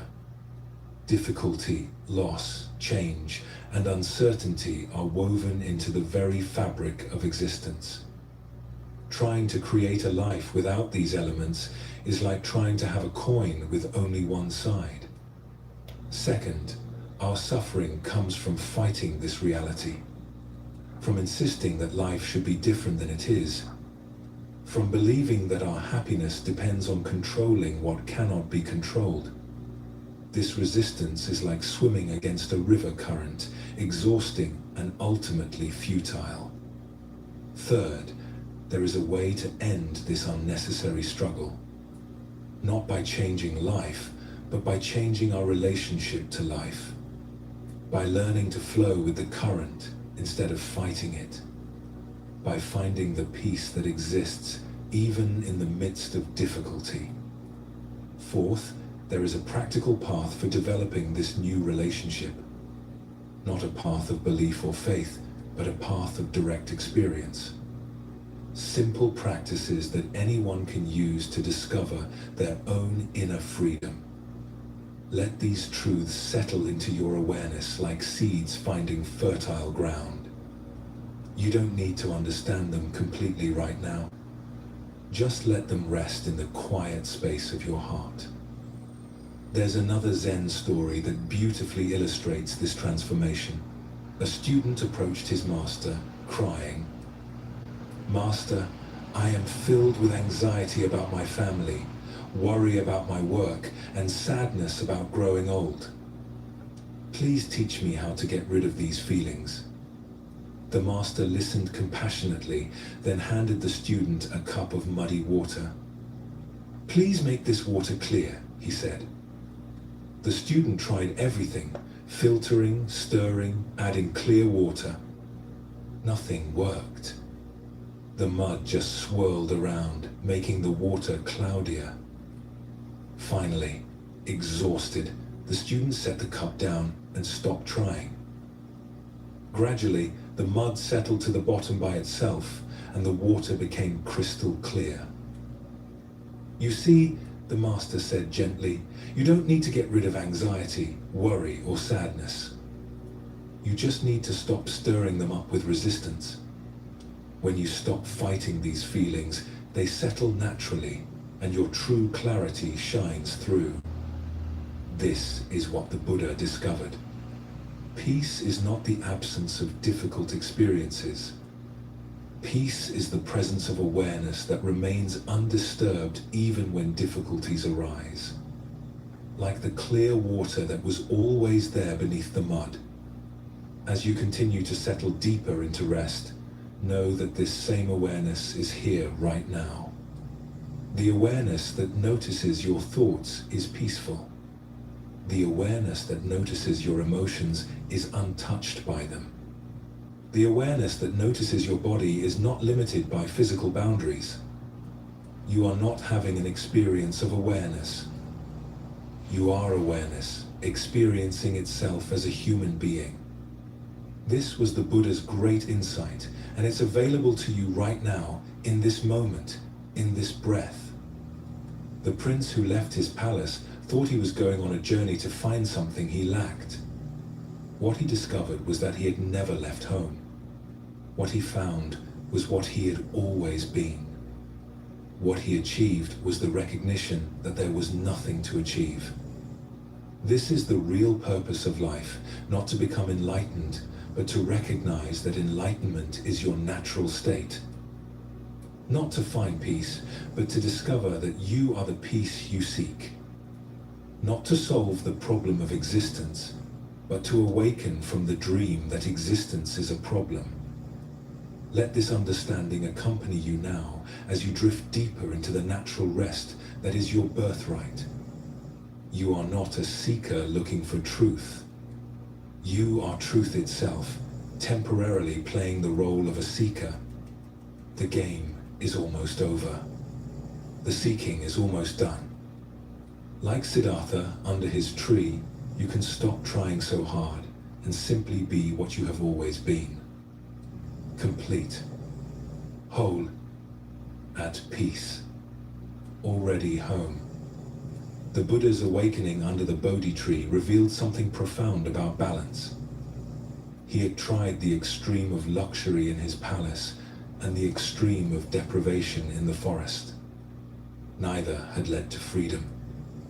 True wisdom, he discovered, lies in the middle way, not as a compromise, but as a dynamic balance that honors both our human needs and our spiritual nature. This middle way is like learning to tune a musical instrument. Too tight and the string snaps. Too loose and it cannot make music. But find that perfect tension, and suddenly there is harmony. Tonight, let this harmony settle into your own being. Feel how your body naturally finds balance, not rigid, not collapsed, but gracefully present. This physical ease mirrors the inner balance we can discover in every aspect of life. In ancient China, there lived a master carpenter named Li Wei. His reputation extended far beyond his village, not because he built the most ornate furniture, but because everything he created had a quality that people couldn't quite name. His chairs were perfectly comfortable. His tables seemed to invite gathering. His houses felt like homes before anyone moved in. One day, a young apprentice asked him, "Master Li, what is your secret? How do you make wood become so alive?" Li Wei continued his careful planning of a piece of cedar, each stroke deliberate yet effortless. "There is no secret," he said quietly. "Only listening." "Listening to what?" The apprentice pressed. to what the wood wants to become. The apprentice frowned. But wood doesn't want anything. It's just wood. Li Wei set down his tools and looked at the young man with eyes that held the patience of old trees. "Watch," he said simply. He picked up a piece of bamboo and tried to bend it against its natural grain.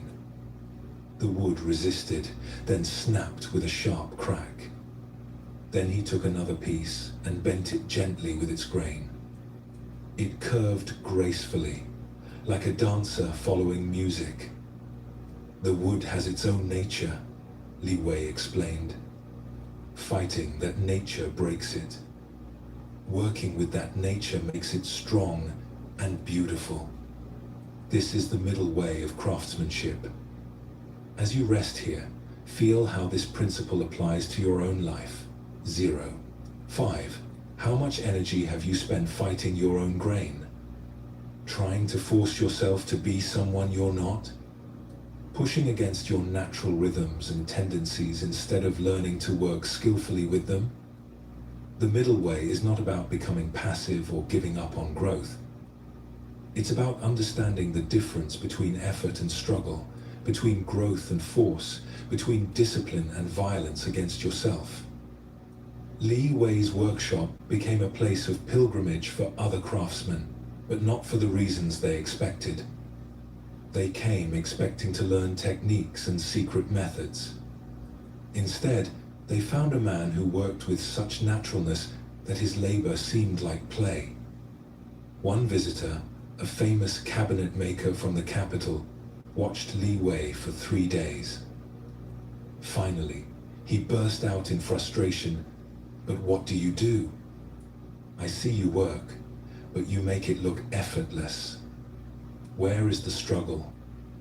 Where is the great effort I've heard about?" Li Wei smiled and gestured to a tree growing outside his workshop window. "Do you see that oak tree struggling to grow? Do you see it forcing its branches toward the sun?" "No," the visitor admitted. "Yet it grows stronger each year.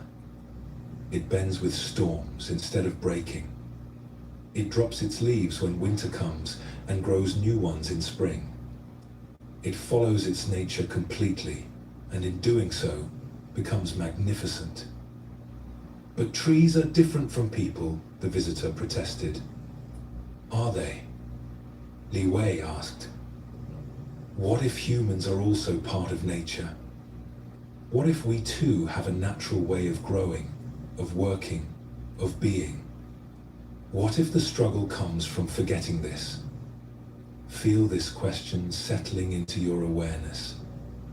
What if the difficulty in your life comes not from life being difficult, but from swimming against the current of your own nature? What if there's a way of living that feels more like flowing than fighting? The middle way that the Buddha taught is this natural approach to existence. It doesn't mean being lazy or uncommitted. It means finding the path of least resistance that still leads where you want to go. Like water, which is soft, yet wears away the hardest stone, not through force, but through persistence. Li Wei had a student who exemplified the opposite approach. Chen was brilliant and ambitious, determined to become the greatest craftsman in all of China. He worked from before dawn until after dark. He pushed himself to exhaustion, believing that more effort always meant better results. One morning, Chen came to the workshop with his hands shaking from fatigue. He had been working on a delicate carving for weeks, but the harder he worked, the more mistakes he made. The wood kept splitting. His tools kept slipping. His frustration was so great that he threw his chisel across the room. "Master," he said, his voice breaking, "I'm trying so hard, but everything I touch turns to failure." Li Wei looked at his exhausted student with compassion. "Come," he said gently. "Let me tell you about the tea master who forgot himself. As your body continues to relax, Let this story wash over you like warm water. There was once a tea master named Rikyu who was invited to perform the tea ceremony for a gathering of important merchants. This was a great honor, and Rikyu spent days preparing. He practiced every gesture until it was perfect. He rehearsed every word until it flowed like poetry. He was determined to create the most exquisite tea ceremony anyone had ever witnessed. The day of the ceremony arrived. The merchants sat in the pristine tea house, waiting to be impressed. Rikyu began with movements that were technically flawless. Every gesture was precisely executed. Every word was perfectly chosen. And yet, something was wrong. The ceremony felt cold, mechanical, lifeless. The merchants shifted restlessly. The whole room felt tense. Halfway through, Rikyu realized what was happening. In his determination to be perfect, he had forgotten the most important element of the tea ceremony: presence.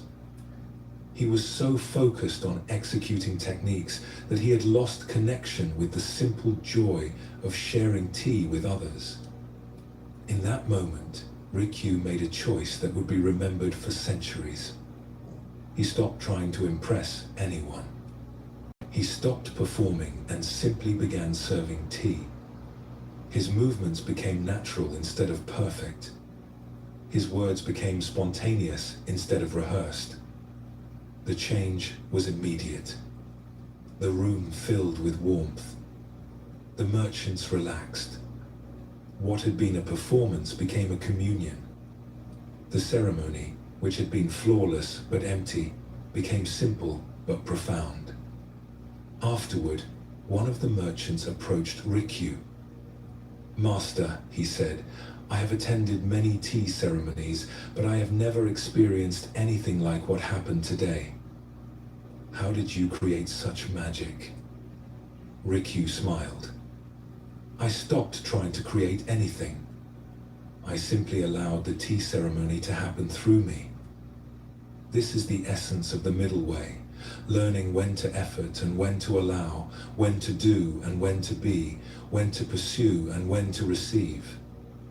Chen listened to this story in silence. Something in his heart began to soften. "But Master," he said finally, "how do I know when I'm trying too hard? How do I find this balance?" Li Wei picked up one of Chen's carvings, a piece the student had considered ruined. But as he turned it in the lamplight, Chen saw something he had missed. The mistakes had created unexpected patterns. The places where the wood had split revealed beautiful grain underneath. What he had seen as failure, his master saw as character. "The wood is teaching you," Li Wei said. "When you fight it, it breaks. When you listen to it, it guides you toward its hidden beauty. Your hands are wise when your mind stops interfering." "How do I quiet my mind?" Chen asked. "You don't quiet it," Li Wei replied. "You give it something worthy to focus on. Instead of thinking about the result, pay attention to this single cut. Instead of worrying about tomorrow's work, feel the tool in your hand right now. Instead of trying to be the greatest craftsman, simply be present with this piece of wood." This is how the middle way works in practice. Not through grand gestures or dramatic changes, but through bringing full attention to whatever you're doing right now. When you're fully present, effort becomes effortless. When you're completely here, you naturally find the balance between too much and too little. Let this understanding seep into your bones as you rest. You don't need to transform your entire life overnight. You just need to bring presence to this moment. This breath, this heartbeat, this gentle settling into sleep. Chen began to practice what his master taught.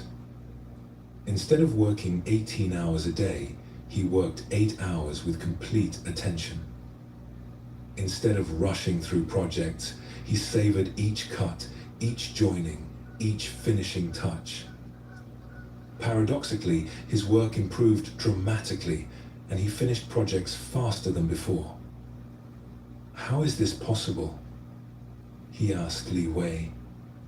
When you're not fighting yourself, all your energy goes toward creation instead of internal conflict. When you're not worried about results, you can give yourself fully to the process. When you trust the wood in your hands and this moment, miracles become ordinary. The middle way applies to every aspect of life. In work, it means full engagement without attachment to outcomes. In relationships, it means loving completely while allowing others their freedom. In spiritual practice, it means sincere effort without forcing experiences. In daily life, it means being fully where you are instead of always reaching towards somewhere else. There's a beautiful Zen story that illustrates this perfectly. A meditation student approached her teacher in frustration. "Master, I've been practicing for 3 years, but I still have not achieved enlightenment. My mind is as busy as ever. Should I meditate more hours each day? Should I fast? Should I retreat from the world completely?" The teacher smiled and led her to the monastery's vegetable garden. There, he pointed to 2 plants growing side by side. One was thriving, green and full. The other was small and struggling. "Tell me," the teacher said, "what is the difference between these plants?"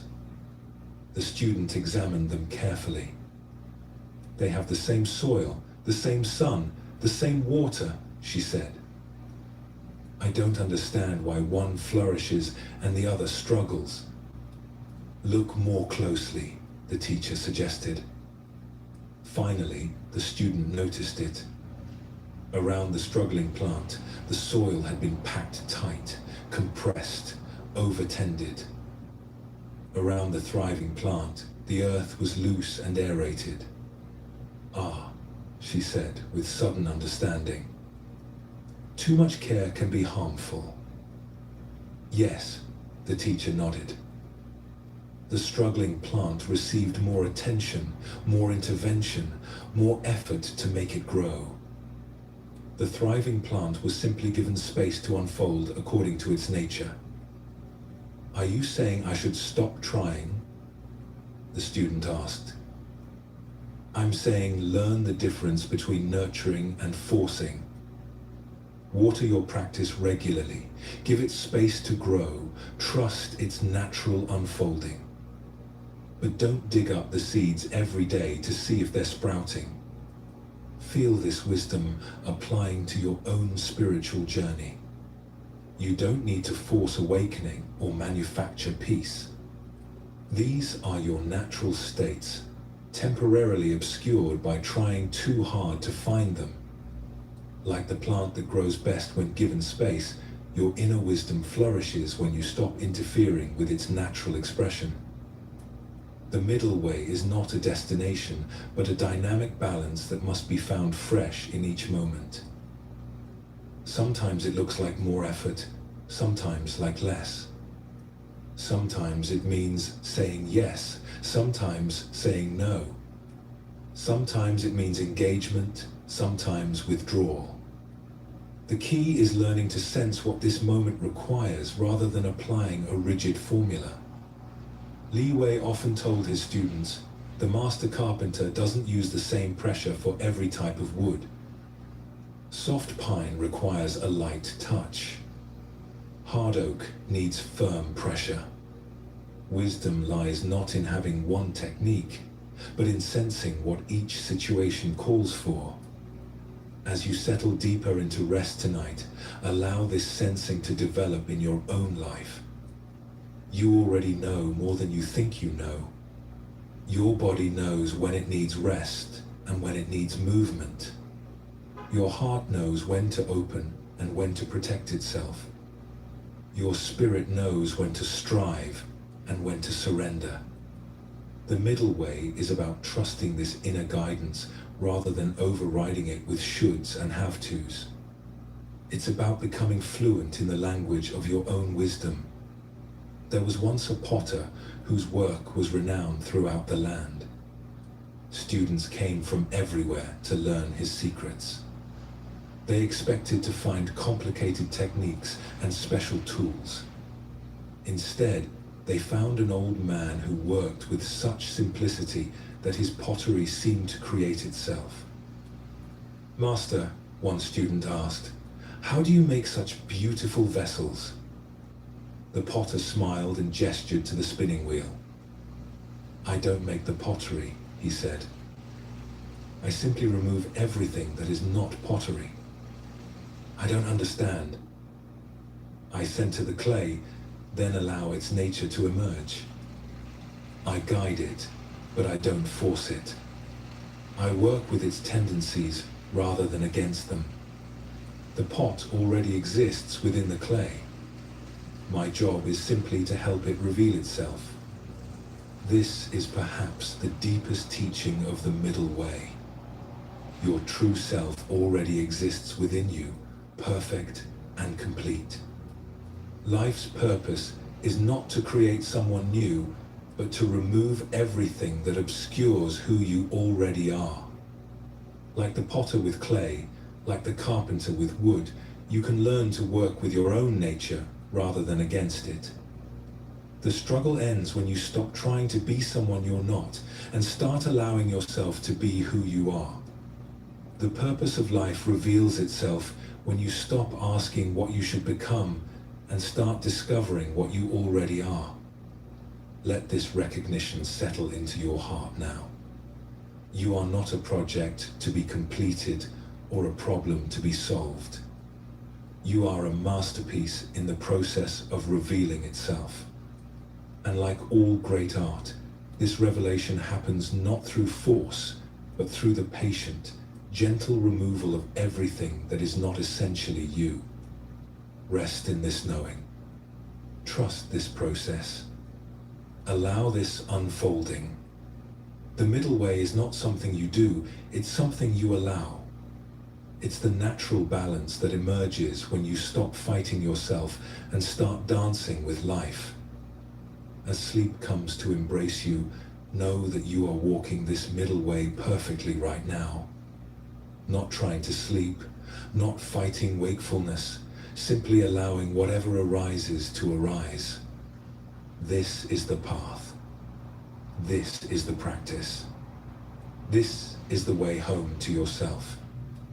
The ancient masters understood that our minds are like gardens. Sometimes wild and overgrown, sometimes carefully tended, always alive with possibility. The purpose of life, they discovered, is not to eliminate all the weeds or create some perfect landscape. It's to learn the art of gentle cultivation, knowing when to plant, when to water, when to prune, and when to simply sit quietly and enjoy what grows. Tonight, as your mind settles into the spaciousness of approaching sleep, we explore this inner gardening, the practice of mindfulness that transforms ordinary awareness into wisdom. In the mountains of old Japan, there lived a Zen master named Dogen who tended the most extraordinary garden anyone had ever seen. But what made it extraordinary was not its beauty, though it was beautiful. What amazed visitors was how perfectly everything seemed to belong exactly where it was. The rocks appeared to have chosen their own positions. The moss seemed to have arranged itself with artistic precision. Even the fallen leaves created patterns of such natural harmony that people hesitated to disturb them by walking through. Students came from distant temples to learn Dogen's secret. They expected to find special techniques for landscape design or rare knowledge about plants and stones. Instead, they found an old man who spent most of his time simply sitting in his garden, watching. "Master," One eager student asked, "How do you create such perfection? What tools do you use? What methods?" Dogen smiled and gestured to a cushion beside him. "Sit," he said, simply. "Watch with me." "But I want to learn how to garden," the student protested. "This is how to garden," Dogen replied. "First, you must learn to see what is already here. Feel this invitation extending to you now. You don't need to change anything about your current experience. You don't need to feel more relaxed or more spiritual or more anything. Simply practice seeing what is already here, the breath that breathes itself, the awareness that notices without effort, the peace that exists even in the midst of mental activity." The student sat reluctantly beside the master, fidgeting with impatience. His mind raced with plans and ideas. He imagined the garden he would create when he learned these secrets. He compared this garden to others he had seen. He wondered how long this observation would take. After what felt like hours but was probably minutes, the student burst out, "Master, I've been watching, but nothing is happening. When do we start the real work?" Dogen turned to him with eyes that held the patience of mountains. "What do you see when you look at that stone?" The student glanced at the large granite boulder Dogen was indicating. "I see a stone. Grey granite, probably placed there for visual balance." "Look again.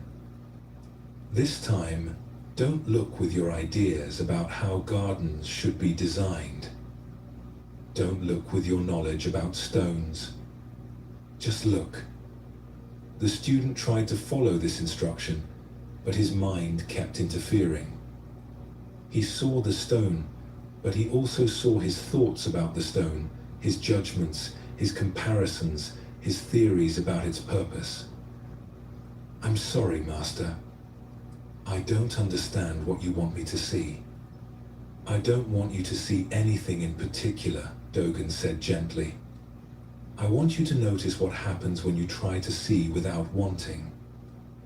This is the beginning of mindfulness, learning to observe without immediately grasping or pushing away. Like the student in the garden, most of us have forgotten how to simply be present with what is. We look at our lives through filters of should and shouldn't, like and dislike, past and future. But underneath all these mental habits, there is a simpler way of being. A natural awareness that notices everything without being disturbed by anything. This awareness is like the sky, vast enough to hold all weather without being changed by storms or clouds. As you rest here now, practice this sky-like awareness. Notice the thoughts that come and go, but don't get caught up in their content. Notice the sensations in your body, but don't judge them as good or bad. Notice the sounds around you, but let them arise and pass without resistance. The student continued to sit with Master Dogen day after day. Gradually, something began to shift in his perception. Instead of looking at the garden, he began to feel himself as part of it. Instead of observing from outside, he started experiencing from within. One morning, as he sat in his usual spot, a leaf fell from the maple tree above them. As he watched it spiral down and land softly on the moss, something in his mind became very quiet. For just a moment, there was no observer and no observed.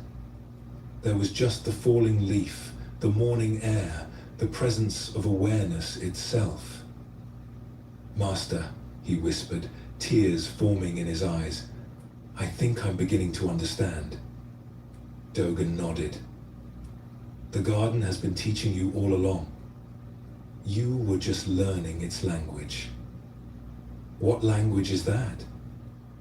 "The language of presence, of things being exactly as they are. of beauty that requires no improvement. This is what mindfulness practice reveals, that life is continuously offering its wisdom, but we're usually too busy thinking about life to actually experience it. Like the student who had to learn to see the garden fresh, we can learn to experience our own lives without the overlay of constant mental commentary. Dogen then shared with his student the practice that had transformed his own understanding. Each morning, he said, I come to this garden not to make it beautiful, but to practice being beautiful myself. Not to create harmony, but to discover the harmony that already exists. I sit here and breathe with the trees. I listen with the stones. I am still with the still water and moving with the moving clouds. How do you do that? The student asked. I practice what we call just sitting, shikantaza. I sit completely, breathe completely, exist completely, without trying to get anywhere else or become anyone else. In this complete sitting, I discover that there is nowhere else to go and no one else to become. Let your own body practice this complete resting now.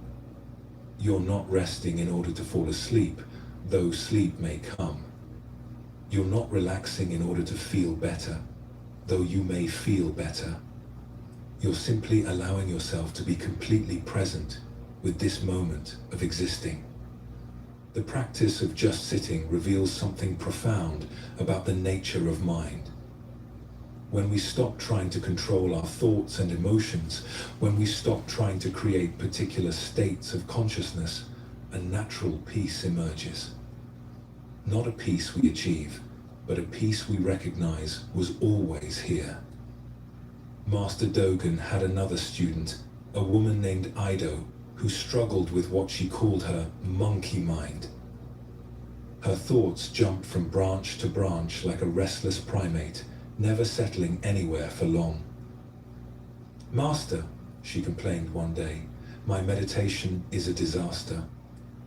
I sit down to be peaceful, and immediately my mind becomes a circus. Thoughts are swinging everywhere. How can I make them stop? Dogen smiled and pointed to an actual monkey that was playing in the trees above them. Do you see that monkey? Yes. Are you angry with it for being a monkey? Of course not. It's just doing what monkeys do. Exactly. And your mind is just doing what minds do. Thinking is as natural to the mind as swinging is to a monkey. The mistake is believing you should be in control of it. But then, how do I find peace? Peace is not the absence of monkey mind. Peace is the awareness that watches monkey mind without getting upset about it. You are not the monkey. You are the awareness in which the monkey plays. This understanding transforms everything about meditation and mindfulness practice. You're not trying to stop thoughts or eliminate emotions. You're learning to rest as the awareness that notices thoughts and emotions without being identified with them. It's like learning to watch a movie without getting lost in the story. You can enjoy the drama, feel moved by the emotions, appreciate the artistry, all while knowing that you are not actually the characters on the screen. You are the witnessing presence in which the whole movie appears. Ido practiced this perspective daily. She would sit in the garden and watch her mind like she was watching clouds pass through the sky. Some thoughts were dark and stormy. Some were light and cheerful. Some seemed to carry important messages. Others were just mental debris, random fragments with no particular meaning. Gradually, she stopped taking her thoughts so seriously. She began to see them as visitors passing through awareness rather than as fundamental truths about reality. And in that shift of perspective, she found the peace that had always been there, not as something she created, but as something she stopped obscuring. "Master," she said one day, "I think I understand now. I was like a person standing in sunlight, but staring at her shadow, wondering why everything seemed dark." "Yes," Dogen replied. Mindfulness is simply turning around to face the sun. This practice of mindful awareness extends far beyond formal sitting meditation. It becomes a way of living, a way of meeting each moment with presence rather than preoccupation. When you eat, you can practice eating completely, tasting the actual flavors instead of thinking about nutrition or calories or what you'll eat next. When you walk, you can practice walking completely, feeling your feet on the ground, your body moving through space, the air on your skin. When you listen to someone, you can practice listening completely, hearing not just their words, but the feelings beneath the words, the humanity in their voice. This complete engagement with ordinary activities reveals something extraordinary. Life stops being a series of tasks to get through and becomes a continuous opportunity for presence. Work becomes meditation in action. Relationships become opportunities for compassion. Even difficulties become teachers offering lessons in wisdom. There was once a tea master named Sen no Rikyu who elevated this ordinary mindfulness to an art form. When he prepared tea, every movement was deliberate yet natural. When he arranged flowers, each stem seemed to find its perfect position effortlessly. When he swept his tea house, the very act of cleaning became a form of prayer. Students would watch him in amazement. How could such simple activities be so beautiful to witness? One student finally asked, "Master Rikyu, what is the secret of your way?" "There is no secret," Rikyu replied, continuing to whisk the tea with perfect attention. "I just do one thing at a time, completely. But everyone does one thing at a time."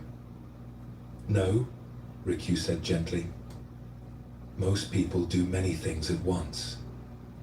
Their body performs one action while their mind is somewhere else entirely. They wash dishes while planning tomorrow's activities. They drink tea while reviewing yesterday's mistakes. They are everywhere except where they actually are. Feel how this applies to this very moment. Are you here completely, allowing yourself to rest and receive these words? Or is part of your attention elsewhere, planning, reviewing, anticipating? There's no judgment either way. Simply notice where your awareness actually is. Rikyu continued, "When I whisk tea, I am completely present with whisking tea. When I bow, I am completely present with bowing. When I sit in silence, I am completely present with silence." This complete presence transforms ordinary activities into sacred acts. How do you develop such presence? The student asked. "Practice," Rikyu replied simply. "And patience with yourself when you forget to practice. The mind wanders because that is its nature. Mindfulness is not about preventing the wandering. It's about noticing when it happens and gently returning to here, now, this. This gentleness with yourself is crucial.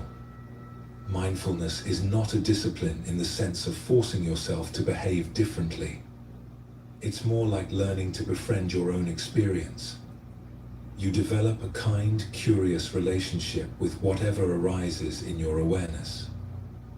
When you notice your mind has wandered into worry, you don't scold yourself. You simply acknowledge, worrying is happening, and return your attention to the present moment. When you catch yourself lost in fantasy, you don't judge it as wrong.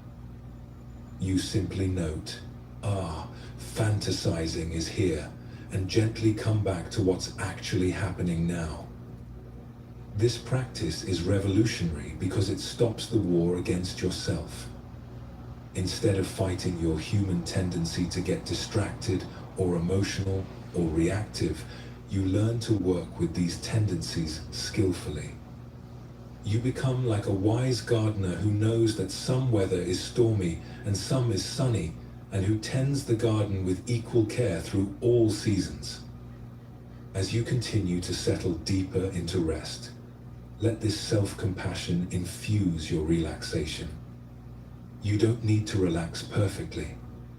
You don't need to have the right thoughts, or the right feelings, or the right anything. You can rest imperfectly, think chaotically, feel whatever you feel, and still be practicing mindfulness. The master gardener Dogen often told his students, the purpose of tending a garden is not to eliminate wildness, but to create harmony between cultivation and nature. Some plants grow where you plant them. Others grow where they choose to grow. Wisdom lies in knowing which is which. In the garden of your own mind, some thoughts respond to gentle guidance. Others seem to have a life of their own. Some emotions can be influenced by your attention and intention. Others need to run their course like storms that must pass through. Mindfulness teaches you to work skillfully with both kinds. With some experiences, you can apply gentle effort, returning your attention to the breath when it wanders, choosing to focus on what's helpful rather than what's harmful. With other experiences, you practice what Zen calls non-resistance, allowing difficult emotions to move through you without fighting them, letting busy thoughts exhaust themselves naturally. This balance between effort and allowing, between cultivation and acceptance, is itself the middle way applied to the practice of awareness. You care for your mind like a garden, but you don't try to control it like a machine. There's a beautiful story that illustrates this perfectly. A monk was troubled by persistent, angry thoughts. Every time he sat to meditate, rage would arise in his mind like a fire. He tried everything to eliminate these thoughts: concentration techniques, visualization practices, breathing exercises. Nothing worked. The anger kept returning. Finally, he went to his teacher. "Master," he said, "I am a failure at meditation. I cannot control my mind. Angry thoughts arise constantly. Perhaps I am not suited for this practice." The teacher listened compassionately, then led the monk to a field where farmers were burning rice stubble after harvest. Smoke filled the air. The smell was acrid. The scene looked chaotic and destructive. "Tell me," the teacher said, "what do you see?" "I see farmers destroying their fields with fire." "Look more carefully." The monk watched longer. Gradually, he began to understand. The fire was not destroying the field, it was preparing it for new growth. The farmers were burning away the old stubble to make room for fresh planting. What looked like destruction was actually renewal. "Ah," the monk said quietly, "the anger is not my enemy. It's burning away something old to make space for something new." "Yes," the teacher said. "Don't try to stop the fire. Let it burn completely, but don't add fuel to it. Don't resist it, but don't feed it either. Simply watch it do its work." This is advanced mindfulness, learning to be present even with difficult experiences without getting caught up in stories about them. The anger arises not because you're a bad person, but because you're human. The worry appears not because something is wrong with you, but because you care about life. The sadness comes not as punishment, but as a natural response to loss and change. When you can hold all these experiences in the spacious awareness of mindfulness, they become teachers rather than tormentors. They show you where you're attached, where you're afraid, where you're clinging to illusions about how life should be. And in showing you these things, they offer opportunities for greater freedom. As you rest here now in the garden of this moment, practice this spacious holding. Whatever thoughts arise, let them be like clouds passing through the sky of your awareness. Whatever emotions surface, let them be like weather moving through the landscape of your heart. Whatever sensations appear in your body, let them be like waves arising and dissolving in the ocean of your being. You are not any of these temporary experiences. You are the awareness in which they all appear and disappear. This awareness is never disturbed, never damaged, never depleted by what passes through it. It is your true home, your natural state, your deepest identity. This is not about giving up or becoming passive. This is about discovering the freedom that comes when you stop carrying what was never yours to carry. Like a river that flows effortlessly to the sea, not because it doesn't care where it's going, but because it trusts the landscape to guide it home. In the mountains of Tibet, there lived a monk named Tenzin who carried the heaviest burden anyone had ever seen. Not a physical burden, his possessions fit into a single small bag. His burden was invisible, but crushing. He carried the weight of every mistake he had ever made, every opportunity he had missed, every person he felt he had failed. Every morning, Tenzin would wake with his heart heavy as stone. Every evening, he would lie down feeling as though he had failed yet again.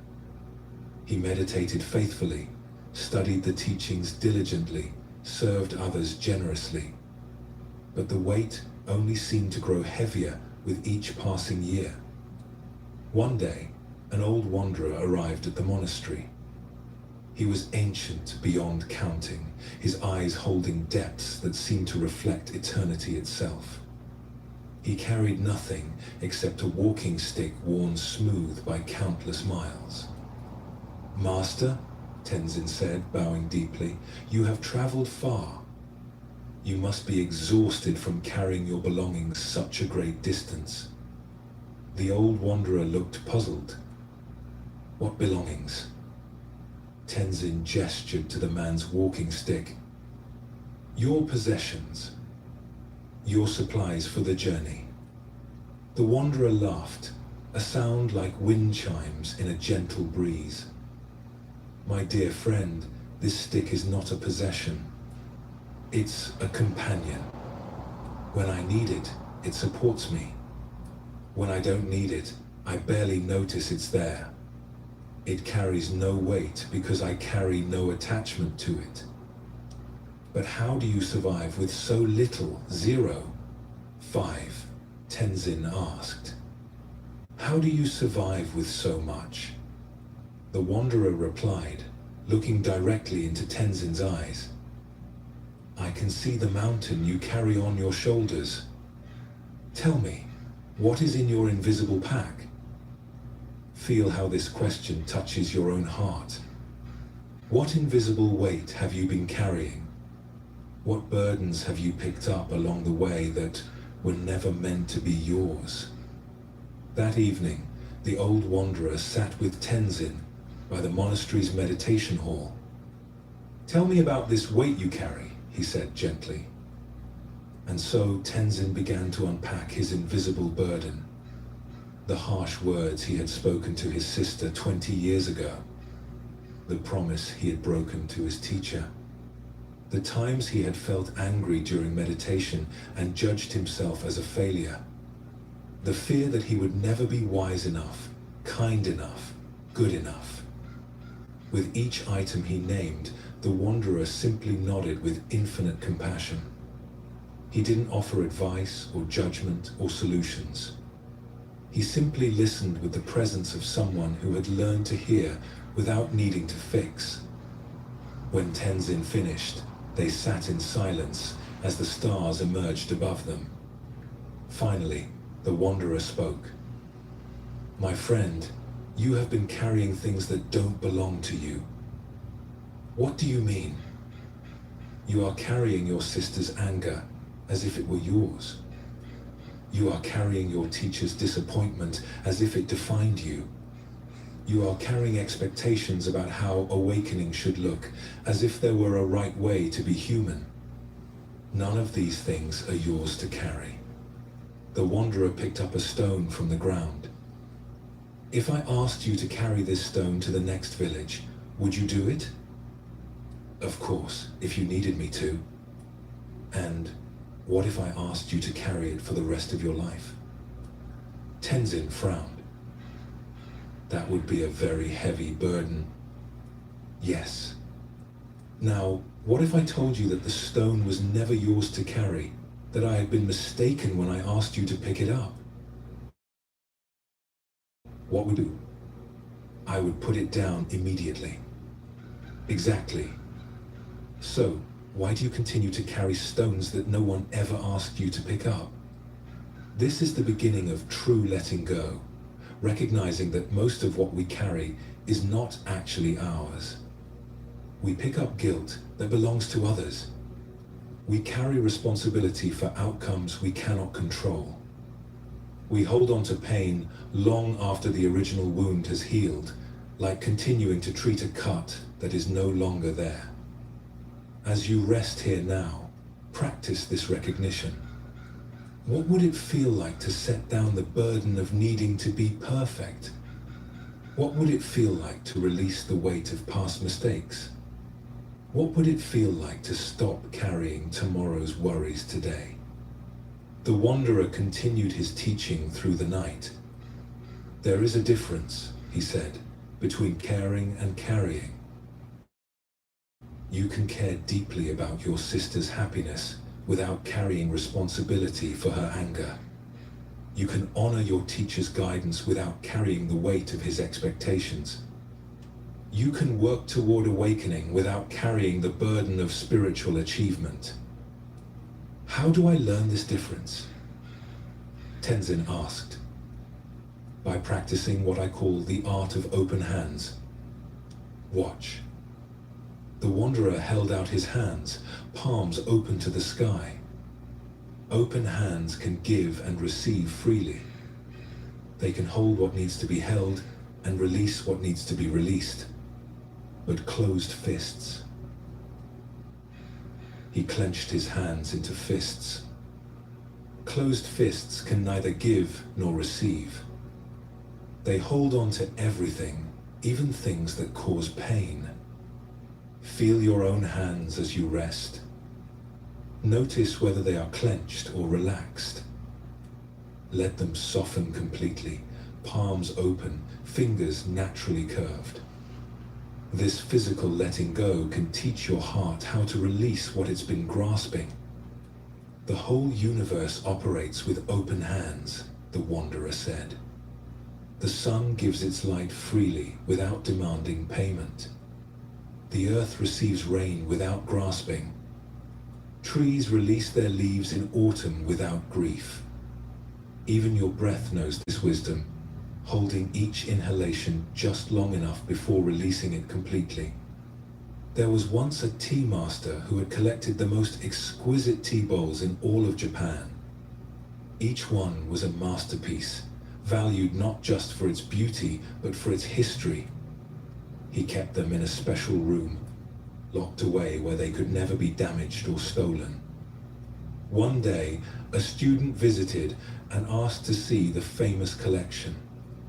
The master proudly unlocked the room and showed the bowls, each one perfect and pristine. "They are beautiful," the student said. "May I hold one?" "Oh no," the master said quickly. "They are far too precious. They might break." "But master," the student said gently, "if they can never be used, are they really tea bowls? Or are they just decorative objects that happen to be shaped like tea bowls?" The master was taken aback. "I I never thought of it that way. You have preserved their physical form perfectly, the student continued, but you have killed their essential nature. A tea bowl's purpose is not to be safe. It's to participate in the tea ceremony. It's to be filled and emptied, to be warmed by tea and cooled by air, to be part of the flow of life. That evening, the master sat in meditation, deeply troubled. He realized he had been doing the same thing with his own life that he had done with his tea bowls. He had been so afraid of being hurt, so protective of his image as a wise teacher, so careful to avoid mistakes, that he had stopped fully participating in life. The next day, he unlocked the room and brought out his most precious bowl. His hands trembled as he prepared tea in it, knowing it might be chipped or broken. But as he shared that tea with his student, the bowl came alive in a way it never had while locked away. It fulfilled its true nature not through being preserved, but through being used. This is what the art of letting go reveals, that security comes not from protecting ourselves from life, but from trusting ourselves to life. That safety is found not in controlling outcomes, but in knowing we can meet whatever comes with presence and wisdom. As you settle deeper into rest, practice this trust. You don't need to figure out tomorrow tonight. You don't need to solve problems that haven't arisen. You don't need to carry the whole world on your shoulders. Life is wise enough to unfold without your constant management. The wanderer taught Tenzin a simple practice that transformed his understanding completely. Each evening, he said, before you sleep, practice the ritual of emptying your pockets. I don't understand. Throughout the day, you pick up things that aren't yours. Worry about others' opinions. Guilt about things you cannot change. Anger about past events. Anxiety about future possibilities. Before sleep, empty these out like you would empty coins from your pockets. How do I do that? Name what you're carrying, thank it for trying to protect you, and set it down. Say, thank you, worry about tomorrow, for trying to keep me safe. I don't need to carry you tonight. Say, thank you, guilt about yesterday, for trying to make me a better person. I can learn from the past without carrying it into sleep. Feel this practice working in your own experience right now. What have you been carrying from today that you can set down? What concerns from tomorrow can you trust to tomorrow? What regrets from the past can you finally release into the care of compassion? 0. 5. Tenzin practiced this ritual faithfully. Night after night, he would sit quietly and unpack his invisible burden. At first, the same worries and guilts would return the next day. But gradually, he began to notice which items in his pack were actually useful and which were just dead weight. He realized that caring about his sister was love, but carrying her anger was not helping either of them. He understood that learning from his mistakes was wisdom, but punishing himself endlessly was just cruelty.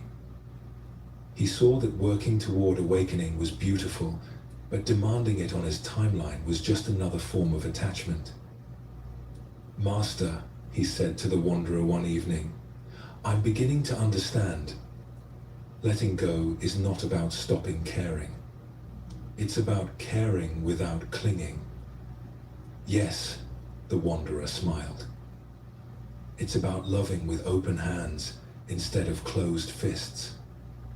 About being fully present with what is here now, instead of fighting what was or reaching for what might be. There's an ancient Zen story that illustrates this perfectly. 2 monks were walking to their monastery when they came to a river swollen by recent rains. At the riverbank, they found a young woman in fine silk robes, clearly distressed because she could not cross without ruining her clothes. Without hesitation, the older monk lifted the woman onto his back and carried her safely across. On the other side, she thanked him gracefully and went on her way. The two monks continued their journey in silence. But as they walked, the younger monk became increasingly agitated. Finally, just as they reached their monastery gates, he could contain himself no longer. "Brother," he burst out, "how could you touch that woman? You know our vows forbid contact with women. How could you carry her like that?" The older monk looked at him with surprise. "I put that woman down at the riverbank an hour ago. Why are you still carrying her?" This is the essence of letting go, learning to set down what you've picked up when its time of usefulness has passed.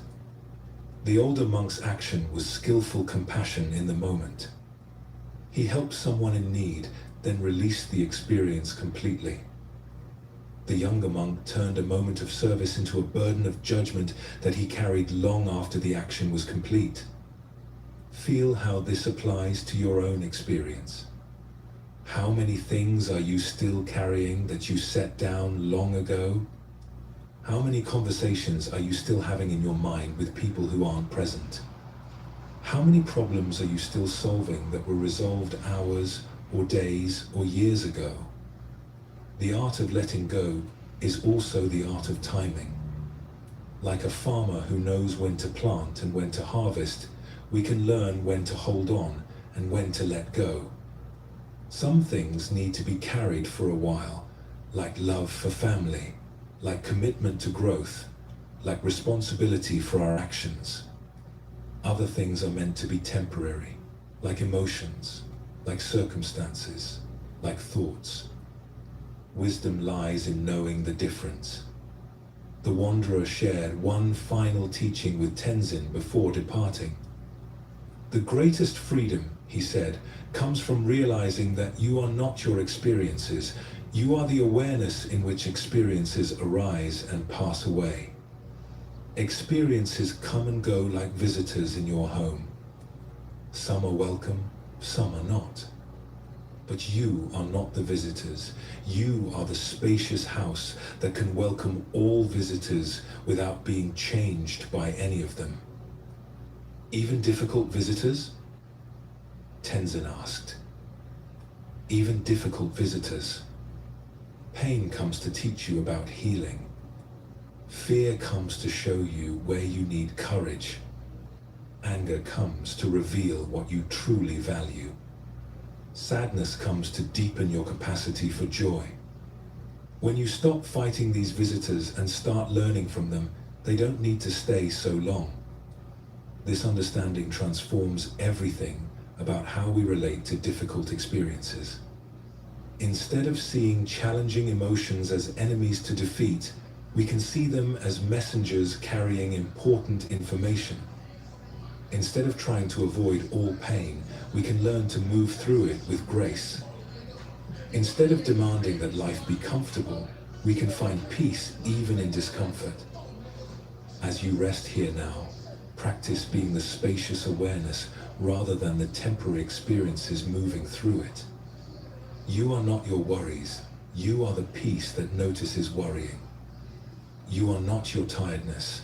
You are the rest that receives fatigue. You are not your thoughts. You are the silence in which thoughts appear and disappear. The art of letting go is ultimately the art of coming home to yourself. Home to the awareness that was never lost. Home to the peace that was never disturbed. Home to the love that never left. When you know yourself as this unchanging presence, letting go becomes natural. Not because you stop caring, but because you care from a place of wholeness rather than need. Not because you become detached, but because you love without attachment. This is the deepest freedom, to live fully without grasping, to care completely without clinging, to participate wholeheartedly in the dance of life, while knowing that you are both the dancer and the space in which the dancing happens. Let this freedom infuse your rest tonight. You are already free. You have always been free. The chains you thought bound, you were made of thoughts and beliefs, not iron and steel. And thoughts, as you now know, are just visitors passing through the vast sky of your being. Rest in this sky-like awareness. Let everything else come and go like clouds. You are home. In the remote mountains of ancient China, there lived a hermit monk named Master Yunmen, who had spent 30 years in solitary meditation. His cave was carved into the side of a cliff, accessible only by a narrow mountain path that few dared to climb. For 3 decades, he had practiced with fierce dedication, believing that through complete isolation from the world, he would finally achieve the enlightenment that had eluded him. Every morning, Yunmen would rise before dawn and sit in perfect posture, watching his breath, observing his thoughts, cultivating states of deep concentration. Every evening, he would study the ancient texts by candlelight, memorizing the words of the great masters who had walked this path before him. His life was ordered, disciplined, pure.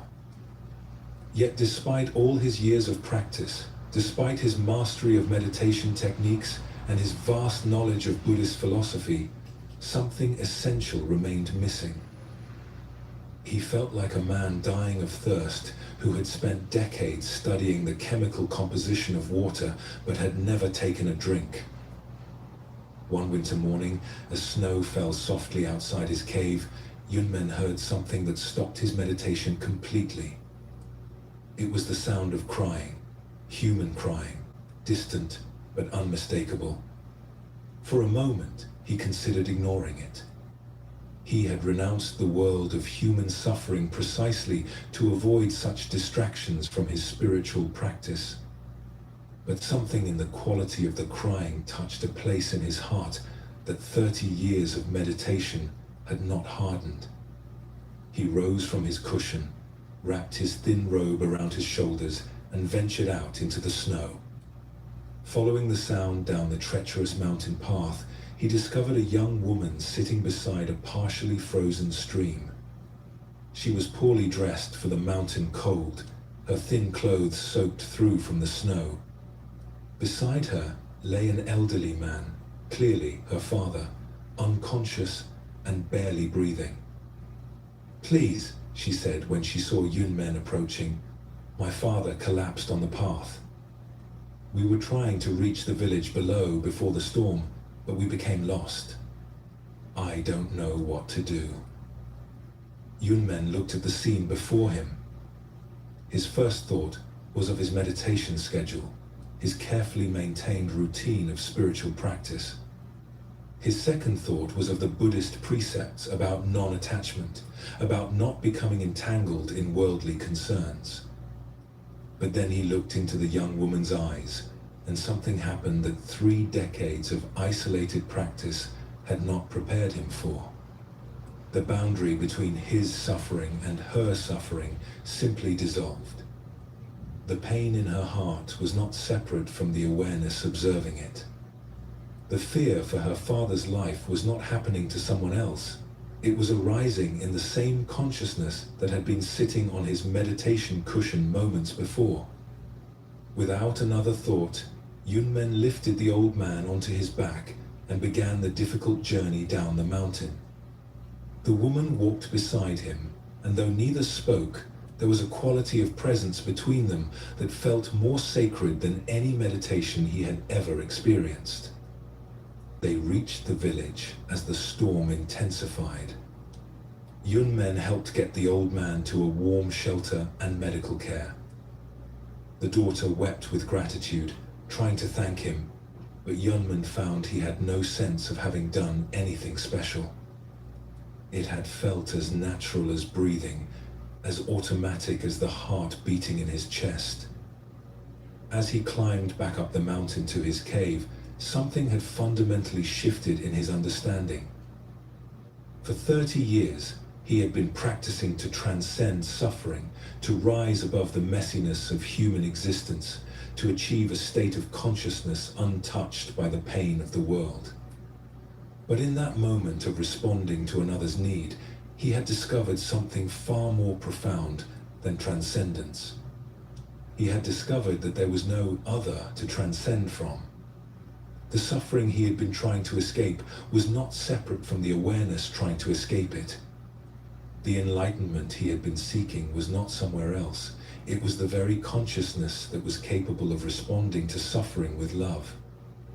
That night, sitting again in his cave, Yun Men understood why all his years of practice had felt incomplete. He had been using meditation as a way to maintain separation from the world, from other people, from the full spectrum of human experience. He had been seeking a private salvation, a personal enlightenment that would lift him above the conditions of ordinary life. But true awakening, he now realized, was not about transcending the human condition. It was about recognizing that there was no separate self that could be saved from it. The one who sought liberation and the world he sought liberation from were both appearances in the same awareness. From that day forward, Yun Men's practice changed completely. Instead of meditating in isolation, he opened his cave to any traveler who needed shelter. Instead of studying texts about compassion, he simply responded to whatever suffering appeared before him. Instead of trying to achieve some special state of consciousness, he learned to recognize the consciousness that was already present in every moment of ordinary awareness. Word of the hermit, who had become a refuge, spread throughout the region. People climbed the difficult mountain path not to receive teachings about enlightenment, but simply to be in the presence of someone who had discovered that enlightenment was not separate from caring for others. One day, a young monk climbed to Yun Men's cave with a question that had been troubling him. "Master," he said, "I have been practicing meditation for 5 years, but I still feel separate from everything around me. How do I overcome this sense of isolation and realize the unity that the teachings speak of?" Yun Men smiled and handed the young monk a cup of tea. "Tell me," he said, "who is asking this question?" "I am," the monk replied. "And who is listening to the answer?" "I am." "And who is breathing while we speak?" "I am." "Show me this I that does all these things." The young monk sat in silence, looking within himself for the solid sense of self that seemed so obvious a moment before. But the more he searched, the more elusive it became. There were thoughts arising and passing away. There were sensations coming and going. There were emotions flowing like weather through the sky of awareness. But nowhere could he find a solid, separate self that was having these experiences. I can't find it," he whispered. "Exactly," Yun Men said gently. "The one who feels separate doesn't exist. There is no one to be united with anything else. There is only this seamless experiencing, temporarily imagining itself to be divided into experiencer and experience. Now, as you rest here in the deepening quiet of this night, let this understanding settle into your own awareness.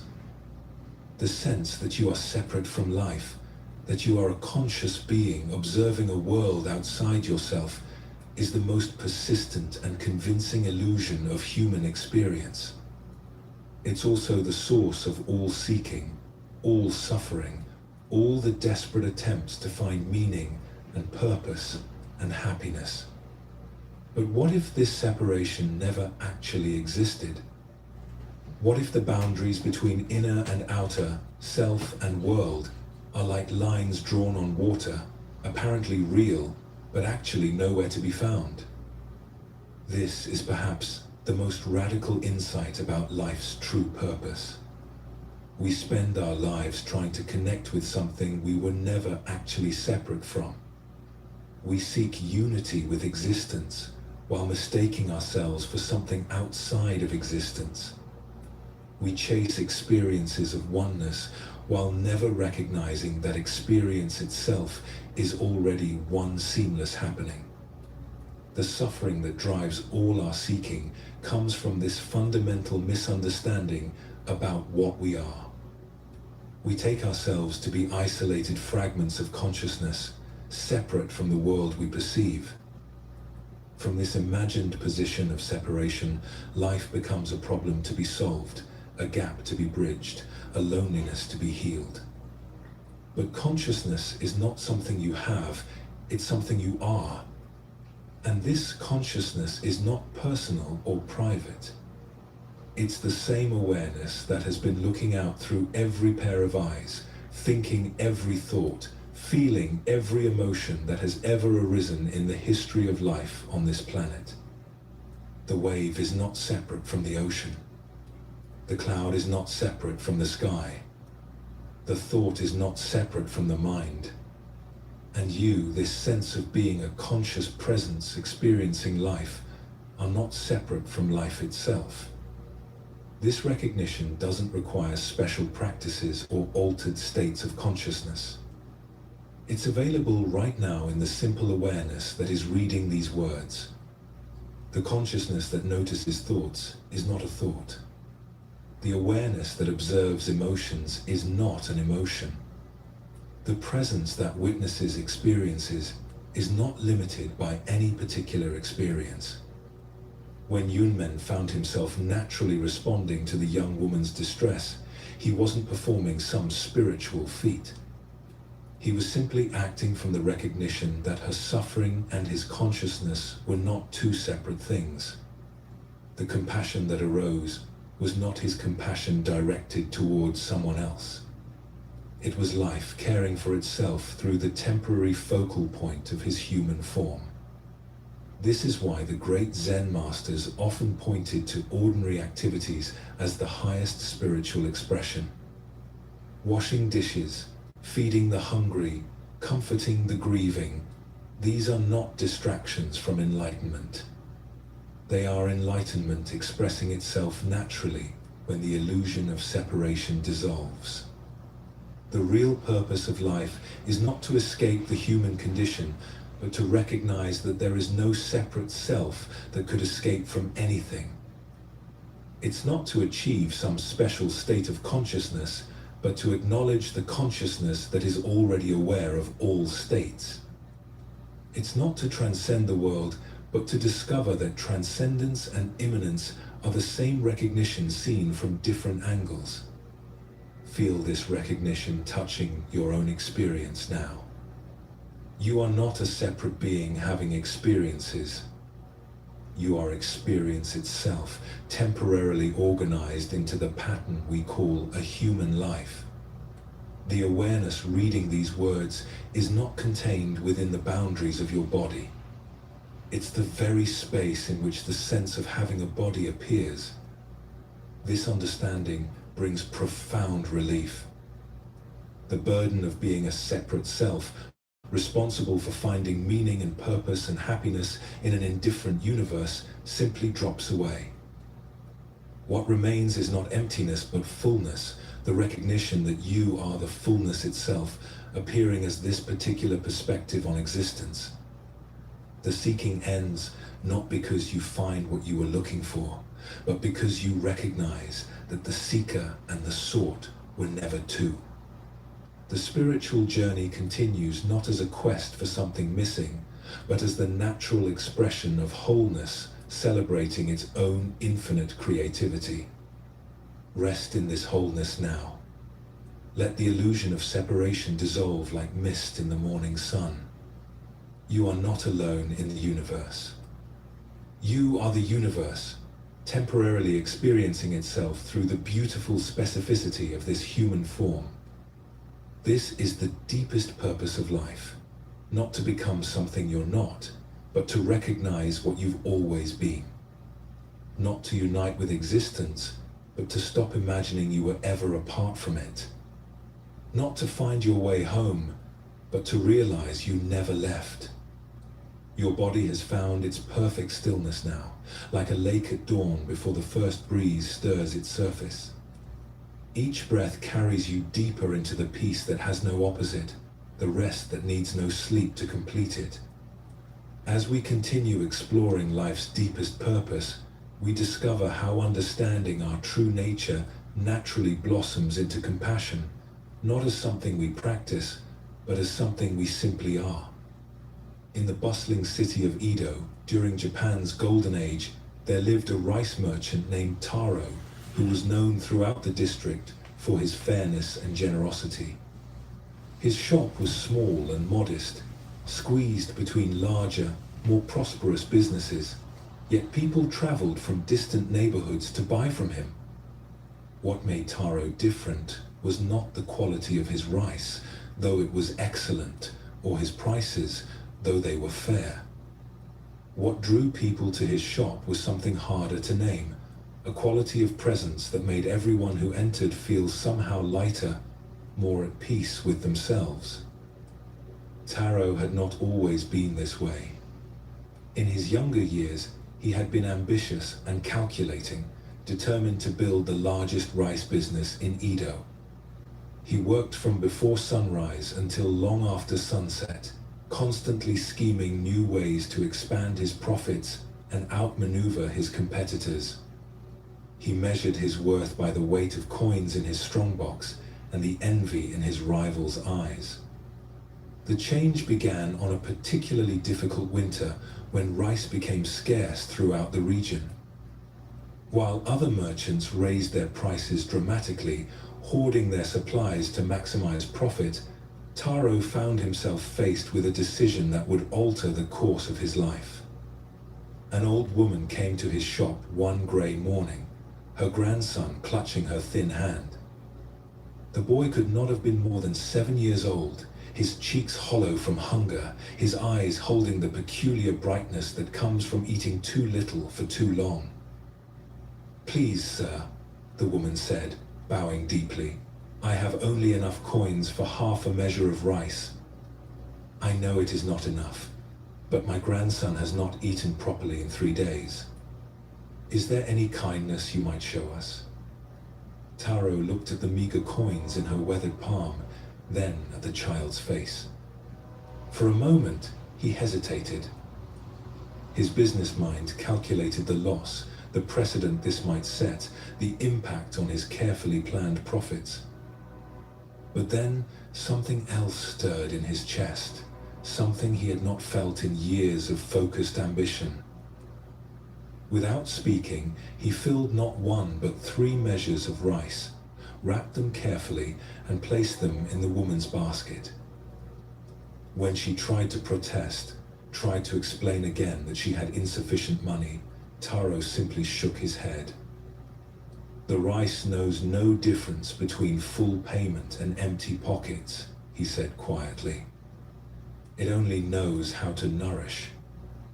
As the woman and child left his shop, something unprecedented happened to Taro.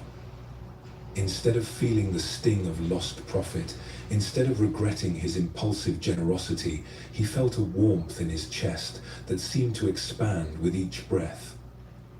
It was as if he had been carrying a heavy stone for years without realizing it, and had suddenly set it down.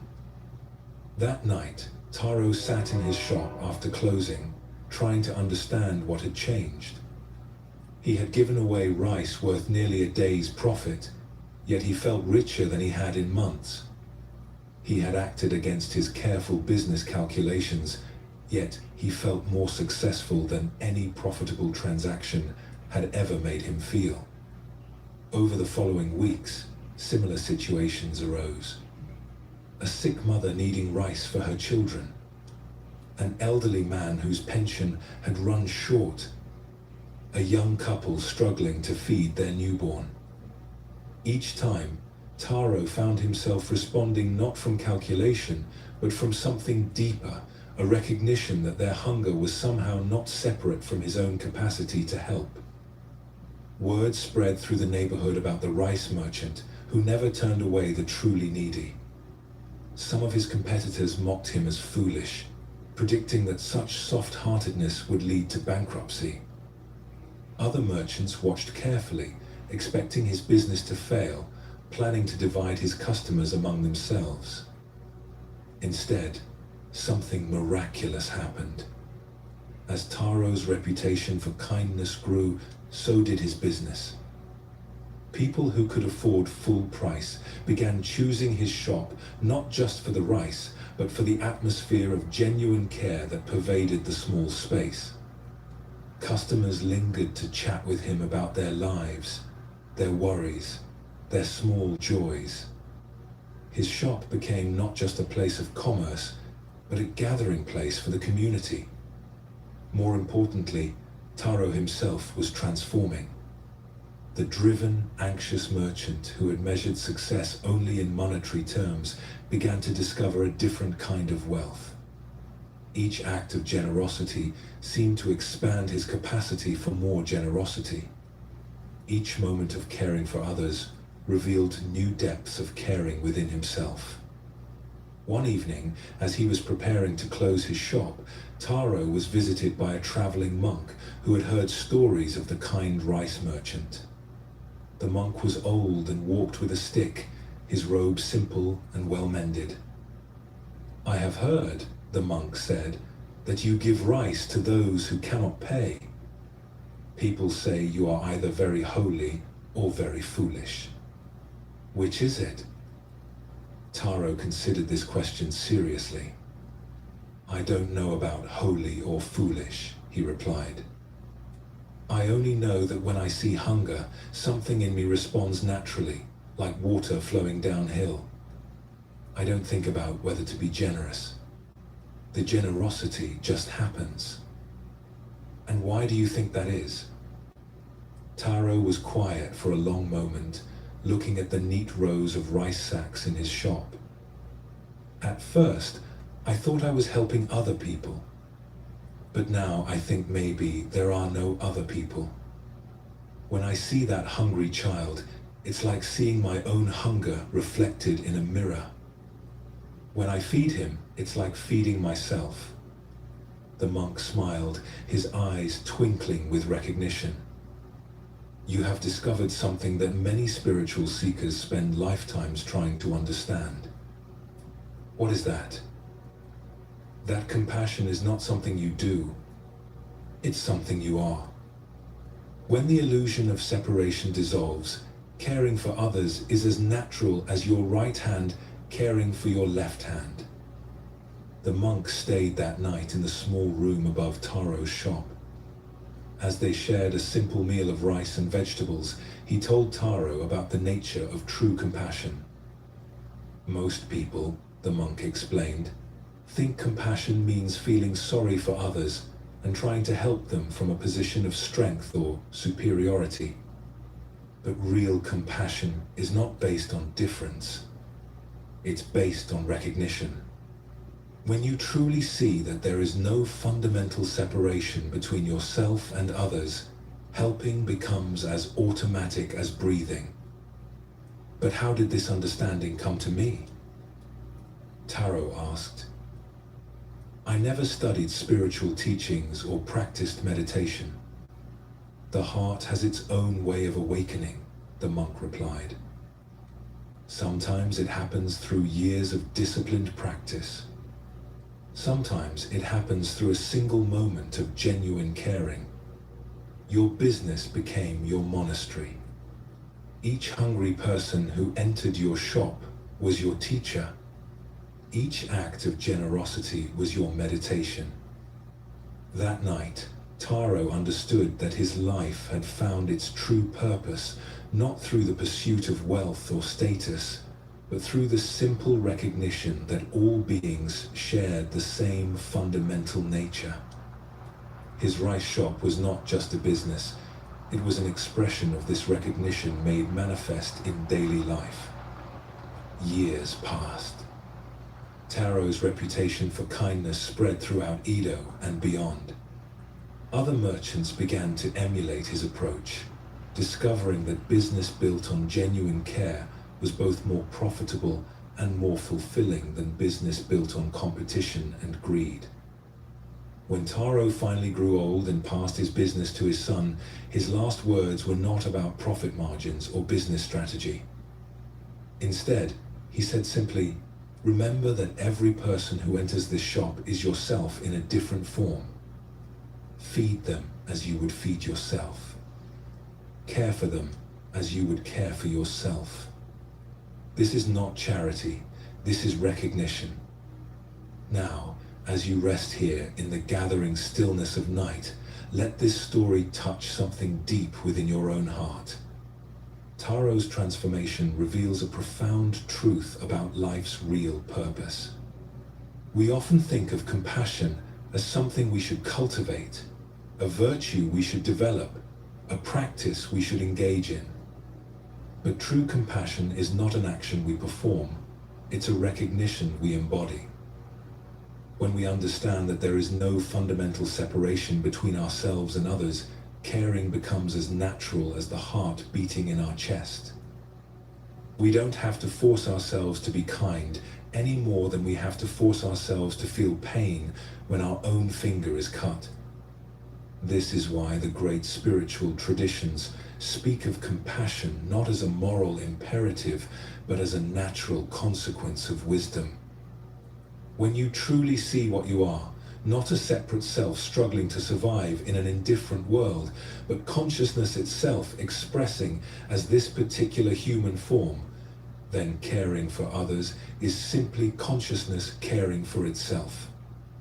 The suffering we witness in the world is not happening to someone else. It's arising in the same awareness that constitutes our deepest identity. The joy we see in others is not foreign to us. It's our own joy reflected back through different eyes. The love we offer to others is not something we possess that we generously share. It's love recognizing itself wherever it appears. This understanding completely transforms how we relate to difficulty and pain, both our own and others. Instead of seeing suffering as a problem to be solved or avoided, we begin to see it as an invitation to deeper recognition. Each moment of pain, whether physical, emotional, or spiritual, becomes an opportunity to discover the awareness that remains untouched even in the midst of difficulty. When Taro looked at the hungry child, he was not seeing someone separate from himself who needed help.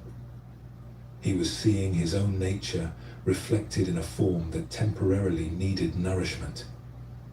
The generosity that flowed from him was not his generosity directed outward. It was life caring for itself through the focal point of his human form. This is perhaps the most liberating understanding about life's true purpose. We are not isolated individuals responsible for manufacturing compassion through willpower and moral effort. We are compassion itself, temporarily experiencing itself through the beautiful limitation of individual perspective. Feel this recognition settling into your own heart now. The awareness that is reading these words is not private or personal. It's the same consciousness that has been experiencing life through every form, feeling every emotion, thinking every thought that has ever arisen. When this awareness encounters suffering, it naturally responds with care. When it meets joy, it naturally celebrates. When it recognizes itself in another, it naturally loves. This love is not an emotion that comes and goes. It's the very fabric of existence itself, the force that holds atoms together, that draws planets around stars, that moves rivers toward the sea. You are not separate from this love. You are this love, temporarily focused through the specificity of your human experience. The real purpose of life is not to become more loving, but to recognize the love you already are.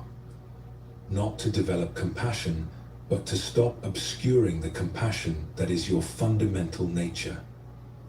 Not to help others from a position of having something they lack, but to serve from the recognition that there are no others, only consciousness caring for itself in all its myriad forms.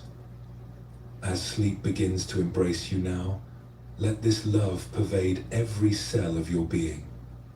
You are not falling asleep alone. You are love itself, gently returning to the source from which it never departed. Rest in this vast heart that beats in every chest, dreams in every mind, awakens in every moment of recognition. Tomorrow, when you open your eyes, you may see the world exactly as it appeared before. But you will know something that changes everything, that every face you encounter is your own face, every heart you meet is your own heart, every moment of life is your own life expressing itself in infinite, beautiful diversity. This is compassion. This is wisdom. This is the purpose for which you came into being, not to find love, but to remember that you are love itself, playing hide and seek with your own infinite nature. In a small temple at the foot of Mount Fuji, there lived a monk named Jishu who had spent 40 years searching for enlightenment. He had studied every sutra, mastered every meditation technique, completed countless retreats and pilgrimages. His knowledge of Buddhist philosophy was encyclopedic. His concentration skills were legendary among the monastics. Yet despite all his accomplishments, the Great Awakening continued to elude him. Jishu had become the monastery scholar, the one younger monks approached with questions about doctrine and practice. He could explain the most subtle points of emptiness and interdependence with precision and eloquence. He could guide others through complex meditation instructions with expertise and patience. But in his heart, he carried a secret sorrow. He felt like a fraud, a teacher of enlightenment who had never actually experienced what he taught. Every morning, Jishu would rise at 3 o'clock for meditation, hoping that today would be the day when the veil would finally lift and he would see the truth directly. Every evening, he would review his practice with growing disappointment, wondering what was wrong with him, that liberation remained just beyond his grasp. One autumn day, the monastery received an unexpected visitor, an old woman who appeared at the gates carrying nothing but a walking stick and a small bundle of belongings. She was not impressive to look at. Her clothes were simple peasant garb, her hair unkempt from days of walking mountain paths. But there was something in her eyes that made even the abbot pause when he met her. "I have come to visit your temple," she said simply. "May I stay for a few days?" The abbot, following the tradition of hospitality to all travelers, welcomed her warmly. She was given a small room in the guest quarters and invited to join the community for meals and services. From the first day, Jishu found himself oddly fascinated by this unremarkable old woman. During morning meditation, while he struggled with wandering thoughts and spiritual ambitions, she would sit with a stillness that seemed to emanate from her very bones. During meals, while others ate in the formal silence required by monastic rules, her simple presence seemed to transform the dining hall into a place of quiet celebration. But what struck Jishu most was how she went about the most ordinary activities. When she swept the courtyard, she swept completely, not rushing to finish, not thinking about other tasks, just sweeping with a quality of attention that made even this mundane chore seem somehow sacred. When she walked to the temple for services, each step appeared deliberate and graceful, as if the earth itself was honored by her presence. After several days of observing her, Jishu could contain his curiosity no longer. During free time after evening meditation, he approached her as she sat quietly watching the sunset from the temple garden. "Grandmother," he said respectfully, "I hope I'm not intruding, but I've been watching how you move through your days here." There's something about your presence that feels different from anything I've encountered in 40 years of monastic life. Are you perhaps a teacher? Have you studied with great masters? The old woman looked at him with eyes that seemed to hold infinite kindness. Oh, child, she laughed softly, I'm just an old farm woman. I've never studied anything except how to tend my vegetables and care for my grandchildren. I can barely read the simplest sutras. But surely you must have some special practice, some secret wisdom.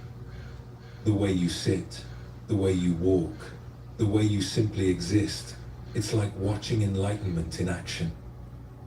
The woman was quiet for a long moment, watching a sparrow hop among the fallen leaves at their feet.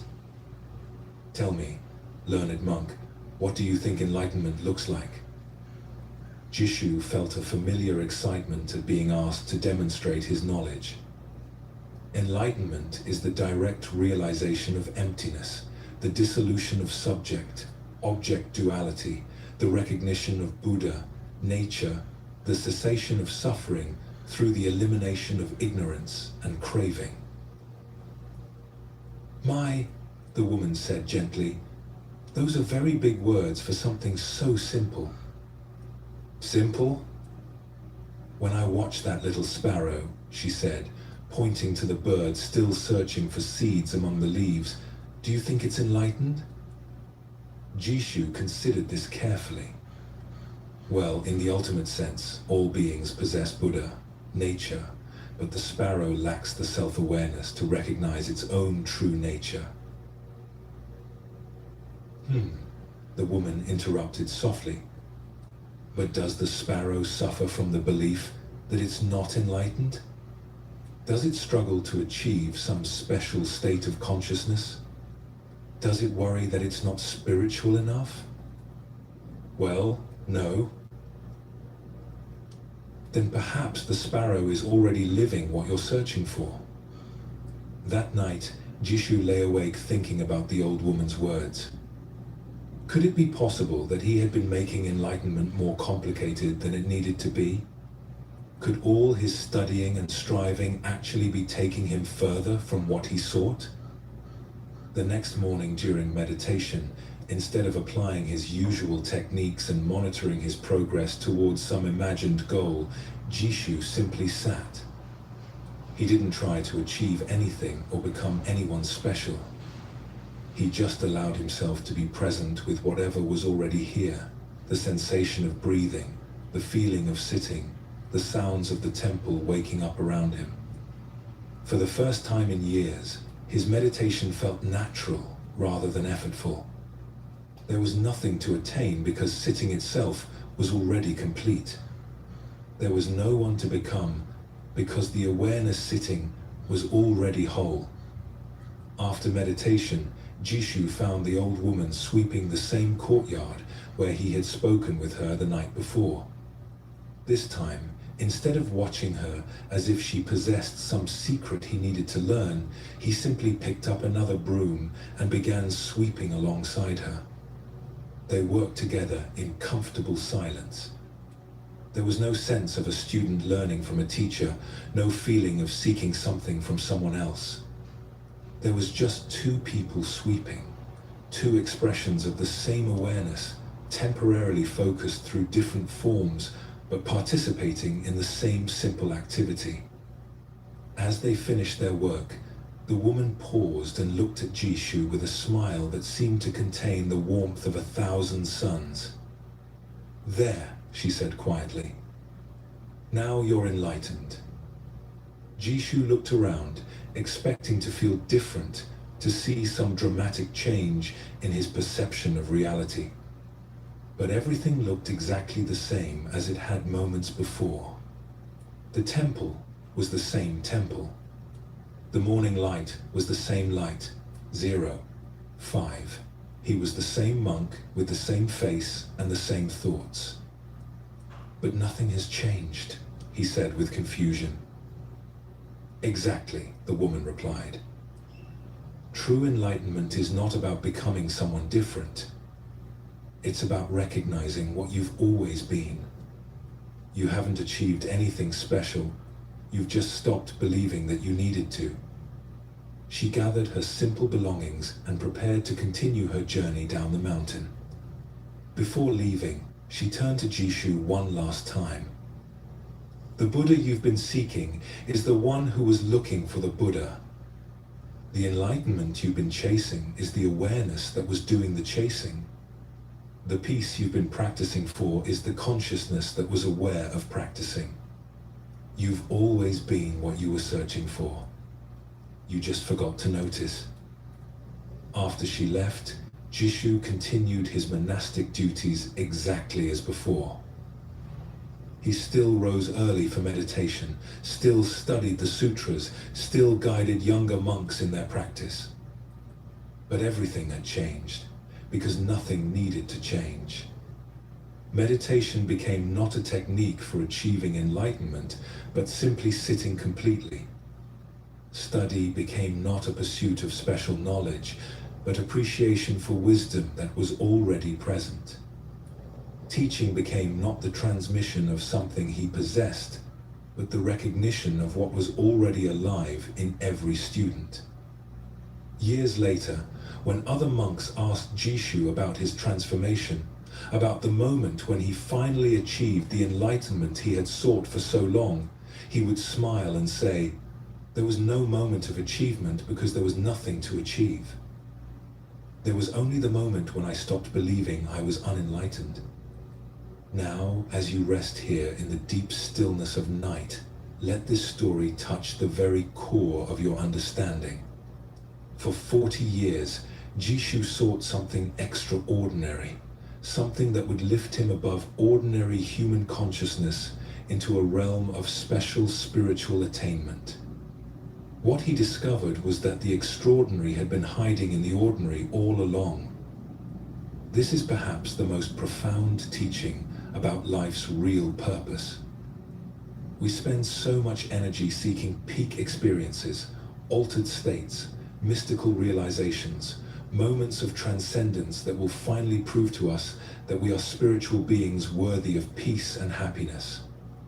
But what if the consciousness that seeks these experiences is already what we're looking for? The awareness reading these words right now is not ordinary awareness having a spiritual experience.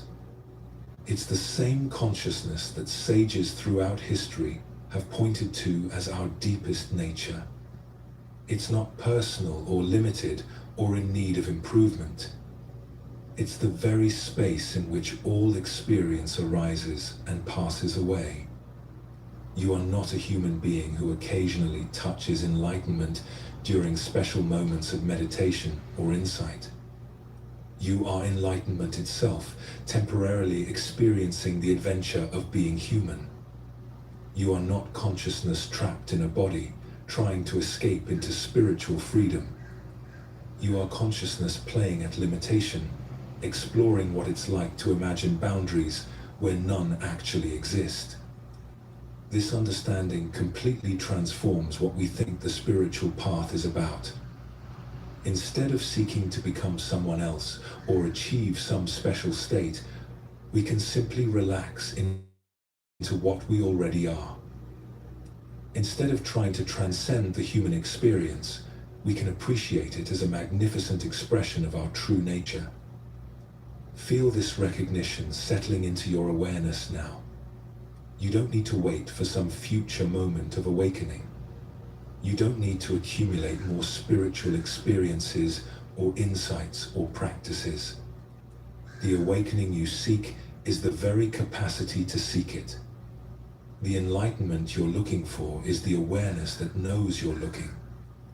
This is why Zen masters often speak of enlightenment as the most ordinary thing in the world.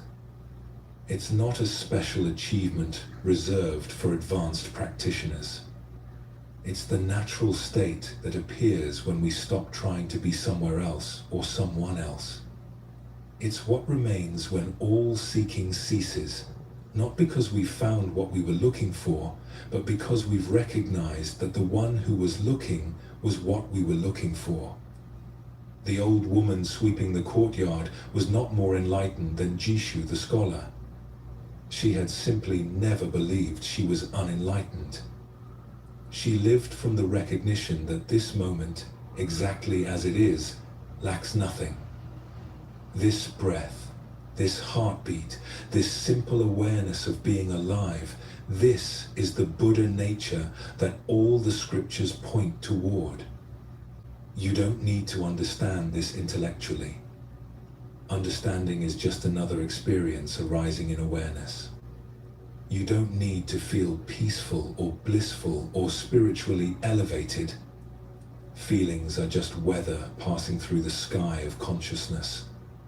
You don't need to have profound insights or mystical experiences. Experiences come and go, but the awareness in which they appear is constant. What you are is not any particular experience, but the openness in which all experiences are possible. You are not the content of consciousness, but consciousness itself. You are not the waves on the ocean, but the ocean appearing as waves. This is the ultimate teaching about life's purpose. We are not here to become enlightened. We are here as enlightenment, temporarily enjoying the play of apparently forgetting and remembering what we are.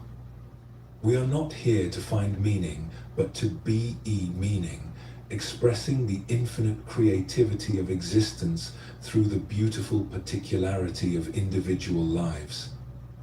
As sleep draws you deeper now into rest, know that you are not falling asleep as a separate being who sometimes touches spiritual truth. You are spiritual truth itself, gently returning to the formless awareness that dreams all forms into being.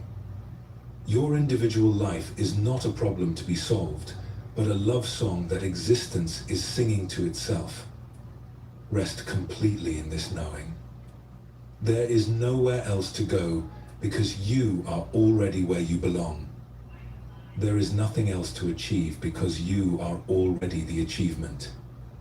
There is no one else to become because you are already the very source from which all becoming arises.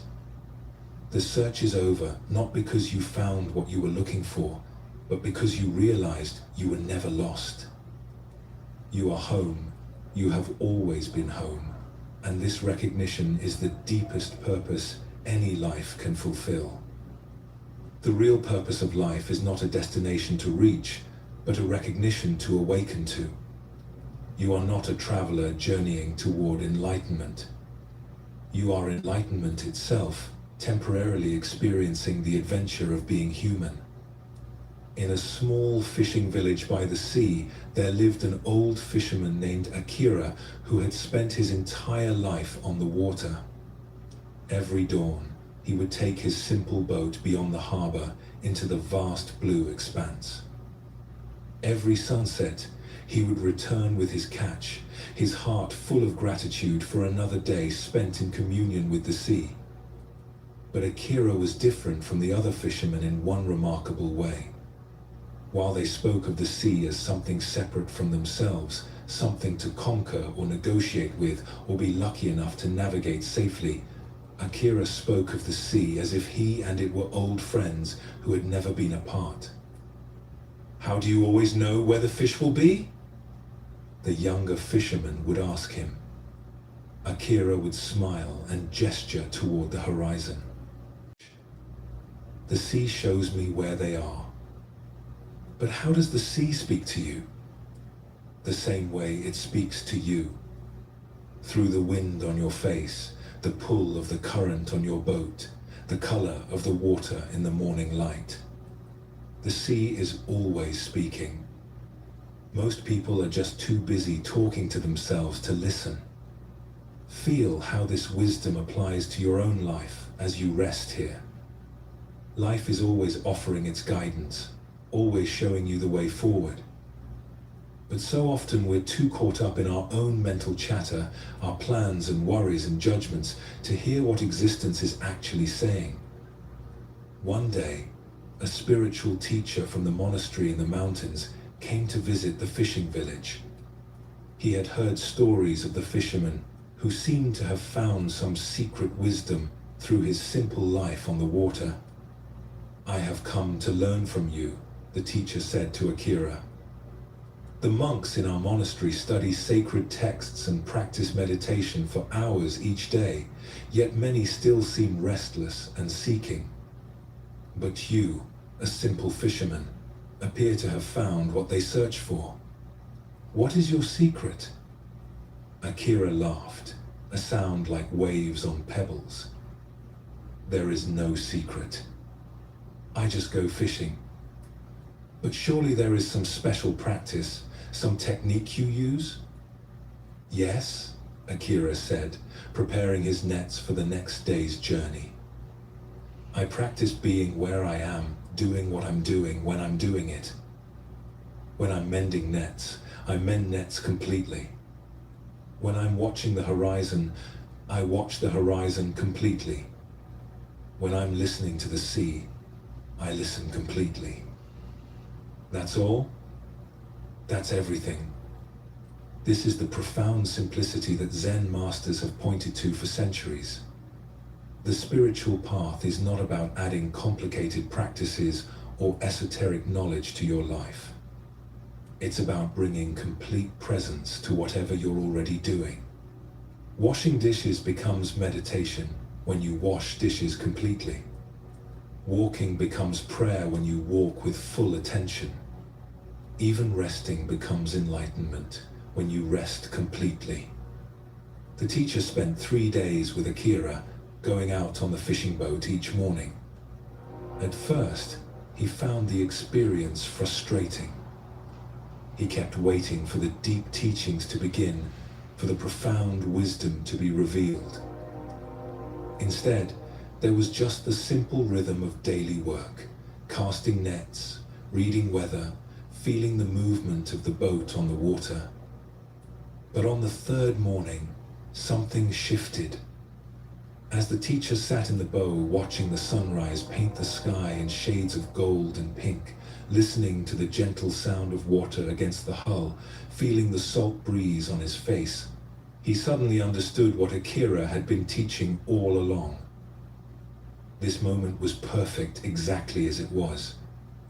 Nothing needed to be added to make it more spiritual or meaningful. The boat was a temple. The sea was a teacher. The sunrise was a scripture written in light itself. "Ah," the teacher whispered, tears forming in his eyes. "I have been looking for God in books and meditation halls, never noticing that God has been looking at me through the eyes of existence itself." Akira nodded quietly. "Now you understand why I never left the village to find enlightenment. How can you leave yourself to find yourself? 0, 5. Feel this recognition touching your own heart. You have been looking for meaning, purpose, peace, happiness, all the things that make life worth living. But where have you been looking? Outside yourself, in achievements and acquisitions and experiences? When all along, the awareness looking for fulfillment is itself the fulfillment you seek." That evening, as they sat by a small fire on the beach, the teacher asked Akira about the difficulties of life. "But what about when things go wrong? When there are storms, when the catch is poor, when people are difficult? How do you maintain this peace?" Akira stirred the coals with a piece of driftwood, watching the sparks rise into the star-filled sky. "The sea has many moods," he said. "Sometimes calm, sometimes stormy. But it is always the sea. I have many experiences, sometimes easy, sometimes difficult. But I am always myself underneath all experiences." "How did you discover this?" "Through the great storm," Akira replied.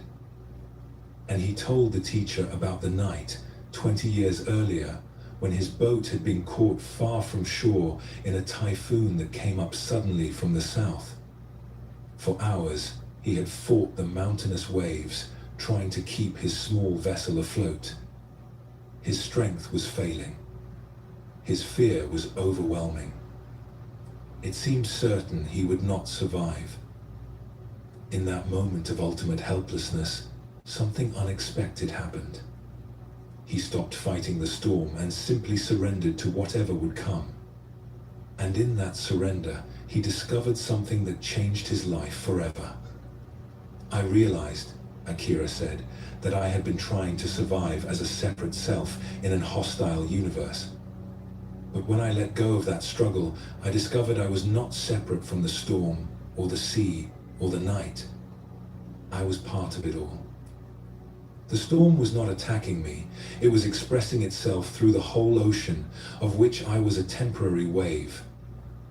Were you no longer afraid? The fear was still there. But I was no longer identified with the fear.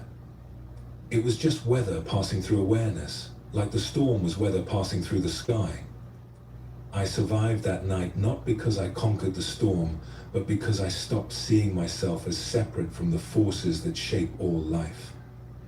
This is perhaps the deepest teaching about life's true purpose.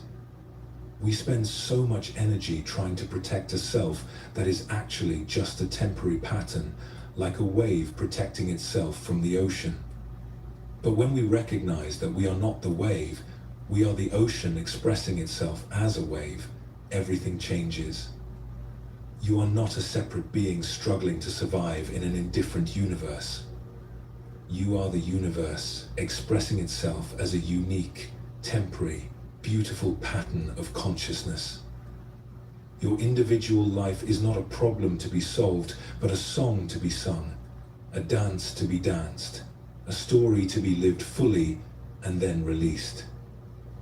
As you rest here now, feel this larger identity. You are not just the thoughts and feelings and sensations of this particular human form. You are the awareness in which all thoughts and feelings and sensations arise. You are the space in which all experiences come and go. You are the silence in which all sounds appear and disappear. The teacher returned to his monastery, transformed by his time with the fishermen. But instead of abandoning his practices, he brought to them a new understanding. Meditation became not an escape from ordinary life, but a way of being fully present with whatever was happening. Study became not an accumulation of knowledge, but a deepening of wisdom. Service became not a duty to perform, but a natural expression of love. The other monks noticed the change immediately. "What did you learn from the fishermen?" they asked. "I learned that I don't need to become enlightened," he replied. "I need to stop pretending that I'm not already enlightened." This is the recognition that ends the spiritual search, not because you've achieved some special state, but because you've remembered what you never actually forgot. The peace you've been seeking is the peace you already are. The love you've been looking for is the love looking through your eyes. The home you've been trying to reach is where you've always been. There's a beautiful final story that captures this perfectly. An old Zen master lay dying, surrounded by his students. They were deeply saddened, knowing they would soon lose their beloved teacher. "Master," one student said through tears, "where will you go when you die? 0. 5. How will we find you again?" The master smiled with eyes that seemed to hold infinite gentleness. "Where can I go? There is nowhere that is not here. How can you lose me? There is no one who is not you. But what is the final teaching you want to leave us?" The master was quiet for a long moment, listening to the sound of rain beginning to fall on the monastery roof. Then he spoke his last words. "The rain has been falling on this roof for 1,000 years. But tonight, for the first time, the roof is grateful." With that, he closed his eyes and passed peacefully, leaving his students with the understanding that would transform their lives. Existence had always been perfect. Life had always been sacred. Every moment had always been a gift. They had simply forgotten to notice. This is the real purpose of life, to wake up to the sacred nature of ordinary existence. To recognize that every breath is a miracle, every heartbeat a blessing, every moment an opportunity to experience the wonder of being alive. You don't need to wait for some future moment of enlightenment. You don't need to earn your way to peace through years of practice. You don't need to become someone special to deserve happiness. Right now, as you rest here, you are experiencing the very thing you've been seeking. The awareness reading these words is not personal or small or limited. It's the same awareness that has been looking through the eyes of sages and fishermen, children and elders for thousands of years. It's the same consciousness that watches stars being born and seasons changing and love flowing between hearts. You are not a human being having a spiritual experience. You are spiritual experience having a human experience. You are not a wave separate from the ocean. You are the ocean playing at being a wave. Feel this truth settling into your bones now. Let it release any sense of inadequacy or incompleteness. Let it dissolve any feeling that you need to be anywhere else or anyone else. Let it bring you home to the simple, profound recognition of what you've always been. As sleep begins to embrace you now, know that you are not falling asleep. You are falling awake. Awake to the dreams that consciousness spins for its own delight. Awake to the play of existence expressing itself through the theater of your mind. Tomorrow, when you open your eyes, the world may look exactly the same, but you will see it differently. Because you will remember what you remembered tonight, that you are not a tourist visiting life temporarily. You are life itself, temporarily visiting this form, this name, this story. The purpose of life is not to achieve or accomplish or become. The purpose of life is to be fully present with whatever is arising, to be completely yourself without apology, to be awake to the miracle that existence is happening at all. You are that miracle. You have always been that miracle. You will always be that miracle. Rest in this knowing. Let everything else fade into the background of awareness. The seeking is over. The journey is complete. You have come home to yourself. In the final years of his life, there lived a Zen master named Myoan, who had become legendary throughout Japan, not for his teachings or his wisdom, but for the quality of his presence. People would travel vast distances simply to sit in his company, finding in his silence something more nourishing than the most eloquent sermons. Yet Myoan himself had no sense of being special or accomplished.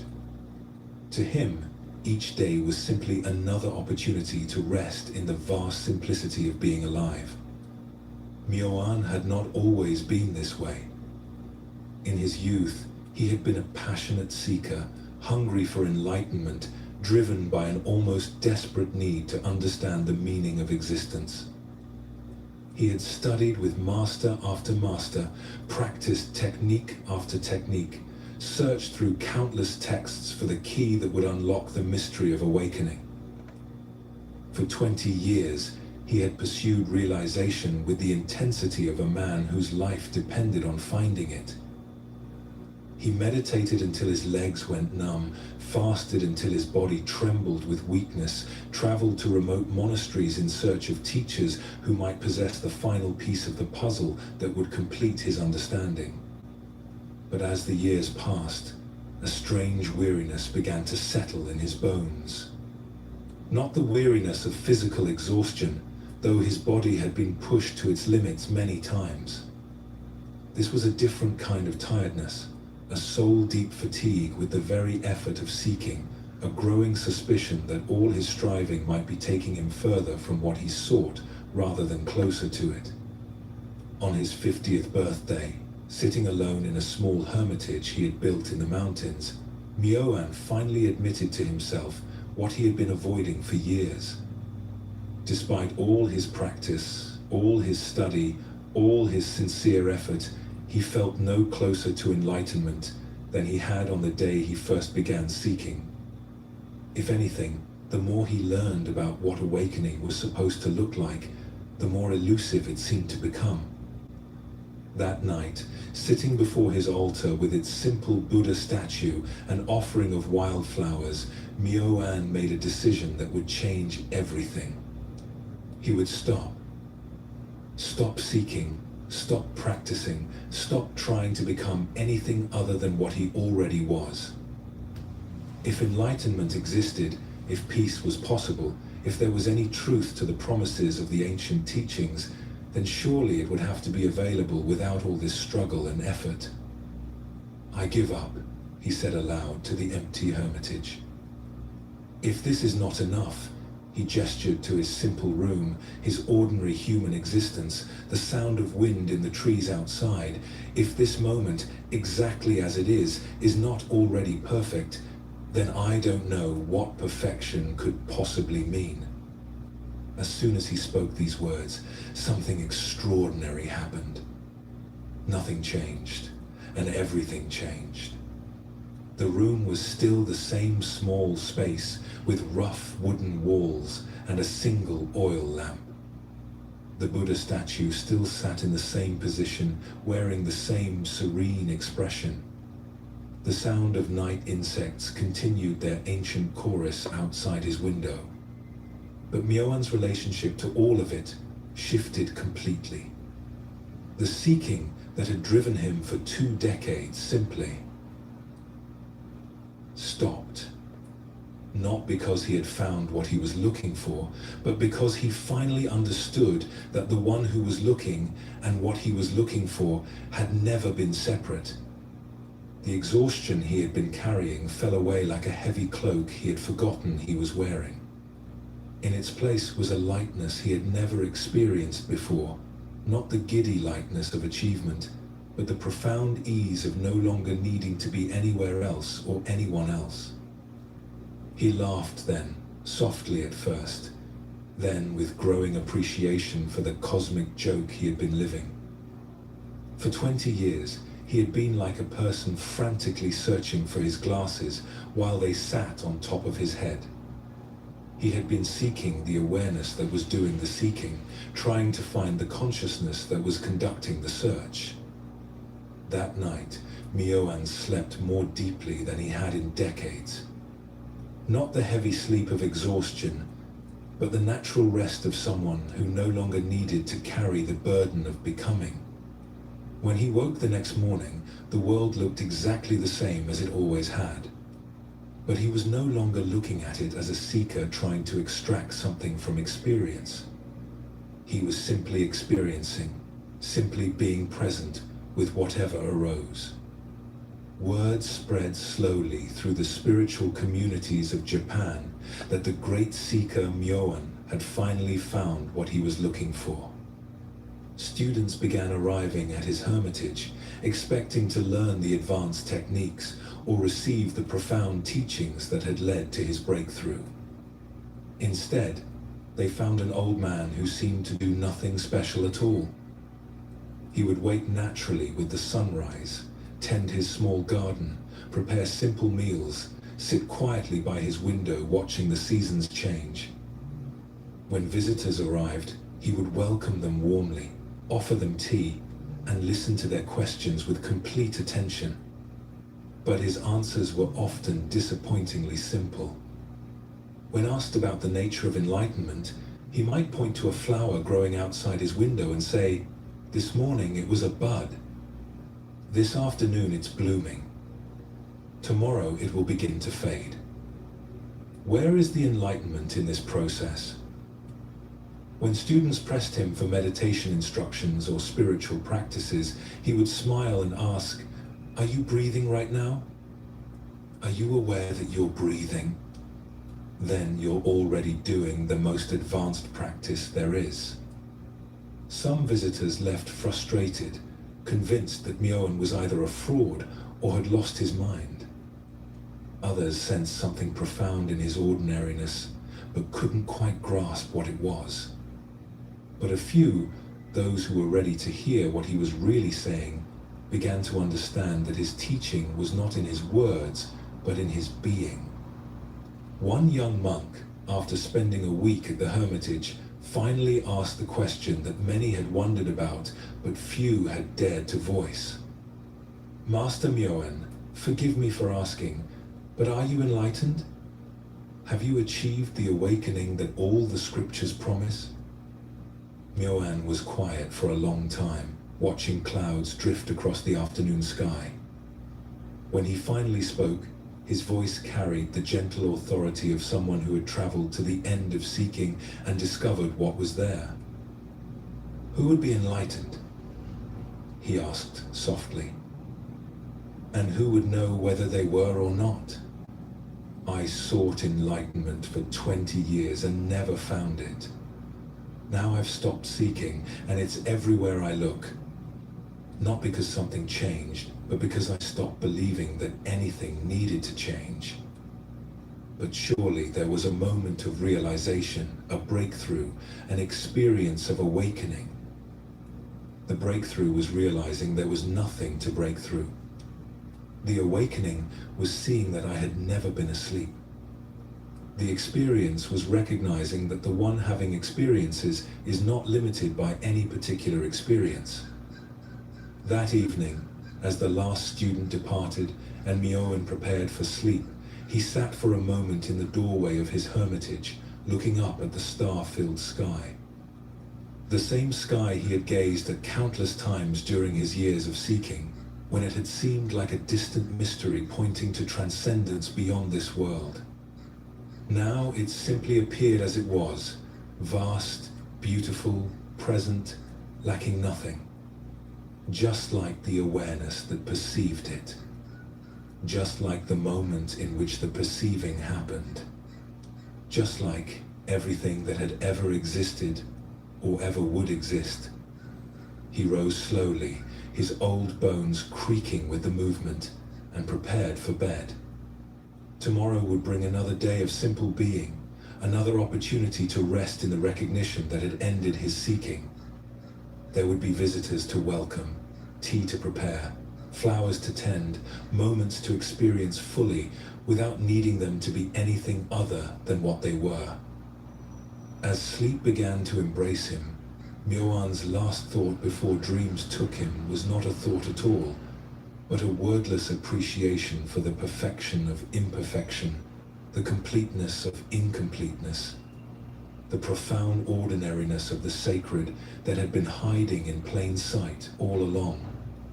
Now, beloved friend, feel how this story completes the journey we have taken together tonight. Like Myoan, you have spent this time exploring the deepest questions of existence, seeking to understand life's true purpose, hungering for insights that might transform your experience of being alive. And what have we discovered together? That the purpose of life is not what most people think it is. It's not the pursuit of happiness, or the accumulation of pleasures, or the achievement of goals that will finally make you feel complete. It's not even the attainment of some special spiritual state that will lift you above the ordinary concerns of human existence. The real purpose of life is to recognize what you already are. To stop seeking for something outside this moment and start appreciating the awareness that is available right here, right now. To cease the exhausting effort of trying to become someone special and rest in the profound ordinariness of simply being. You are not a human being having a spiritual experience. You are spirit itself, temporarily enjoying the adventure of being human. You are not a separate self trying to connect with the universe. You are the universe, experiencing itself through the beautiful focal point of your individual awareness. This recognition doesn't require years of practice or profound experiences or special knowledge. It's available in this breath, in this heartbeat, in this simple awareness of being aware. The consciousness reading these words is not personal or limited or in need of improvement. It's the same awareness that has been present in every moment of seeking, every experience of joy or sorrow, every night of sleep, and every morning of waking. Feel how completely you can rest in this understanding now. There is nothing left to figure out, nothing left to achieve, nothing left to become. The seeking that may have driven you to this moment of rest can finally cease, not because you found what you were looking for, but because you've recognized that the seeker and the sought were never two. Let your body settle even more deeply now, like a leaf finally coming to rest on the forest floor after a long dance with the wind. Let your breath become so gentle it barely disturbs the silence. Let your mind release all effort, all trying, all reaching toward any experience other than this one. This is the deepest rest, not just the rest of sleep, but the rest of no longer needing to be anywhere else or anyone else. The rest of recognizing that what you are has never been disturbed by any experience, never been limited by any circumstance, never been separate from the source and substance of all existence. You are coming home now, but not to a place you left. You are coming home to what you've always been. You are not falling asleep as a separate being who sometimes touches truth. You are truth itself, gently returning to the formless awareness that dreams all forms into being. Rest completely in this knowing. Let everything else dissolve, all seeking, all becoming, all the beautiful but unnecessary effort of trying to be what you already are. What remains is not emptiness, but fullness. Not absence, but presence. Not a void, but the very source from which all experience arises. This is your nature. This is your home. This is the purpose for which you came into existence, not to find yourself, but to be yourself so completely that the very question of purpose dissolves into the pure joy of being. Sleep now in this recognition. Let consciousness rest in its own nature. Let awareness be aware of nothing but its own unchanging presence. Let the one who has been seeking finally, completely, eternally rest. You are home. You have always been home. And in this homecoming, you discover that you never actually left. The journey ends where it began, in the simple, perfect, ordinary miracle of being aware that you exist. Rest now, beloved. Rest in the deepest peace. Rest in the truth that you are what you have always been seeking. Rest in the love that you are, that everything is, that holds the entire universe in its infinite embrace. All is well. All has always been well. All will always be well. Sleep well, and thank you for joining us here at Sleepy Monk.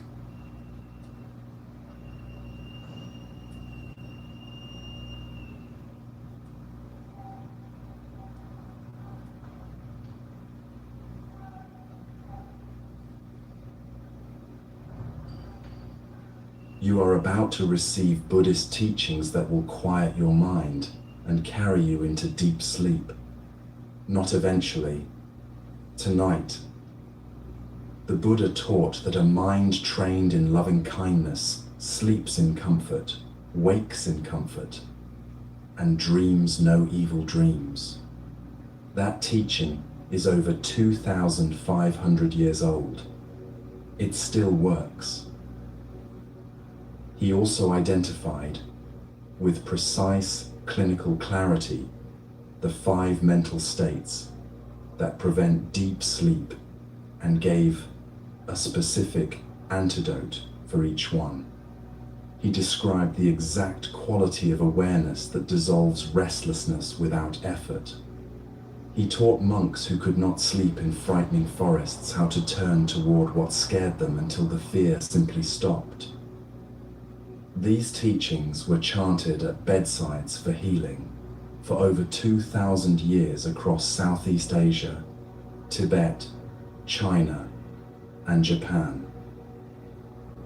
Tonight you will receive them, not as philosophy, not as religion, as what they always were, practical instructions for a mind that will not stop, from teachers who understood that problem better than anyone who has ever lived. Each teaching arrives through a story that makes it land in the body, not just the thinking mind.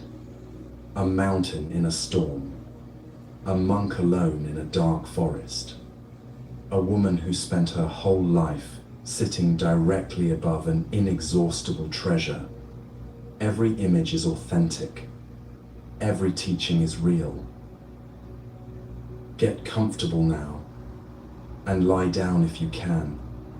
Wherever you are in the world tonight, whether it is late and the house is finally quiet, or early and the day has not yet found you, you are exactly where these teachings are meant to arrive.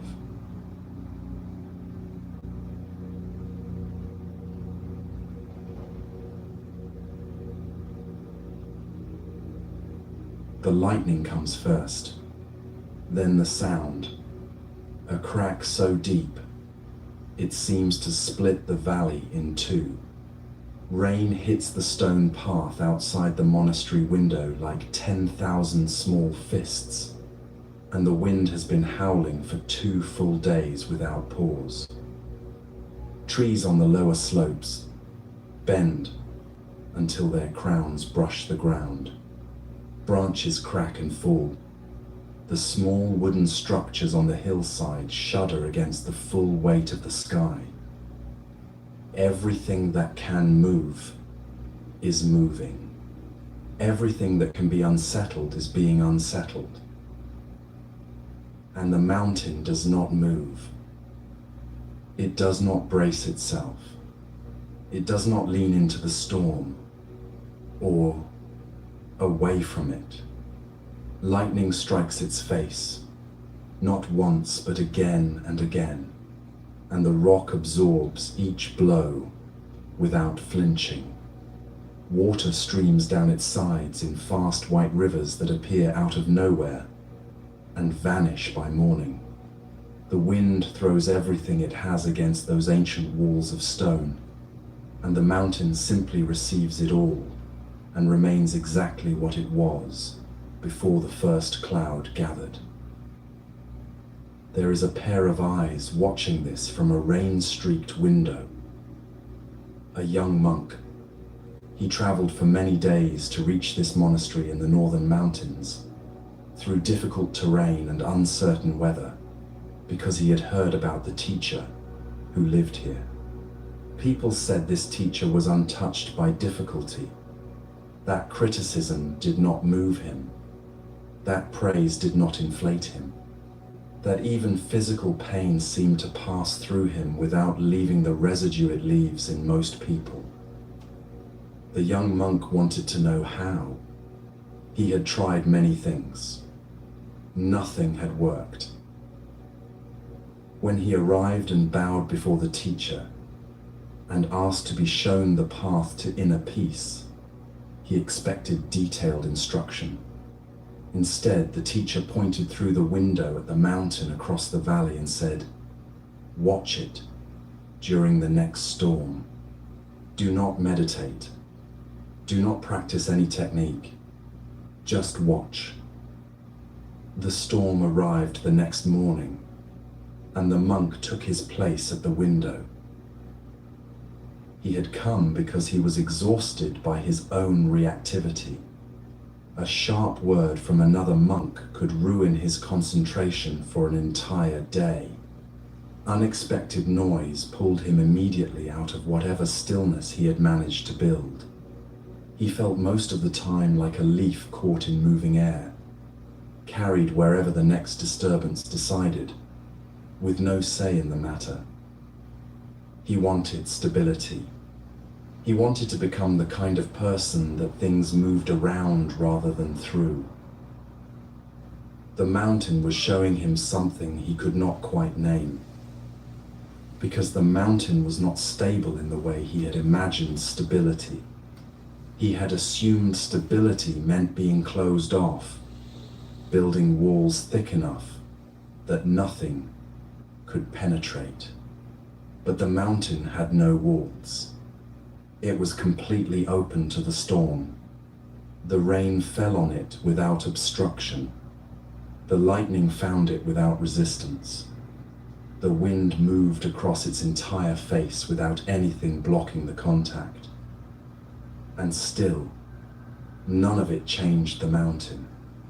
Nothing that passed through it stayed. Nothing that struck it left a mark that altered what the mountain fundamentally was. The storm passed through. The mountain remained. The Buddha said something about the mind that very few people encounter. He said the mind, in its natural state, is luminous. The word he used meant bright, clear, shining of itself, not because of good conditions, not because of pleasant experience, but as a quality intrinsic to awareness itself, the way a clean mirror reflects light, not because the light is kind to it, but because that is simply what a clean mirror does. He said that anger, fear, grief, and restlessness are visitors. They come to the mind. They move in, sometimes quietly, sometimes with considerable force. They stay for a while. They leave. But they are not the mind itself. They are weather moving through a sky that remains, underneath all of it, fundamentally clear. The sky does not become the cloud. The mind does not become the anger. What they are, and what passes through them, are two completely different things. Sit quietly with your own experience for a moment, and you will see this is true. Thoughts are arriving right now. You did not construct them deliberately. They came on their own. Some will leave before this sentence ends. You are not doing the leaving either, but something in you is watching all of it. The arriving, the staying, the going, and that something is never the thought itself. It was here before the thought came. It will be here after the thought goes. That is the witness the Buddha was pointing at. The Chan master Hongzhi, who lived in 12th century China, spent his entire teaching life trying to describe this quality. He called it silent illumination, not silent in the sense of empty, and not illumination in the sense of dramatic awakening, but a steady, clear, luminous awareness that receives everything without grasping any of it. Aware of the storm, undisturbed by it, present to everything, possessed by nothing. This is what the mountain demonstrates. Not numbness, not distance, a full, open, luminous presence that remains itself regardless of what moves through it. When the storm finally passed, the young monk found his teacher in the garden tending small plants that had been battered by 2 days of wind. The morning air was clean and cold and smelled of pine and wet stone. The teacher looked up. What did you see? The monk was quiet for a moment. Then he said, the mountain did not try to stop the lightning. It did not try to redirect the rain. It let the storm be completely what it was, and stayed completely what it was at the same time. When the storm left, nothing about the mountain had changed. Yes, said the teacher, you came wanting to become unshakable. But the mountain is not unshakable because it mastered some technique. It is unshakable because it has never been confused about what it is. And in you, underneath the reactivity, underneath the exhaustion, underneath everything that today asked of you, there is something that works the same way. The monk stayed quiet. He felt something settle in him that had not settled in a long time. Your fear tonight is real, the teacher said softly. Your tiredness is real. Whatever is unresolved in you right now is real. But none of these things are what you are. They are weather. They will move. What watches them will still be here when the sky clears. This is the teaching that belongs to you tonight. There is something in you that has watched every difficult day you have ever lived through, every night that would not end, every fear that arrived uninvited at the worst possible hour. That something observed all of it without flinching. It was never broken by any of it. It is here right now, steady and clear, watching these words arrive and pass. The storm that visited this mountain lasted 2 days. Some storms in a human life last much longer. The teaching does not promise short storms. It says that what you are runs deeper than any storm that has ever moved through you. Let that be true right now. Not as an idea held in the mind, as something the body already knows. The mountain does not need to announce its stillness. It simply is what it is, through every season, through every storm the sky can produce. And as this night deepens, a quieter question begins to form, not about stillness, but about meaning. Because a life can be completely still inside and still feel empty. What makes that stillness worth something?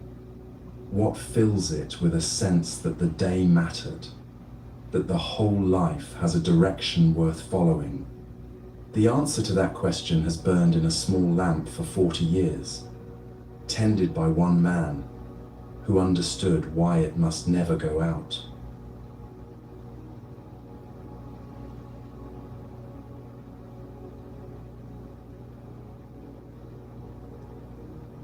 "40 years is a long time to do the same thing every night.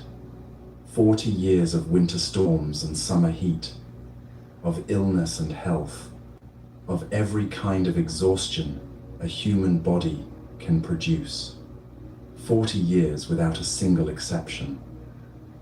The monk Dogen, a quiet guardian in the hills near Kyoto, had lit the lamp in the temple hall every evening for 4 decades.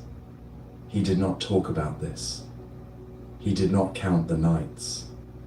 He simply arrived at the lamp as the daylight changed, cleaned the wick, filled the oil, and touched the flame to it.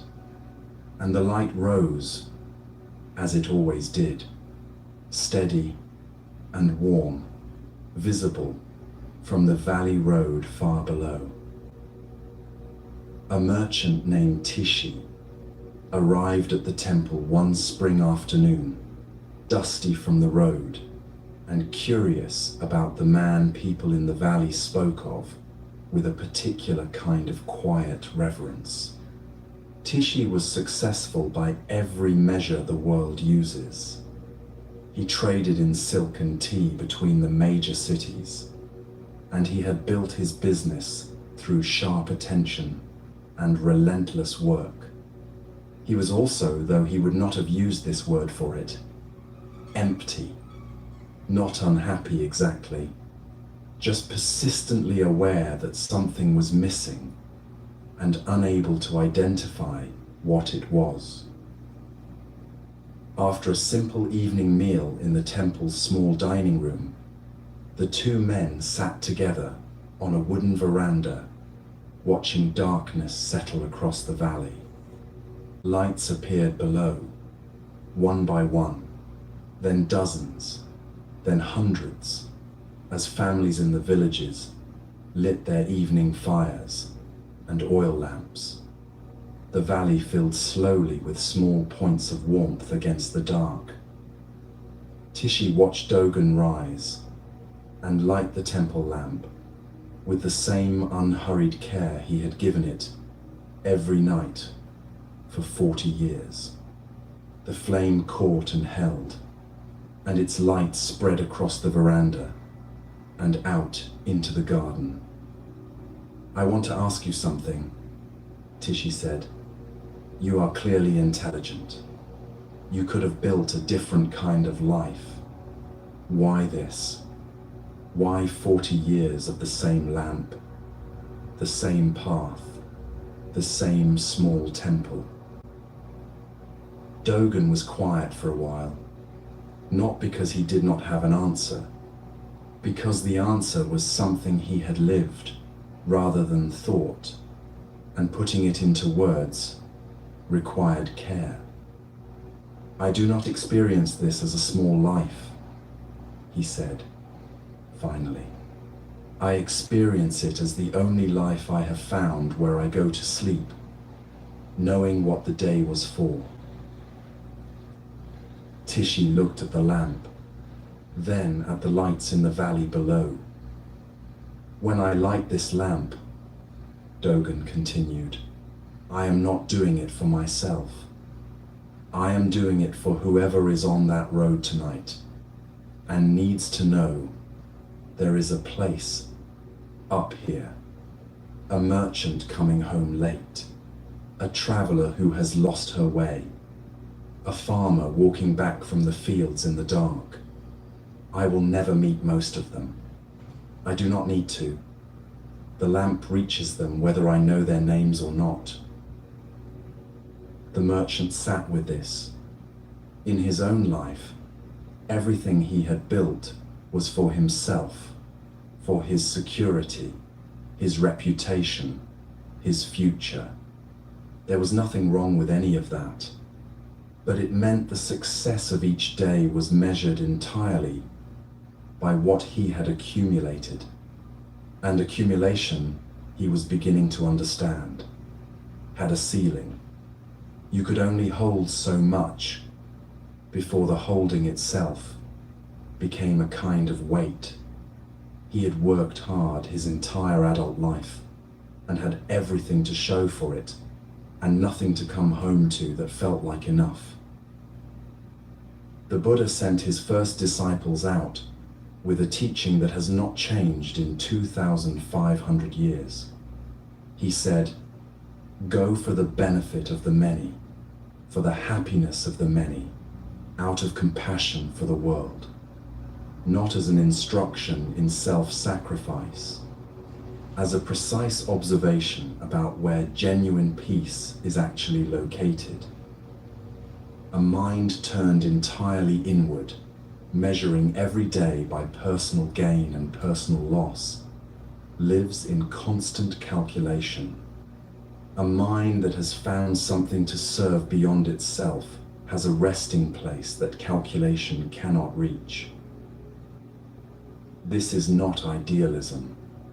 It is a description of how the mind actually works.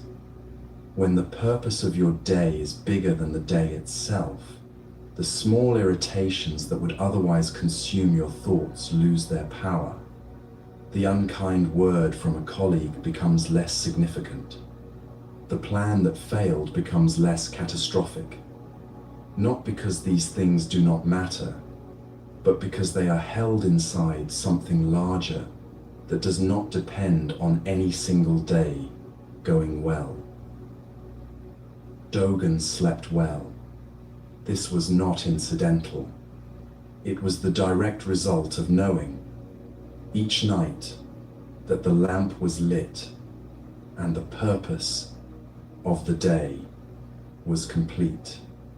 There was nothing left to rehearse, nothing left to wonder whether he should have done differently. The act was complete. The lamp was burning. The rest belonged to the night. Tishi left the following morning and walked slowly down the mountain path toward the main road. At the bottom, he turned and looked back at the temple. He could no longer see the lamp from here, but he knew it was there. He thought about his own days, the transactions completed, the distances covered, the goods moved from one city to another, all of it purposeful, none of it pointing anywhere beyond itself. He had built a life that worked and did not feed him. That too is something the Buddha named directly. He taught that there is a happiness that comes from receiving, from acquiring what you want, from having things go the way you planned. And there is a deeper happiness that comes from giving, from contributing, something that continues to exist after you have turned away from it. The first kind of happiness is real. The second kind is different in nature.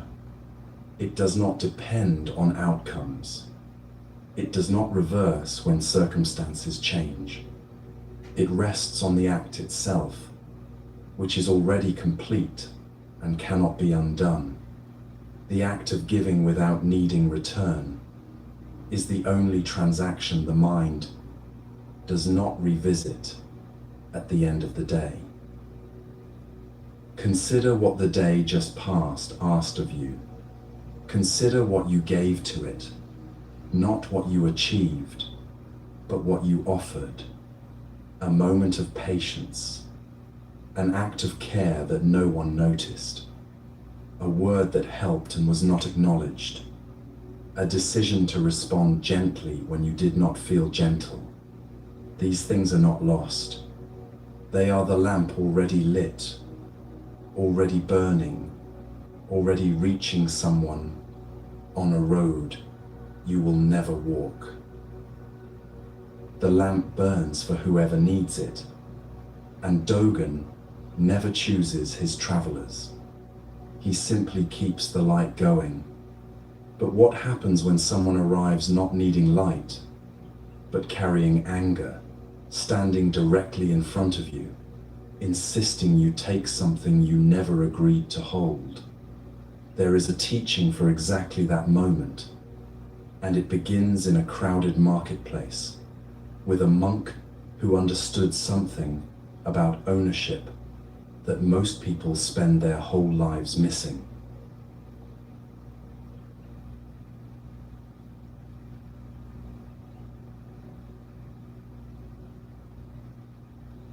You are standing at the edge of a market, not any market in particular, the one your mind builds when it hears the word, color, and noise, and the smell of food, cooking, somewhere nearby.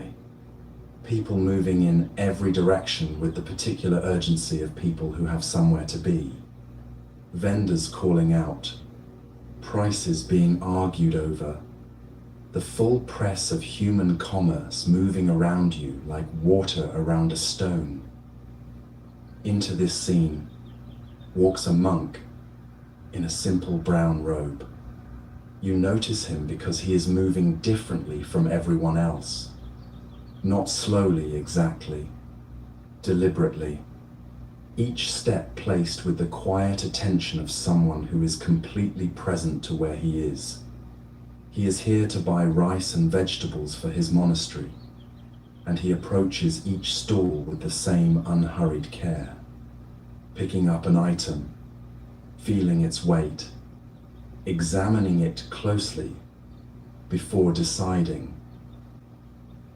His name is Huinan, and he is about to become the target of something he did not invite. The first vendor snaps at him for taking too long. Her words are sharp, her tone dismissive. Juinan looks up at her, thanks her genuinely, makes his purchase, and moves on. His face has not changed. The second vendor is louder. He makes a performance of his irritation, drawing the attention of nearby stalls. Who do you monks think you are? Examining everything like you are buying for the emperor. If you cannot afford good rice, buy the cheap kind and stop wasting my time. Several people turn to look. Some are visibly uncomfortable. No one intervenes. Juinan finishes his examination, pays the exact amount, places the rice carefully in his bag, and continues through the market. Unhurried, unchanged. Then a wealthy merchant named Sangwai, who has been watching this unfold with growing contempt, strides forward. He is a man used to deference, accustomed to his opinions, shaping the air in a room. He plants himself in front of Juinan and delivers his verdict loudly enough for the surrounding stalls to hear. You are arrogant. You shave your head and wear those clothes and think it makes you better than the rest of us. You are nothing but a beggar pretending to be holy. The market goes quiet. Everyone is waiting for the monk to break. Some want him to defend himself. Some are simply curious what a person does when struck this directly in public. Sangwai is waiting too, for the flinch, the reddening face, the stumbling attempt at dignity that would confirm his superiority. Huinan finishes placing the last of his purchases in his bag. Then he straightens, turns to face Sangwai, and meets his eyes with an expression that contains no anger and no performance of calm, just clarity. Thank you for sharing your thoughts, he says. I hope the rest of your day brings you genuine happiness. Sangwai stares at him. He has launched everything he had, and it landed nowhere. That is all you have to say? His voice carries frustration now, something close to bewilderment. You are not angry? You are not going to defend yourself? Huinan tilts his head slightly, genuinely curious, not theatrical. What would I defend myself against? You have offered me something. I have chosen not to take it. Tell me, if you bring a gift to someone and they do not accept it, who does the gift belong to? Sangwai answers without thinking, to the person who brought it. Yes, says Juinan quietly. Your anger and your judgment are yours. I did not take them from you. They remain exactly where they came from. He bows slightly, picks up his bag, and walks back through the market at the same pace he arrived. Sangwai stands alone in the silence he created, holding something he suddenly cannot put down. This exchange is not a story about a particularly disciplined monk. It is an illustration of a specific teaching the Buddha gave recorded in the connected discourses of the Pali Canon, in response to a Brahmin who came to him with hostility and insults. The Buddha listened to everything the man said without interruption. Then he asked, "When you prepare a feast for guests, and the guests do not eat, who does the food belong to?" The Brahmin answered, "To the host, I suppose." The Buddha said, "In the same way, I do not accept what you have brought. It remains with you." What makes this teaching remarkable is its precision. It is not asking you to pretend that hostility does not sting. It is not suggesting you achieve some elevated state where words slide off you like water. It is pointing at something structural, something about how psychological harm actually works. Harm of this kind requires two participants: the person who offers it and the person who accepts it. Remove the second participant and the transaction cannot complete. The anger exists, the judgment exists, but it remains with the person carrying it. It does not transfer unless you reach out and take it. Most of us have been reaching out and taking things our whole lives without realizing we had a choice. Someone speaks harshly to you at the end of a long day, and you carry that harshness home. It sits with you through dinner. It follows you into the evening.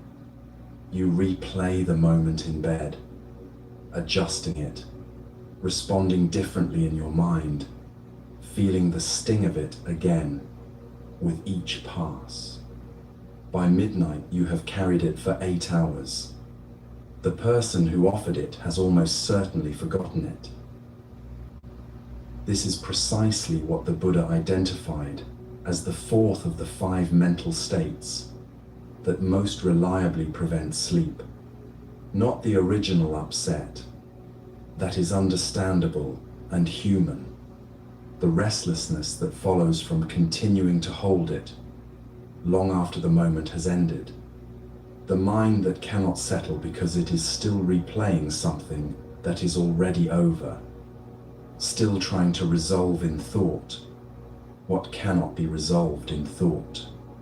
Still gripping something that was never required to be gripped. The teaching does not ask you to feel differently about what happened. It asks a simpler question: is this yours to carry?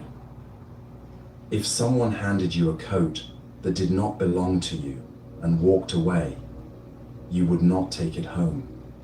You would set it down, not out of indifference, because it was never yours.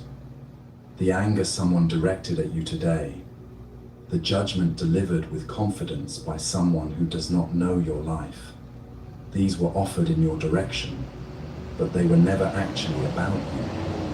They were about the person carrying them. They belong to whatever is unresolved in that person's own interior.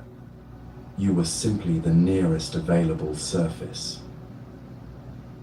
Sangwai walked home that evening, still holding what he brought to the market.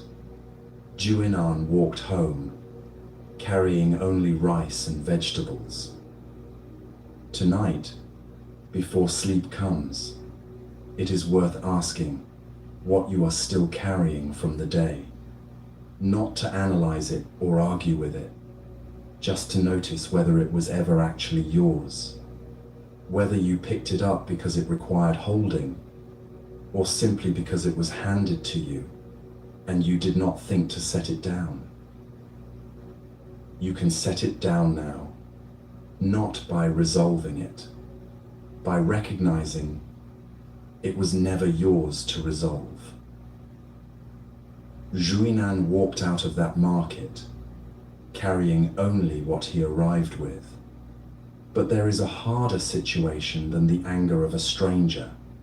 And that is the criticism of someone who knows your name, who points at you specifically, who delivers a judgment about who you are, with the confidence of someone who believes they are right. A young monk once heard exactly that, at a well, from people who did not know. He could hear them. What he did with it next is the teaching.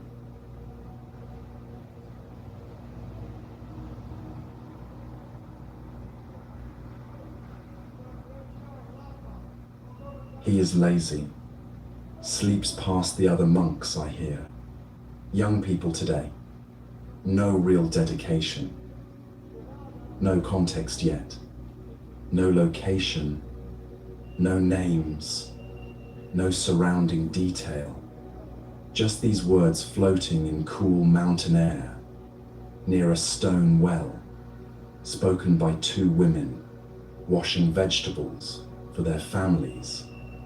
Words that were precise and certain and completely wrong, delivered with the full confidence of people who had never once met the person they were describing. A young monk named Joshua heard every syllable.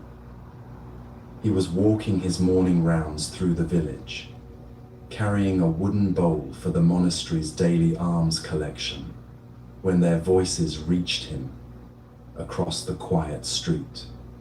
He did not announce himself. He did not correct them. He kept walking, head down, and listened to the rest. What they said was not simply unkind.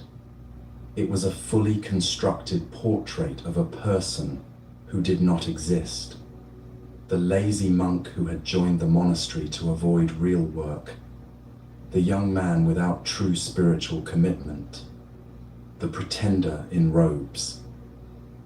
Every detail was wrong. Joshua rose before dawn each day, earlier than anyone else in the community. He sat longer, worked harder in the gardens, studied later into the night.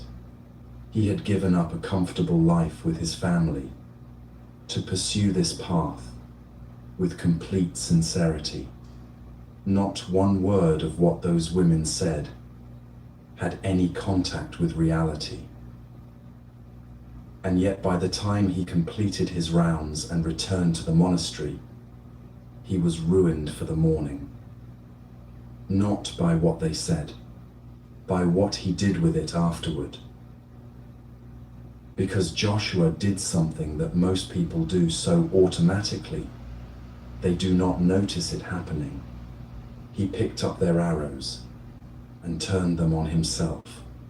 He took their false portrait and held it up against his own reflection and began, without realizing it, to examine whether it fit. He revisited his own behavior, looking for evidence. He constructed elaborate defenses in his mind that he delivered to an audience who were not present. He felt his face flush with anger, and then shame, and then a helpless indignation that had nowhere to go. By the time he reached his teacher's garden, he had been stabbing himself with those women's words for 2 hours. The teacher Yunmen was trimming a small pine tree when Joshua arrived. He looked up once, read the young monk's face without comment, and gestured for him to sit. Joshua told the story, all of it, the specific words, the confident tone of the speakers, the complete falseness of everything they said, the anger he could not release, the shame he could not justify, the strange helplessness of being accurately described as someone he had never been. His voice tightened as he spoke. The morning's wound was still fully open. Yunmen listened until the silence after the last word settled. Then he set down his small trimming tool and asked a question that seemed to come from a different conversation entirely. When you practice archery and your arrow misses the target, what do? Joshua blinked. I check my aim and try again. And if another archer shoots at the same target and also misses, does their miss affect your next shot? No, their arrow has nothing to do with mine. Yunmen nodded once. Those women drew a target in the air and shot their arrows at it. Their target was a person they invented, a lazy monk, a young man without commitment. This person does not exist. Their arrows flew through empty air and fell to the ground. They never reached you. He paused and looked directly at Joshua. But you were watching, and you caught those arrows mid-flight. You picked them up and loaded them into your own bow, and you have been shooting yourself with them all morning. The women caused you no harm. You have been doing that entirely yourself. Joshua sat with this for a long moment.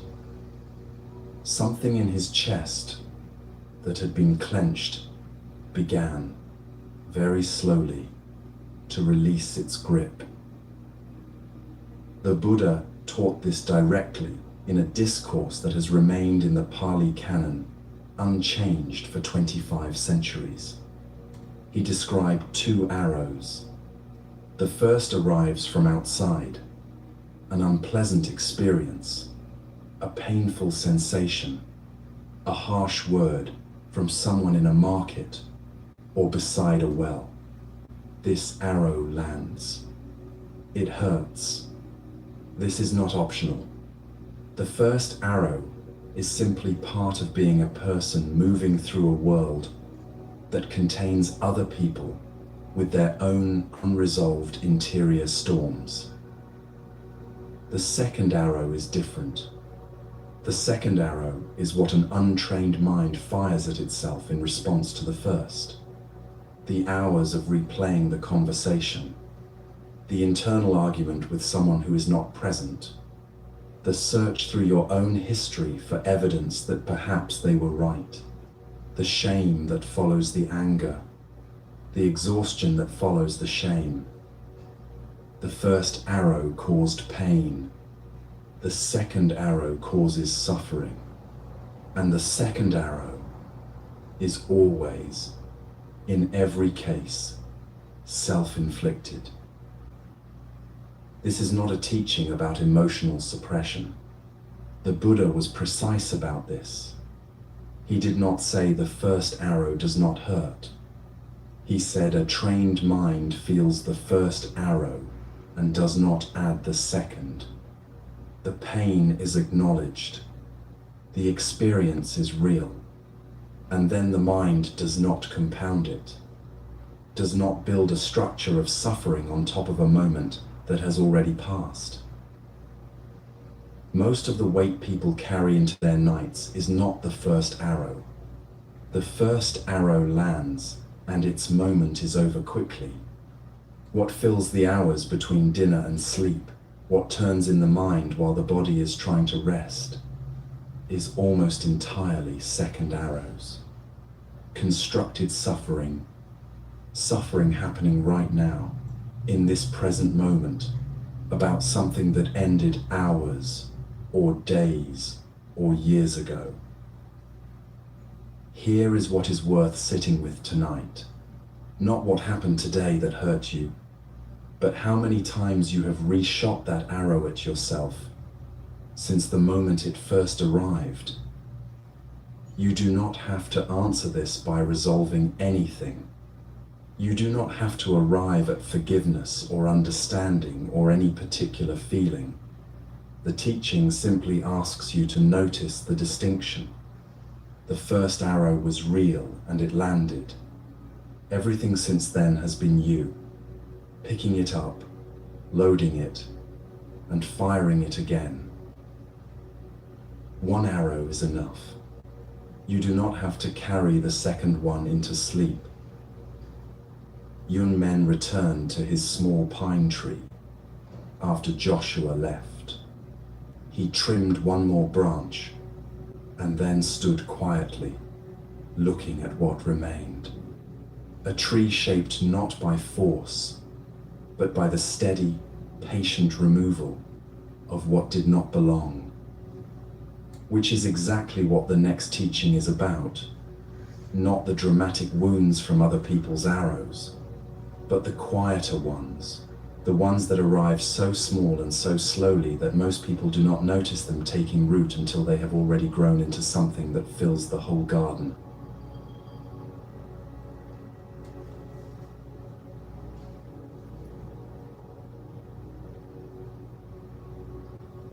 Before the sky lightens, before the birds find their first notes, before any other monk in the temple has stirred from sleep, there is a small flame moving through a garden, row by row, unhurried, the oil lamp held low, its circle of light falling soft and warm on the dark soil beneath it.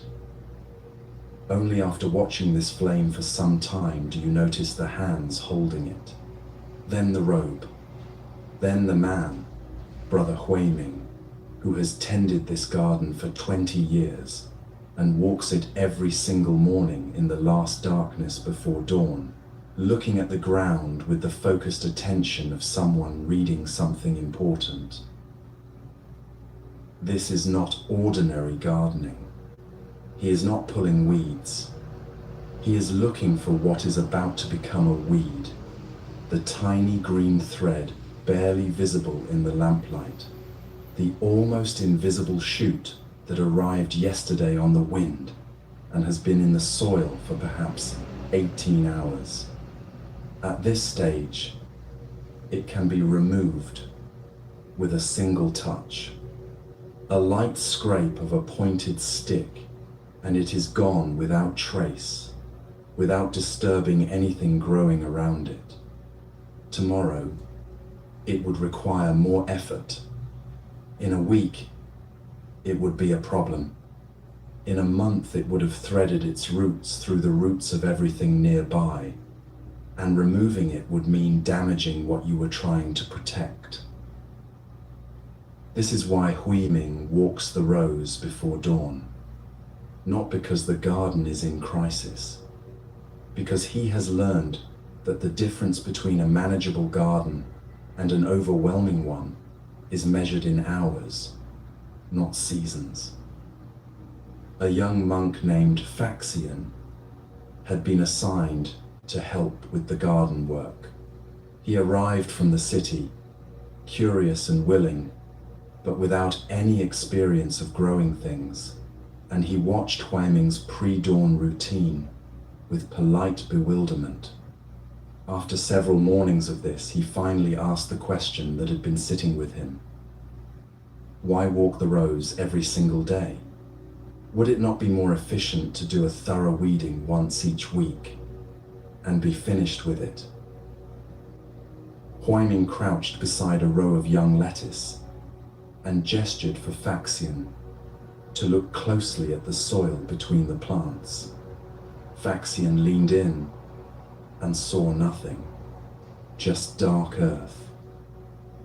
Huiming took his pointed stick and scraped the surface very gently. There, barely visible, were 3 pale green threads, no larger than a thumbnail. These arrived 2 days ago, Huiming said. By your weekly schedule, they would be 5 times this size before you touch them. By the end of the month, they would own this row. Faxian looked at the tiny shoots and then at his teacher.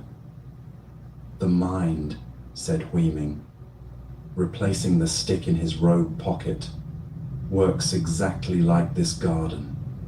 Every day, from every direction, from conversations you half heard, from things that did not go as you hoped, From fears about tomorrow that have not happened yet, seeds arrive. Most of them are harmless and will not take root, but some will, and the ones that do grow, according to the same law as every living thing, small and easy to address at the beginning, enormous and tangled if left alone. The Buddha taught this with the precision of someone who had spent years observing exactly how the mind generates its own suffering. He identified 5 specific methods for removing an unwanted thought, not as a ranked list to work through in order, but as 5 different tools for 5 different situations, the way a gardener carries different instruments for different tasks. The first is simply to redirect attention. When an unhelpful thought arrives, bring the mind to something wholesome instead.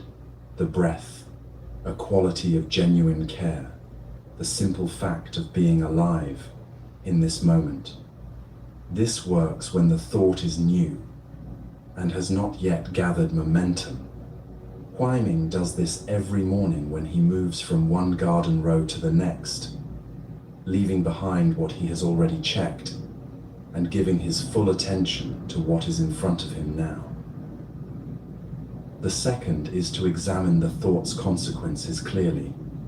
A thought that seems to offer something, the satisfaction of resentment, the relief of worry that feels like preparation, becomes less appealing when you look honestly at where it leads. Replaying an argument does not resolve the argument. Rehearsing tomorrow's difficulties does not prevent them. Seeing this clearly often dissolves the thought's grip without any further effort. The third is deliberate non-attention, not suppression, not fighting, simply choosing not to engage. A thought that receives no water, no attention, no further thinking does not grow. It sits in the soil and eventually dries out. Huaiming demonstrated this for Faxian one afternoon. By pointing to a small weed he had deliberately left untouched for 4 days in a dry corner of the garden. It had not spread. It had simply sat there, its energy spent, going nowhere. The fourth is to slow the thought-forming process itself, to feel the moment when one anxious thought is about to generate another, to catch that movement before it completes, the way you might notice your hand reaching for something and choose to pause before taking it. This requires a quality of attention that develops with practice, but once it is present, it is extraordinarily effective. Most mental suffering is not one difficult thought, but a chain of them, each pulling the next into existence. Breaking the chain at the second or third link prevents everything that would have followed. The fifth, for the thought that persists through all of this, is a deliberate and temporary act of mental stillness, a brief, conscious stopping of the mental movement, the way you might clench a fist to stop a hand from trembling. The Buddha described this as a last resort, not a first response. Used occasionally, it works. Used as a habit, it exhausts the mind, which is why the first 4 methods matter. Later that afternoon, while working silently near the garden gate, Faxian heard 2 visiting monks speaking critically about the head teacher. Their words were not kind. Immediately, something in Faxian's mind began to form a response, a small shoot of agreement, of doubt about the teacher he had respected. of comparison between this monastery and others. He noticed it. He noticed it while it was still small enough to remove with a single touch. He did not argue with it or judge himself for having it. He simply chose not to water it with further thought and returned his attention to the physical work of his hands. The shoot sat in the soil for a moment and then, without nourishment, went nowhere. That evening, Huaiming watched his student work and said nothing. He could see that something had shifted.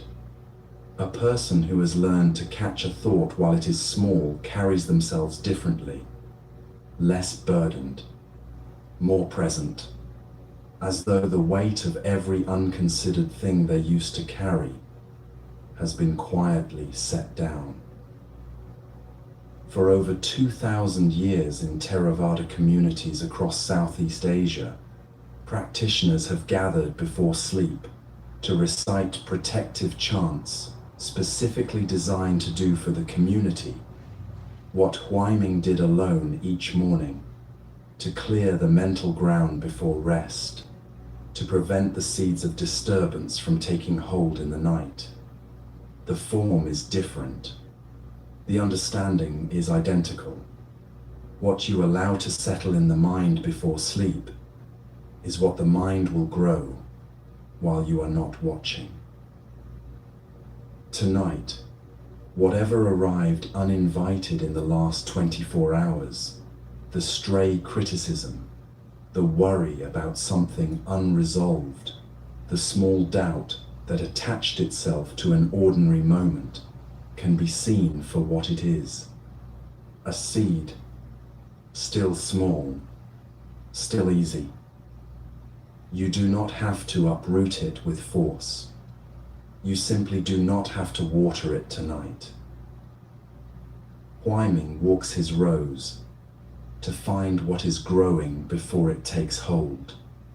But this raises a question he never addressed with Faxian, not about what grows in the garden, but about who is walking the rows. Something in you has been watching every thought arrive and depart for your entire life. You have never once had to remind it to pay attention. What is that watching? And what happens when you turn toward it instead of toward what it is watching?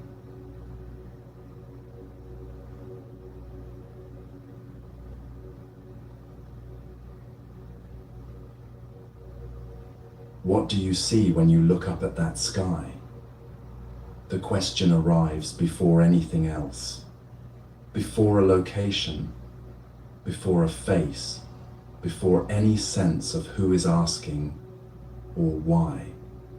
Just the question, and above it, whatever sky your mind builds when it hears the word. A monk named Norbu is being asked this by his teacher on a high stone terrace in the Tibetan mountains, where the air is so clear it seems to sharpen everything it touches.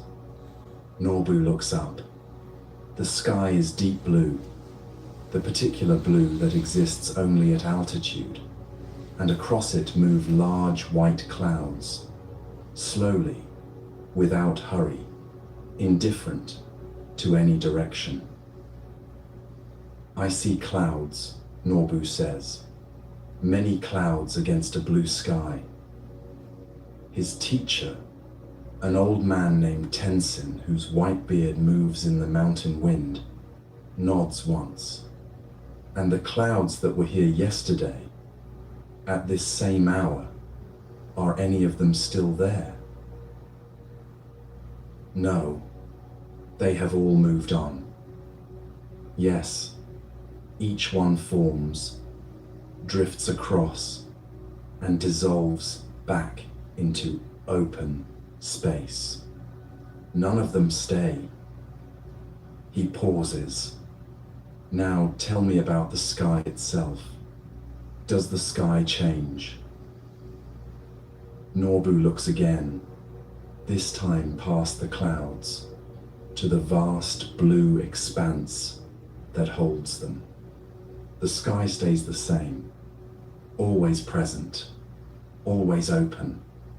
The clouds move through it, but the sky itself does not move. Tenzin turns to look at his student directly. When you sit in meditation, what do you notice in your mind? Norbu has been a monk for 2 years and has struggled with the same visitors every single day. Memories of his life before the monastery, the prosperity he once had, the betrayal that ended it, the grief that followed him